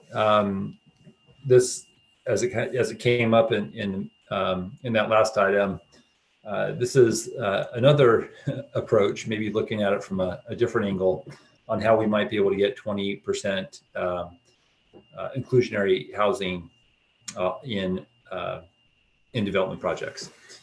And maybe just to sort of frame this discussion a little bit, or at least maybe to remind the council that I presented an update to the housing work program in February. And there I revealed that, despite a lot of great efforts that we've taken and action that the council's taken to increase the housing production in the city, we were still, and we understood this would be the case, missing our target goal of some 300 units a year from at that point in time where we were. And so the idea of taking the planned community process was discussed and reimagined in a way where we would reuse that process, but not for the same context that it had been used previously, where there was a lot of community concern or dialogue about some of those projects. And here it would only be available for housing projects or mixed use housing projects, with the caveat that two items would be necessary. One, that the project would have to meet a 20% inclusionary requirement, and a second item that more housing units would be provided than jobs created by the project. And so staff has met with a number of, as I mentioned in the last item, somewhere between 15 or 20 property owners or housing providers to talk about their interest after this discussion with the city council in February. And some of these folks are just kicking around some ideas. Others have developed some conceptual plans, and others have engaged in development agreements, small d, small a, with their adjacent property owners to move forward. The city council is going to consider one of them, I think, in your first meeting in October. But on balance, there's about 1,000 units total that staff has been engaged with adjacent property owners under this PHZ concept. Now, I showed you this in the last presentation, and all this is showing you is a reference to our comprehensive plan, where if you take that 15-year window and you just show it for the 8-year RENA cycle that we're in right now, you can get a sense for our target, what our goal is, and what we've produced in terms of issuing permits for the number of units. And so you can see that as of today, we're about 1,000 units off from where we wanted to be when we adopted the comprehensive plan, assuming the mid-range target that the city council had identified, which is roughly about 4,000 units. So the purpose of tonight really is to get feedback from the City Council. You may recall when we talked about the PHZ in February, we didn't really have a plan for how the 20% was going to be implemented. And I think the council gave staff a fair amount of discretion to sort of figure it out. And what we realized talking to a bunch of different property owners and developers is that there's a wide range of interest in how that might be achieved. And so what we, and also it was compromising our ability to have that give decent guidance to people who would be interested in building homes because there was so much variability in it. So tonight, what we really want to do is we've presented a few options to the City Council. If you like one of them, fantastic. If you like more than one, even better. The idea is that we wanted to present a range for property owners to move forward in their projects. And then we haven't spent a lot of time talking about this, and I don't know if there's a lot of controversy about it, but I didn't want us to get too far along in the process and find out that staff had a different perspective about what we meant by the jobs housing ratio. And so that's the second part of the discussion this evening, is just to make sure what staff is envisioning for that is consistent with the City Council's interests. So that's the main piece of it. I'm just going to quickly breeze through this. It's late, and I know that you've had a chance to look at the staff report. We've presented 4 options. This option responds to what we believe we heard from the City Council, where you wanted to have a spread of income affordability levels within that 20%.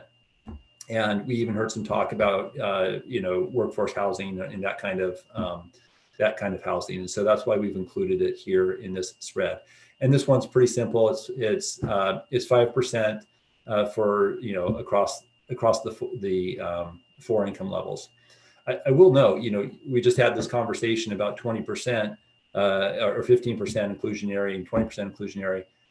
And that was at the moderate income level. And we saw the kind of concessions that were needed in that feasibility study, not as determinative, but just as an example to highlight where we are now and where we wanted to go at 20%. And we talked about parking, and we talked about retail waivers, and we heard the Commissioner Heckman talking about other items that the Planning Commission was talking about. So when we ask a developer to provide deed restricted income units at this low and very low, that is a big ask of the city, and it will translate into a greater demand.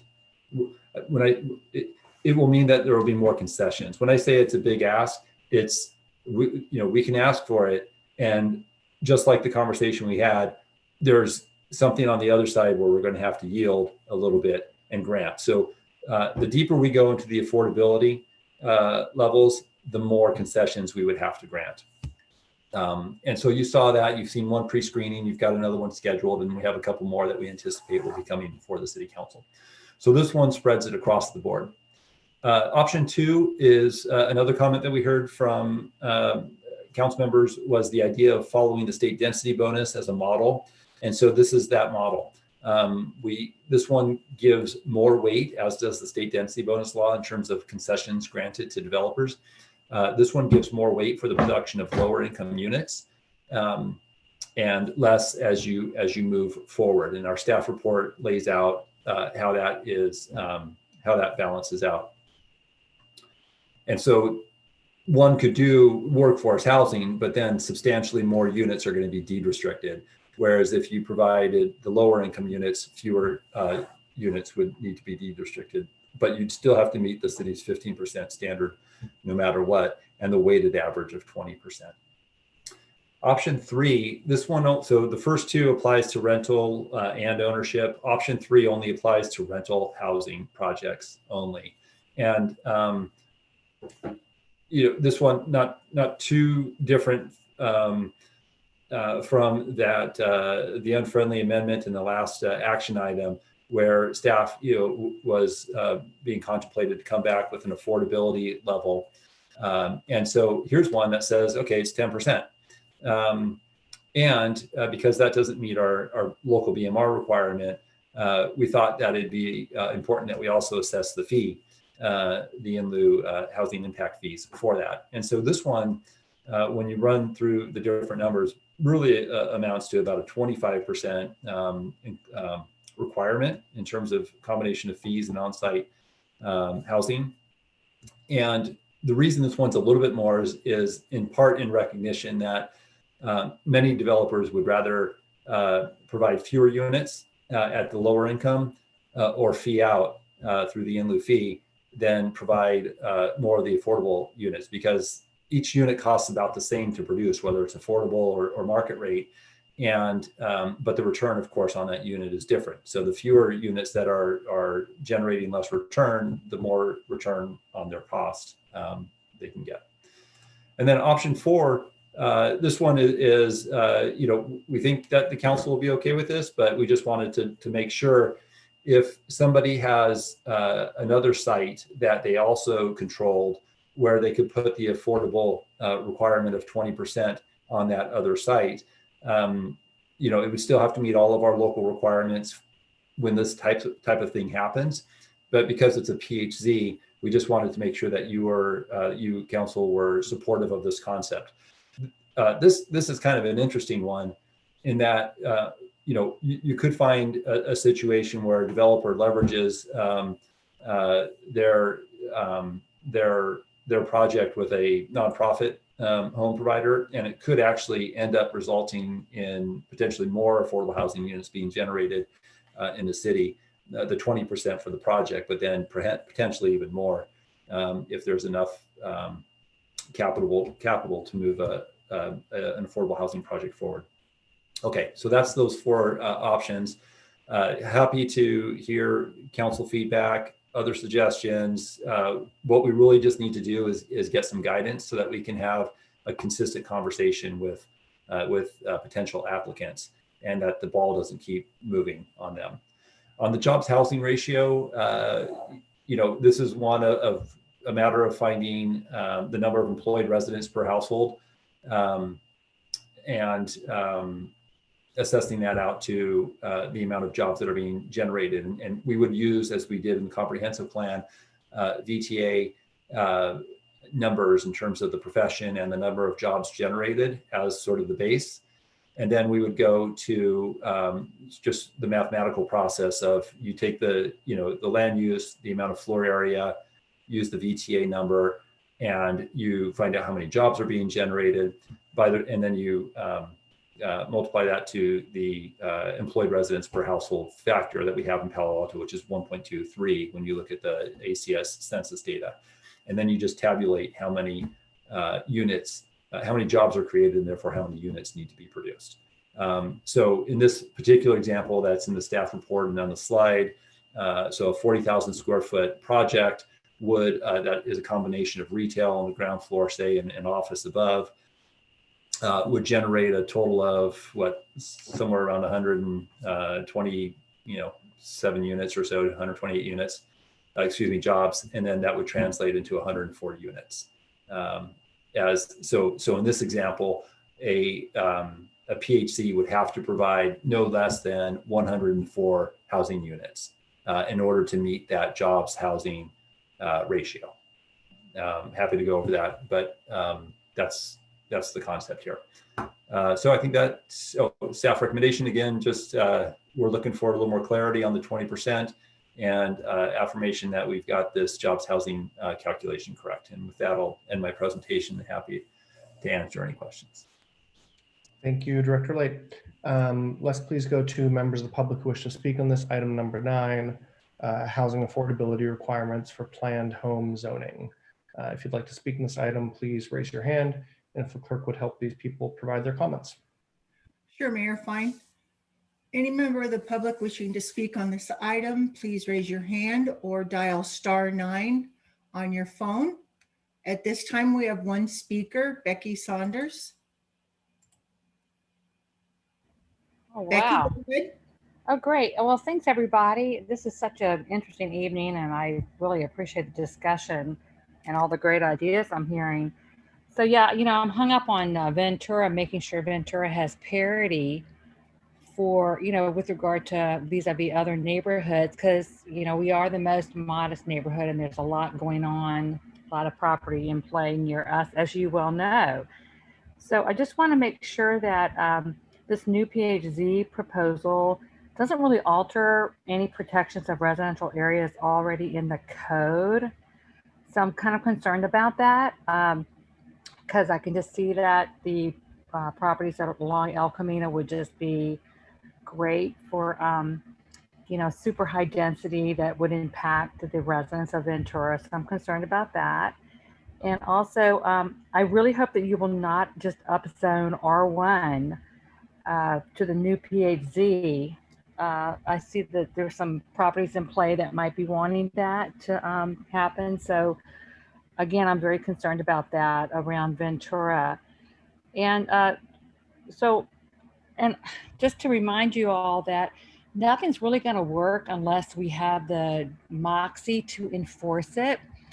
And, I'm excited that we are going to try to make more housing and affordable housing. I actually am all about that, just not into luxury housing. But I know that's where the money is made by the developers. And so I just want you to just realize that, we did have the disasters at Edgewood and College Terrace, and we just need to make sure that we enforce any directives or anything that the developers are responsible for maintaining in order for some of these, as we used to call them, giveaways. All right, thank you very much.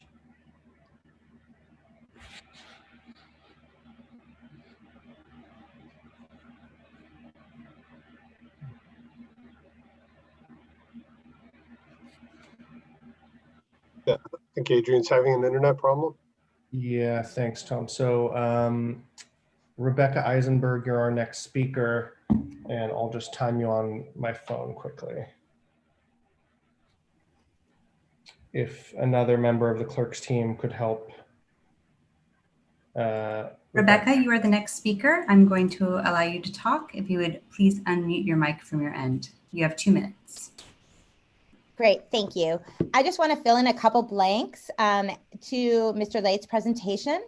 First is that when you look at the lowest income workers in Palo Alto, the actual ratio of jobs to homes is 7 to 1, not 3.5 to 1. That is where our biggest need in housing lies. That is in line with what Rena has said as well. Also, specifically, according to Rena's website, because I know that councilperson Nis has asked this, since as of 2019, Palo Alto has permitted only 43 very low income houses, or homes, which is 6% of our housing requirement of 691 that needs to be filled within a year of very low income, 43 of 691. I have to say, hearing you to stress over your lack of funding, that I wonder if maybe you regret that decision that you made in March to vote 7-0 in favor of removing a business tax from the ballot. That's how Mountain View and East Palo Alto fund their housing. In fact, when Mountain View and East Palo Alto both put a business tax for large companies on the ballot, neither Google nor Amazon, who respectively actually fund these taxes in those cities, even objected, even filed any objection in the voter guide to that business tax. Here's the deal. It's been 10 years with zero housing virtually, and it's time for the city to realize that your strategies are not working. We will not get to 1,000 units of housing at a 20% by 20% by 20% basis. We need to move more quickly. This is an urgent crisis. Please acquire housing, build housing, have an emergency business tax. That was my timer. Thank you. Thank you, Rebecca. Our next speaker is a phone caller with the last 3 numbers of 239, to be followed by Gail Price.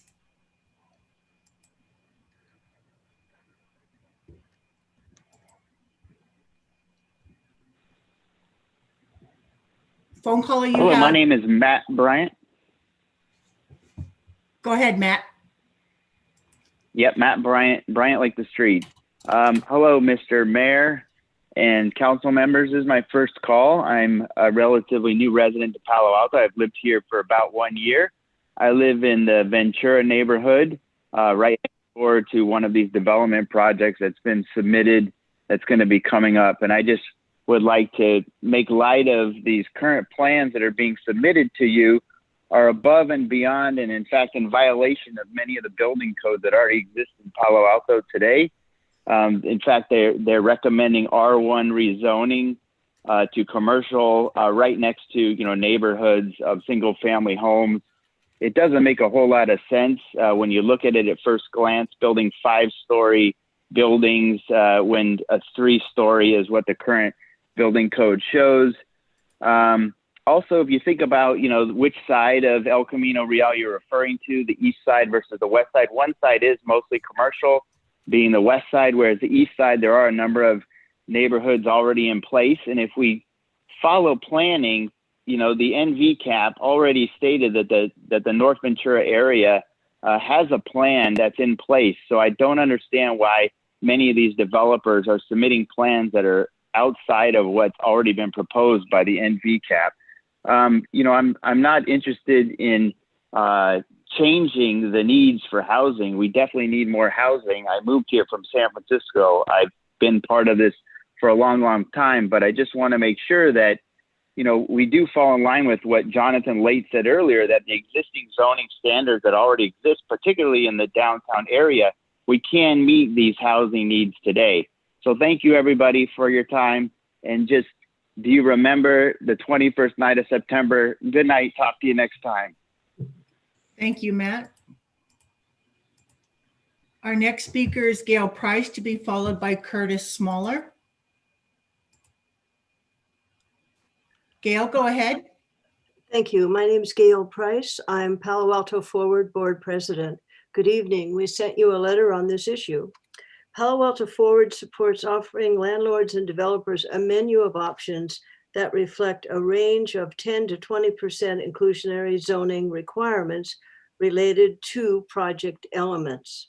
A menu would support flexibility and negotiations and support timely project review and predictability that would help applicants and would help the staff and the city council. Total costs for projects remain a huge issue. While the full impacts of COVID-19 are emerging, this very much includes the need for housing, better housing supply, and increasing demands. The demands we see every day due to job loss, evictions, and other problems, many people become homeless. We know that we have failed to construct enough homes to meet the need for many decades. The trend continues. MTC notes that the projected Palo Alto population in 2035 will be approximately 85,000 people.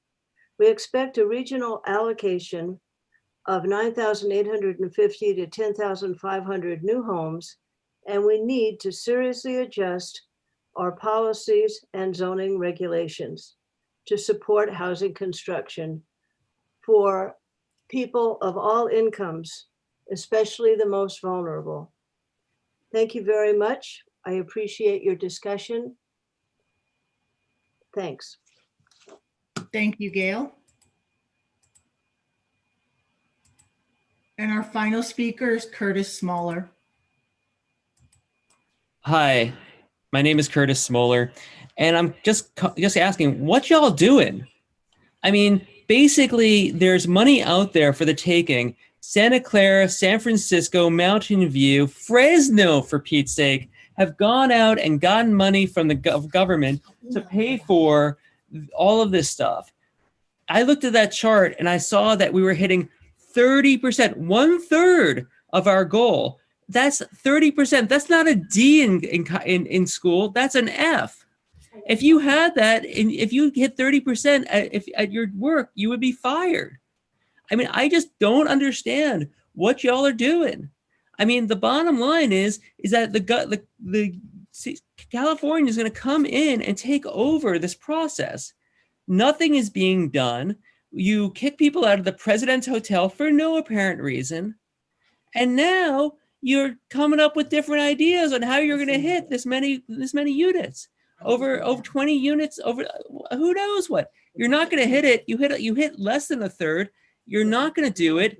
You're going to fail at that as well. Why even do this? If you want change, look for people out there who can make change and who have been saying these kinds of things. The candidates out there who can replace the current board and take control of the situation. There's a Jewish word called a shanda. This is a shanda. Thank you. Thank you, Curtis. Mayor Fine, that was our final speaker.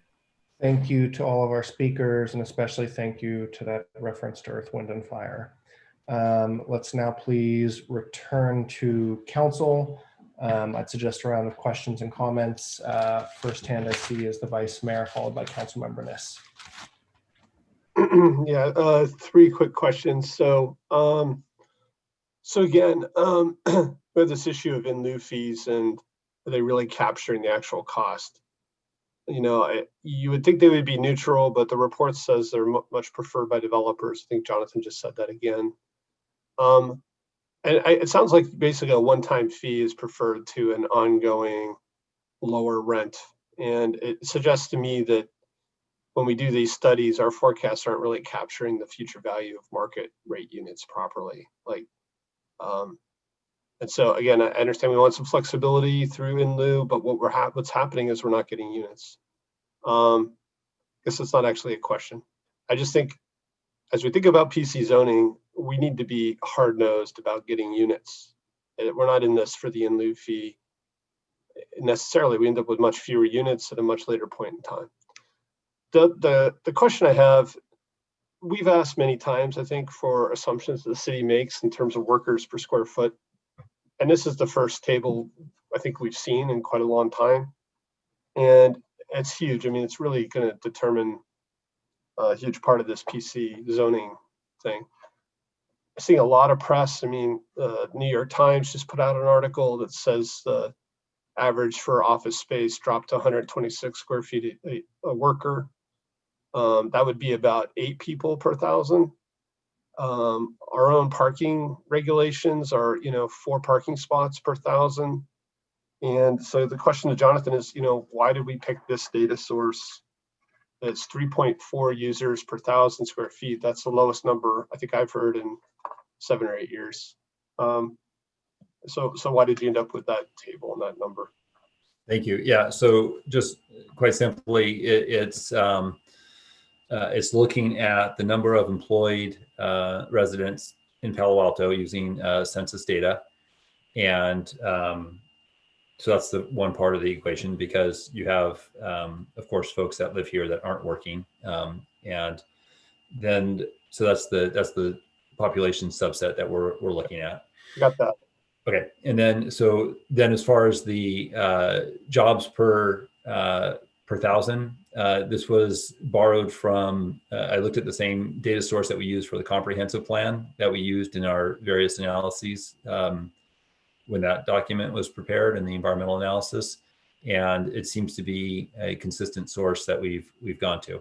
But there again, this is why the topic is presented to the City Council. If there's a different data source that we should be using, that's the kind of feedback we're looking for. Yeah. So that was the VTA congestion management. So was that for the traffic piece of the comp plan? Yeah, I believe that was part of the traffic analysis that was done. So again, I'm not really sure traffic is the issue. It's really like how many people are in the building and where are they housed, right? Yeah. And just to that point though, VTA does, I mean, there's other parts of that analysis too that talks about, how many employees per square foot. I mean, that's a part of their CMP plan, is they have those data points. But again, happy to learn what from the council, what else we should be looking at. Yeah. So again, if there are any data sources that are, more Palo Alto specific, this has been data that's been really hard to get. We have a lot of kind of antidotes about different kinds of environments, with much denser. Now we have COVID, where who knows what the density is going to be. But, again, most of the industry reports seem to be indicating much higher rates than 3.4 per thousand. And again, just changing that number, to 4 or 5 or 6 is going to make a huge difference in how we look at this. On February 3rd, there was the planned housing zone discussion. There was a pretty extensive motion. Again, included a lot of different pieces. One of them was exploring using public land for affordable housing. One of those was to refer to Finance Committee to consider an affordable housing tax. The Finance Committee's only met 3 times this year. Not very much has gotten done. Is that going to come to the Finance Committee anytime soon? As part of this planned housing zone discussion?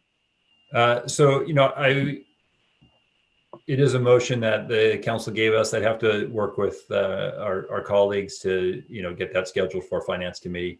To be honest with you, I hadn't really been focusing on that part, and that's just an oversight on my part. So I'm happy to take a look at that motion again. And if that's a due out that staff was given, I'll certainly work with Ed and our colleagues to get that before the Finance Committee to get some feedback. Okay. Does sound like something that would involve significant work in order to pull together. Yeah, it was just all part of that motion, so just curious. That's 5 minutes. Okay, so just the last thing real quick is, well, I guess I'll come back in the next round. I've got a couple more comments. Thanks, Mr. Vice Mayor. Councilmember Ennis.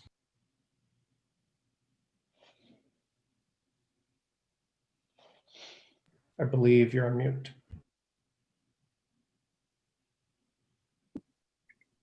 Saying it's a very good report, Jonathan, and I hope we can actually, pass it and go forward. So I'm looking back though and thinking we have selected housing, I don't know how many times, as our absolutely top priority as a council. And it doesn't happen year after year. So as you recall, that is the definition of insanity, is you keep doing it over and over again, which we keep doing. People run on affordable housing, people pay lip service to it. Why is it that we cannot move an inch? I'm just really puzzled by it. So let's just discuss the fees for a minute, in lieu, impact, and so forth. What I can recall, and Molly is here tonight, but I remember one night, Molly, when we were trying to make a decision about whether or not to have a developer set aside 2 BMR units or actually take the in lieu fee. It was a very odd one. We ended up with something like a unit in 2/3. But I remember us having a discussion that night about what it cost the builder and so forth. But what I remember moreover is the people who were from the affordable housing group said they would far prefer to have the in lieu amount of money, because that actually, they could then leverage that with other funds, because affordable housing takes between 6 and 12 funding sources in order to be built. So I don't know if we've encouraged in lieu or not, but I know that is what makes it easier for those who are doing affordable housing. So Jonathan, would you just be thinking of that answer? But in the meantime, my question right after that would be, I can think of one alternative site in Palo Alto. It's on Emerson. And when they put the 17 houses on the 1 acre, there was a small plot of land across the street where they put another 4 BMRs. Are you familiar with that at all? It's in the 300 block on Emerson. So I know it's been done in this community before. I think it's such a good idea. I hope other builders would look at that. Anyhow, so could you just address those two issues? Well, yeah, and maybe you can remind me on the first one, but on the I'm sorry. Blue versus providing the actual. Oh, yeah. Right. So I've heard that as well. You know, the nonprofit organizations need money, and you know, we're one source for that money stream. And as the council well knows, you've approved, I think it was close to, was it 20 million, right, for Wilton Court on 2 different tranches, or maybe it was less than that, but we've had, I think it was around 22 million. So yeah, and so we're pretty limited now on how much money is left in the funds. And the ways that we increase the fund revenues is through commercial development and through residential development when they are paying those fees. But to your point, I've spoken with nonprofit providers, and I've heard what you've said, in that the money is helpful to them when they're trying to leverage their product. And in their opinion, it is leverageable far more than the bricks and mortar is. Yeah, yeah. But you know, that's what they're doing, right? They're in the business to build an affordable housing building, and so they don't build pieces here and there in different projects. So they need the money, and they leverage that with other, you know, tax money and state, you know, whatever. So, all right, and then the other part of just the offsite, I think sites, yeah. Yeah, offsite, I think it's a great idea. I mean, there's many benefits in terms of how the market rate project might get constructed, in terms of how you might design that relative to an affordable housing project too. I mean, it's fantastic to integrate and have the inclusionary units on site.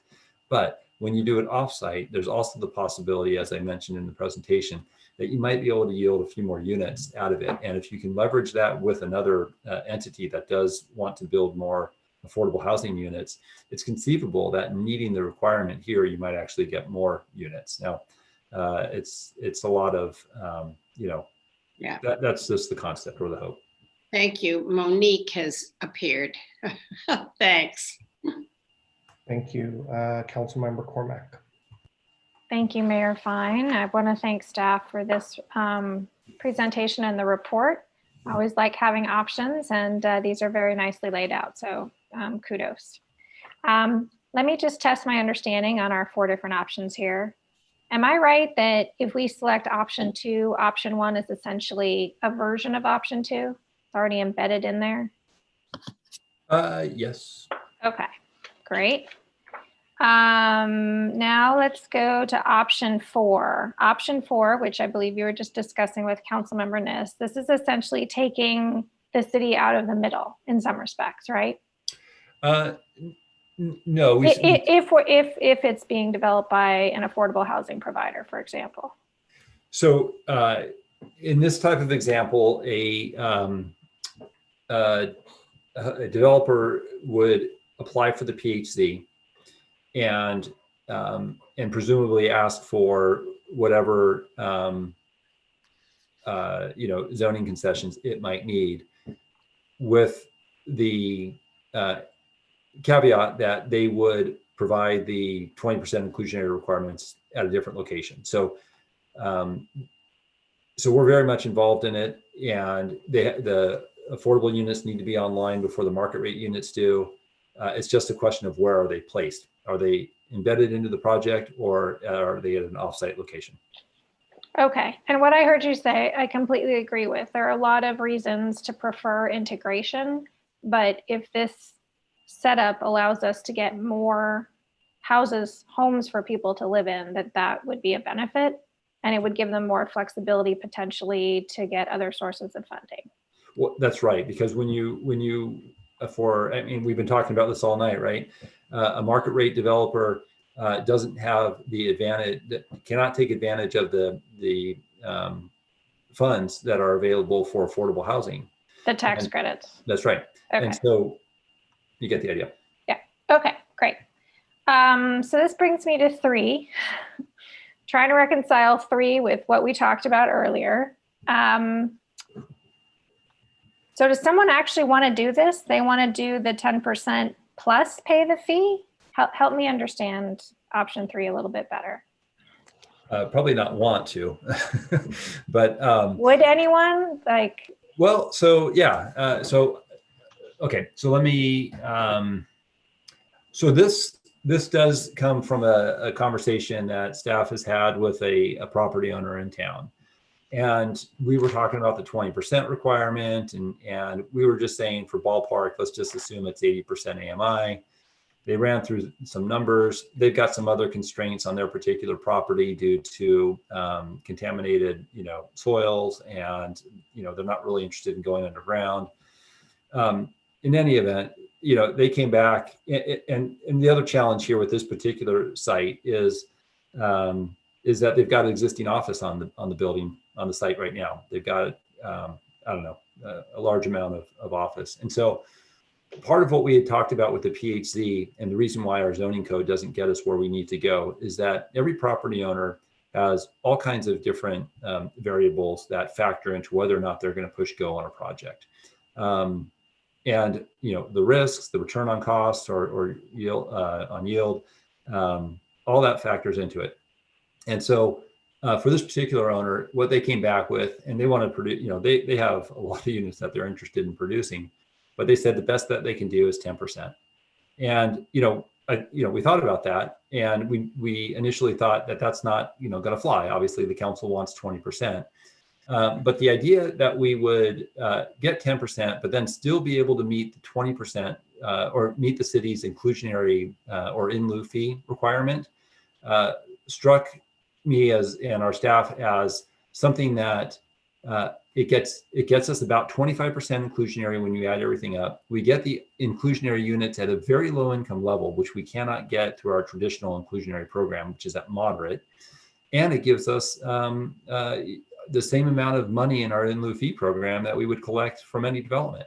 So it just seemed like a bit of a win all around. Now, to your other question, and I apologize, I know I'm taking up a lot of your 5 minutes here. Please. So I've talked to a couple of developers who have done work in town, and I've just kind of shopped that concept around, concept option 3 and option 2. And it's interesting. I got some, for the couple people that I spoke to, they both came back with different numbers or different areas of interest. So again, I think it speaks to this idea that depending on the site constraints, depending on what's on the site presently, the level of risk and what the motivation is for, the home builder, all those things, factor together for a decision for somebody to choose one option over the other. So, that's what I have to share. Well, thank you for that comprehensive answer. And I guess that does, make me wonder, does it matter to us the quantity of any of these units? I don't really know the answer to that, but I appreciate that. Thank you. Thanks, Council Member. You asked a number of my questions. I guess to answer your last somewhat rhetorical question about quantity, I think we do care about quantity in as much as it helps us meet some of our local and regional goals. I think kind of from like a social philosophical perspective, we care about the level of affordability a bit more, right? And one very low income unit is worth more to us than a moderate income unit. But there's a balance, and I think staff has done a pretty commendable job on that. So just a couple questions. Director Late, you mentioned to Councilmember Cormack that option 1 could be folded into option 2. So why are they explicitly separated? Did you just want to provide like kind of a menu, or? Just to give council options, not knowing whether council would support the weighted approach in option 2, we wanted to have a fallback position that was prescriptive. So okay, that's the reason. Great, thank you. And for option 4, does the PHZ apply? Would it apply to both of those properties? So on one property, you could build, a mixed use, call it office and residential project, and it generates X amount of housing demand. And then you can do the affordable component elsewhere. And that could also use PHC zoning to say, reduce its parking. I'm just wondering, like, which one is the planned home zoning, and what does that look like? Yeah, thank you for that question. So maybe not explicitly stated in the staff report, but I could tell you my thinking, and that was that the former project, the mixed use project, would be the one that would be eligible for the PHC. The offsite area for the affordable would not. It would meet our regular zoning standards or the affordable housing overlay or whatever the traditional process is. Okay. But maybe you have, so that's the idea, is that we're trying to get, well, we're asking developers, what does it take to build 20% inclusionary? And so we know that they're going to be asking for, I mean, you saw it with your first one, your first pre-screening. It was the office development, and then here's the housing piece that goes along with it. Okay, so theoretically, somebody could come along and propose an office project under the planned home zoning and say, I want these changes. And then they could build the housing, including the 20% affordable, somewhere else. Not what I was imagining, no. That just the inclusionary requirement of 20% would be offsite. That would be the offsite piece. And so the housing would be embedded with the office project, because we have the other tier of not producing more jobs than housing units. Okay, so you're requiring the primary property to be the PHZ and to be, at the very least, purely residential or mixed use. Yep. And then the affordable component can be built offsite on another parcel. Yeah, the 20% requirement would be according to whatever zoning we choose for that. Yeah, and maybe, you know, maybe there's, you know, I don't have any intel on this at all, but, you know, you could have a situation where you can imagine somebody wants to build an affordable housing project, and then they're able to, you know, a couple projects are able to take advantage of that. Here's my 20%, here's my 20%. Oh, they make cool. Yeah. Okay. Okay, that actually makes sense. Thanks. That's a helpful scenario.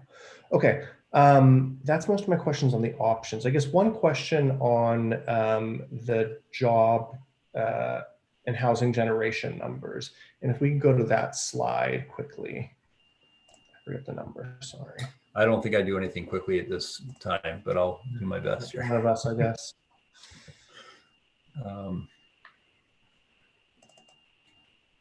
Okay.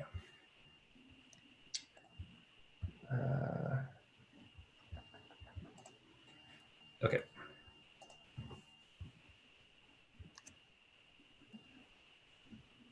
Okay, thank you. So this is just an example of the jobs housing ratio, and these numbers are laid out more specifically in the staff report.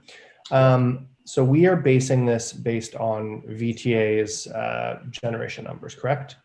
The job, yes, number of jobs per square foot, per 1,000 square feet. Do we use those VTA ratios in other places across the city? You know, I think my colleagues over in the Office of Transportation use VTA numbers and a lot, but again, as the Vice Mayor indicated, it may be more related to sort of traffic analysis. I do know that a lot of our thresholds, our local thresholds or significance, are based on VTA modeling as opposed to a local standard that we do. Okay, thanks. That helps clear that up for me a little bit. I think that's all my questions. Anybody else? Before we go to a second round, anybody want to speak before the Vice Mayor goes again? Okay, Vice Mayor. Yeah, so this was a little complicated, but I kind of really want to talk through it because my impression is that the math in option 2 is off and we end up competing against ourselves. And it actually ends up potentially be worse than our current 15% zoning. So I think the weighting factors are off. So if a developer is motivated by profit, I think the most attractive option is to always do a few units at the lowest affordability level, and then that 1.9 weighting factor really provides the minimum value to the public. for the least cost to the developer, and it's actually less than 15%. So I can try to explain this, and I would love, and I know it's a lot, so I'm going to try to share it. Are you guys seeing this? No. No? Let me just share my screen. There, how about now? Yep. Loading. There we go. Yeah, so just making some assumptions, and again, I used purchase to keep it simple. So if you take a market unit that sells for 1.1 million, and you offer to somebody at the 80% AMI level, it'd sell for like 300,000. And so the value to the public's a difference. It's the 1.1 minus the 299. It has a public benefit value of 851. And 120% AMI sells for a bit more, generates less value. And so looking at like a 100-unit condo project, the option one with the 5555 actually creates the highest public benefit. In this example, it's like 15 million. But again, if you just, with the 1.9 factor, if you did 10% at the lowest income level, it would cost the developer about $10 million in public benefit. They would end up at 20% inclusionary units because of the factor. And they end up potentially getting public housing zoning incentives, but only providing really 10% inclusionary housing. And so I'm just worried that option two is really overcomplicated and we end up kind of competing against ourselves. And actually something like option one that's more prescriptive works out again to be where we actually get units in these different rates and we actually get a quantifiable public benefit. So, Jonathan, I can share this with you. I think the bigger point is really when we look at these projects, we should try to calculate what the public benefit is. And you decide if it's worth it. We have a 15% requirement. How much is it worth it to go from 15 to 20%? And what are we kind of giving up for that 5%? Yeah, I'm sorry, Mayor, if I can interject here for a minute. Please. And so, Vice Mayor, to your point, that we factored that, and I'd have to take a look in the staff report, but because of the point that you just raised, we would not accept a project that was less than 15% and therefore not meeting our local BMR program of 15%. So your example on your screen, the one in red, would not qualify as meeting the standard because it doesn't do two things. One, it doesn't have the weighted average at 20%, and two, it doesn't meet the minimum standard of 15%. Well, the weighted average is at 20%, 10.5 times 1.9 over 20. Right? I guess my point is it has to meet both tests to qualify. Yeah. But again, like how much housing incentive will we give away to somebody that's really just hitting 15% when they're required to do 15% anyways? I think that gets to the qualitative discussion that we heard a moment ago. And we know that, we just had that discussion about inclusionary housing for moderate rate housing, right? That's the area that we've been talking about in that last item. And here, this is trying to get at the fact that we're not getting this low and very low income housing in market rate projects because one, that's not what our BMR program provides. And two, that kind of unit production at those income levels are typically reserved for these nonprofit projects that we see, 100% affordable. So it's the qualitative piece is, do we want to have more lower income units that we're having a really hard time producing? The hardest of our income levels is in that area. Yeah. And so, do we want to create a system where we're trying to incentivize more lower income housing? That's all. So again, I think it all depends on what we're giving away in exchange for that, right? And if you came to us with a project that was creating very low affordable units and was kind of getting to the 15%. I understand what you're saying, that there's value in a private developer doing that, not a nonprofit. But again, I would be looking really hard. It's like, okay, well, they would have had to do 15% moderate income anyways, right? And so if we're giving away 20 incentives, that's one thing. If we're giving away a couple incentives, it's kind of the balance of that and really understanding that. Yeah, no, I agree. Just 2 points I'd make on that. One is I think it's a big difference between asking for 15% at moderate income versus 15% at very low income. It's a huge difference on the pro forma. And two, to your point, you're right. If somebody's asking for, you know, everything under the sun, and they're, you know, the council, I mean, this is why we have the pre-screening. It first comes to council, and you can say, no, this just doesn't sound right. You know, we appreciate what you're doing, but it's too much of an ask. And then they go away. So that's kind of the process. It's open, it's transparent.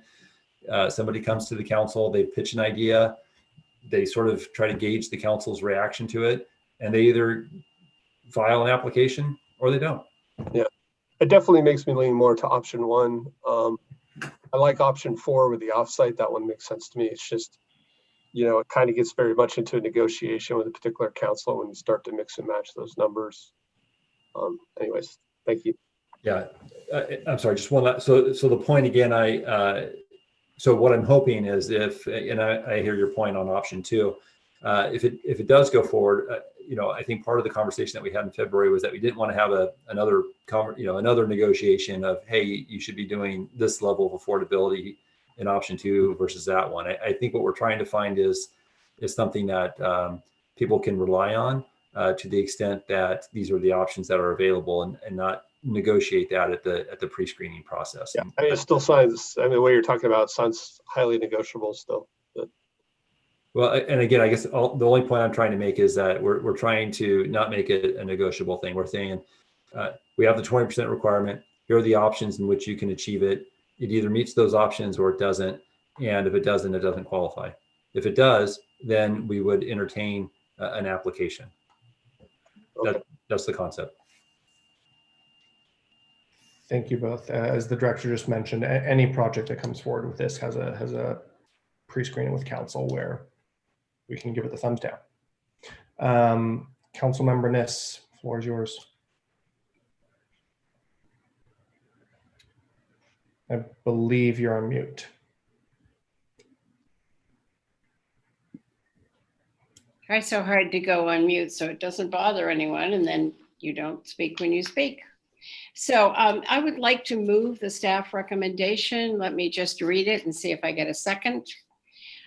Council endorse an approach that offers a menu of options for home builders to meet the 20% inclusionary requirement for planned home zoning projects, and affirm direction regarding the calculation for determining the number of housing units required to offset net new jobs created by a planned home zoning project, now known as a PHZ.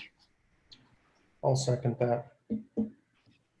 So I'm really pleased to see this, and I'm pleased to see the direction that staff took, because in many ways, I'm glad to see it even looks somewhat complex and complicated. But I know that staff works really closely with builders in our community, and understands that different builders are comfortable with this and some are not very comfortable with it. So you remember the title of this tonight was a discussion and direction to staff on housing affordability requirements for projects proposed under this PHZ. So we're going in a new direction. We're going in a direction that we keep saying we want to go in. We say we want affordable housing. This is another opportunity for that. And I congratulate, Director Late and his staff for coming forth with this. And let's see what happens from here. And let's see, as you looked at that number up on your board tonight, Jonathan, let's see how many of those come to fruition. Thanks, council member. Speaking to my second, agreed. I think the planned home zoning is one tool in our toolkit. It's kind of our, call it challenge zoning, where we're trying to get more affordable housing and we see what people come forward with. We have some, I think, reasonable questions about what that inclusionary requirement looks like. I think staff providing a menu of options there is smart. And even though we have some quibbles with, number 2 or number 1 or number 3, whatever it may be, we're still going to get to review those again. And I think as the vice mayor put forward, I'm not sure I agree with his complete calculations on the value there, but I think it's a bit of a monetary calculation. It's a bit of a social calculation. It's a bit of, putting our finger up in the wind and saying, is this project in this mix of affordable housing units right for Palo Alto in this place at this time? So I'd affirm that. And with regards to the jobs generation figures, I think the VTA standard seems completely reasonable. And just looking at those numbers compared to some of our others in our zoning code, they seem appropriate to me. Those are my comments there. Councilmember Cormack. Thank you, Mayor Fine. When I first looked through this, I thought option 1 made the most sense. But when I realized that option 1 was embedded in option 2, I came to appreciate that having the suite of options. So I do think it's important for us to build in flexibility. And this is a comprehensive list of things that will provide flexibility. As I heard what the director was saying about the different constraints of different sites. It sounds like the due diligence that he and his team have done suggests that this will result in actual homes being built that people could live in the, I'm going to say, the medium term. So I think that's worth doing. I haven't heard any other suggestions for what the jobs housing ratio numbers should be. So I'm comfortable with that being the direction at this time. Thank you, Councilmember. If there are no further comments, I'm going to suggest we vote given the hour. Okay, Councilmember Filseth. Thanks. Yeah, I'll comment briefly on it, I think. I think the planning department and Mr. Late, I think they're doing something that's eminently sensible here, which is taking this sort of ambiguous wild card kind of thing and at least trying to put a little bit of structure on it so that people have some idea, what they're going to get going into the process. That said, when we brought this back, I personally was hoping for a lot more than 20% on most of these. But again, it depends on what we're going to give up in exchange because it's always a trade-off. And so I assume we're going to still end up negotiating each one of these because as you say, each property is different, its location is different, they all have different constraints and so forth. The reason we got rid of PCs in the first place was, a general broad backlash in the community that felt that, the city was getting out negotiated by applicants and giving up too many concessions for things that too many people in the community didn't think were valuable enough in exchange. And we're gonna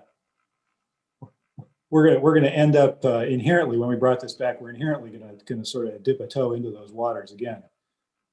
So each one of these is going to be something we're going to have to look very carefully at what the benefits and the costs are. And if it's going to come in at 20.0001% inclusion and some huge number of concessions, I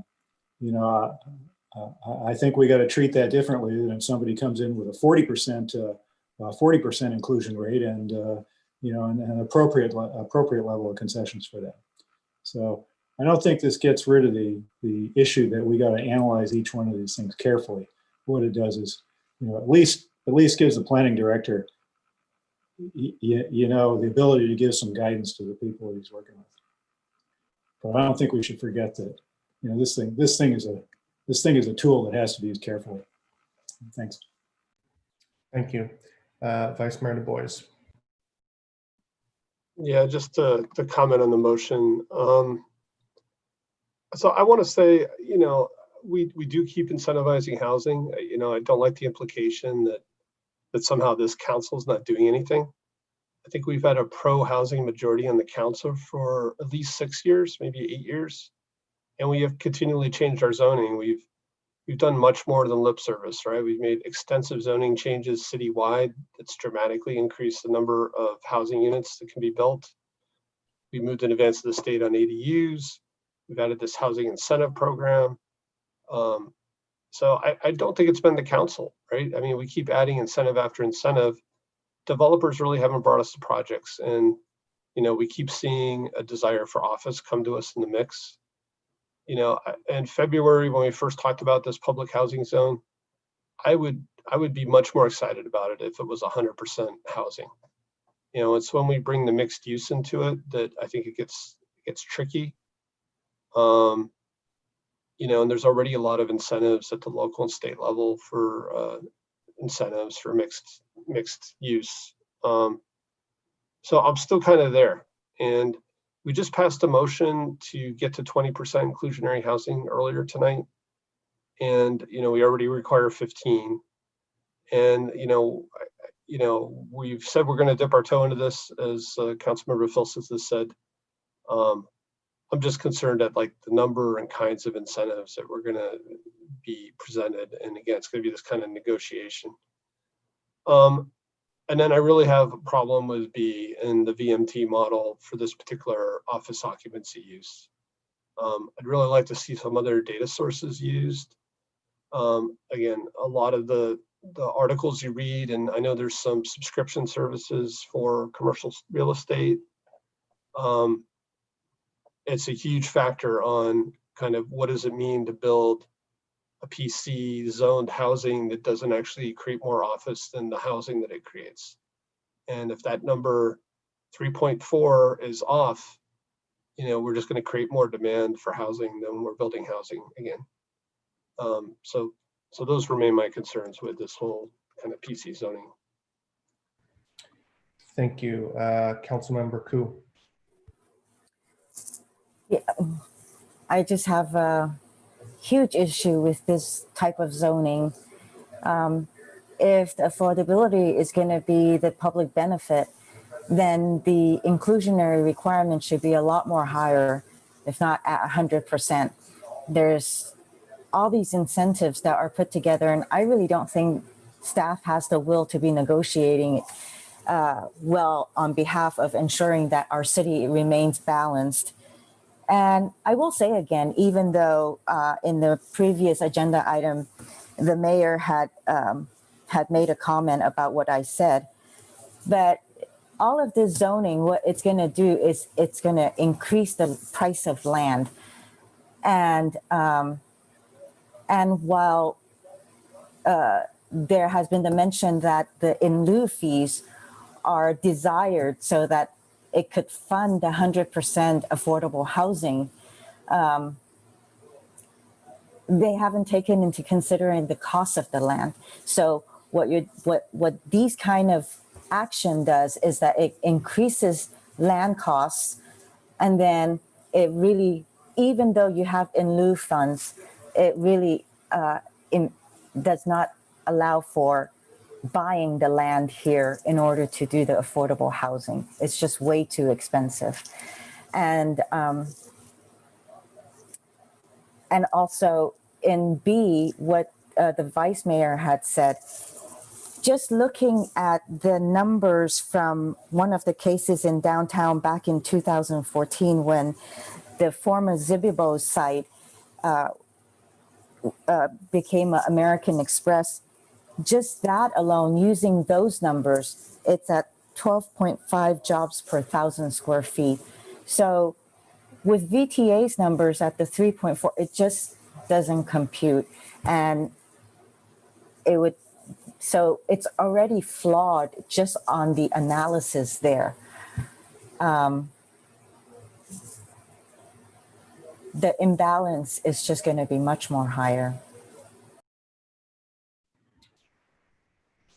Thank you. No need to comment myself on any of that. I'm going to suggest we vote. On the rotation, I'm up first, so I'm a yes. Councilmember Nis, Yes. Councilmember Ku, That would be a no. okay. Councilmember Tanaka, Yes. Councilmember Cormack, Yes. Vice Mayor Du Bois, Unfortunately, no on this one. okay. Councilmember Philseth.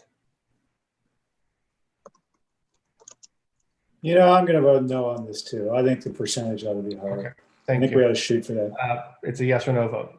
That's a no. Understood. So that passes on a 4-3 vote with Vice Mayor Du Bois, Councilmember Philseth, and Councilmember Ku voting no. Thank you to staff, thank you to my colleagues, and thank you to all of our public commenters. We now move to councilmember questions, comments, and announcements. Please hit your hand if you've got comments or anything like that. Adrian, Sure. is anyone involved with any part of the California, convention that's taking place at this point? The League of Cities one? Yeah, I'm planning to go. Or Great. I'm planning to watch it on Zoom. Well, I don't think there's any way to go to it physically. And I know that our city manager is also involved with ICMA, right? ICMA, yes, correct. ICMA, sorry. Just commonly known as ICMA. That conference is happening as we speak. In fact, it's this week. I think you should see if ICMA catches on. I don't see it. Are they all on Zoom? That is correct, yes. Yeah, and same with the league is on Zoom too, right? Yep. And so I think in a couple weeks we'll designate the vice mayor as our voting representative. I think there's only one resolution. It's something about social media. Is that right? That's correct, and it comes next week. It'll come to us next week. Only other comment I'll mention is I joined Supervisors Chavez and Simidian, I believe last Wednesday or Thursday, and a number of other county mayors calling on our local health providers to be better partners in providing testing to the public. And just said, in Palo Alto, we're lucky to have 3 hospitals. They've been doing testing for essential workers, but a lot of our reopening strategy is focused on comprehensive testing and tracing. So just asking the medical and healthcare communities to step up there. And maybe, sorry, Adrian, are you done? I'm done. One of you might want to talk a little more about what the county is planning to do as far as testing. So they maintain at this point, if PAMP or Kaiser turns down somebody who asks for a test, there will be a fine. Yeah. And the person can ask with the cover of whistleblower. So I don't know if that will happen, but anecdotally, my granddaughter, who went off to college and came back with COVID within 2 weeks, tried to get a test at PAMP today and couldn't get one. So I'll give Joe a ring about that, but it was interesting that it happened right away. Yeah. A couple comments real quick. Some of that's really subtle too. They just add some friction where you got to have a doctor call you and it just drags out to the point where you give up. So they may not say no, but you give up. Yeah, and I think that's kind of what happened with them. Like, could you make it any harder? Like a VC. Yeah. I'm sorry if I missed it in the city manager's comments. I just wanted to bring up again, I continue to get requests for clarification about Halloween. Again, I think some neighborhoods really enjoy decorating. Maybe we could set up like some one-way streets where cars can drive through and see the decorations. But people are really looking to hear what the plan is. I hope we could do something that's just not outright no Halloween, but maybe there's no door knocking, no candy collecting. But again, I think a lot of people, the date is coming up and people are really kind of looking for some direction from the city. I did comment on it last week.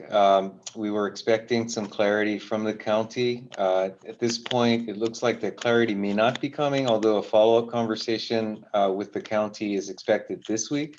Yep. If it is of interest for the council, we may want to agendize this as something that the council could discuss and kick around some options in terms of communication. So I'd like to suggest that, I don't know if the council needs to weigh in. I think you could do it as a city manager. And again, something like a car parade or whatever the county's not going to tell us to do that. There's some things we could do that go beyond a restriction, I guess. So sorry to put it back on you, Ed. I just don't think necessarily the council should try to figure it out, but I do think we should have an answer to the question. I would agree with that. Our specialty is affordable housing levels and BMR stuff, not candy and pumpkins and Halloween parades. Maybe I'm wrong, but I thought I heard Cindy say the county was going to pretty much not get involved in it. Which I think we're going way beyond your agenda at this point. I would just note that there is a recognition that even if the county does not put a regulatory kind of rule, again, they're not going to prohibit Halloween. I think they learned from LA County's step into that area. But there is some expectation that this week there'll be some brainstorming about what alternatives might be offered for communities across the county. I think that concludes questions, comments, and announcements. So we'll move on to an adjournment. So I'd like to adjourn our meeting in honor of the late Supreme Court Justice Ruth Bader Ginsburg. She was a public servant, a daughter, a mother, and a grandmother, and a true champion for women's equality in America. None of us are equal until we are all equal. So thank you to the late Justice for her many years of service, and may her memory be a blessing. With that, we are adjourned, but if anybody would like to share any words, totally open to it. Thank you. She was a heroine, for sure.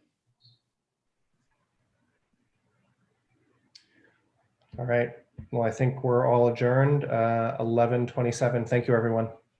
Good night.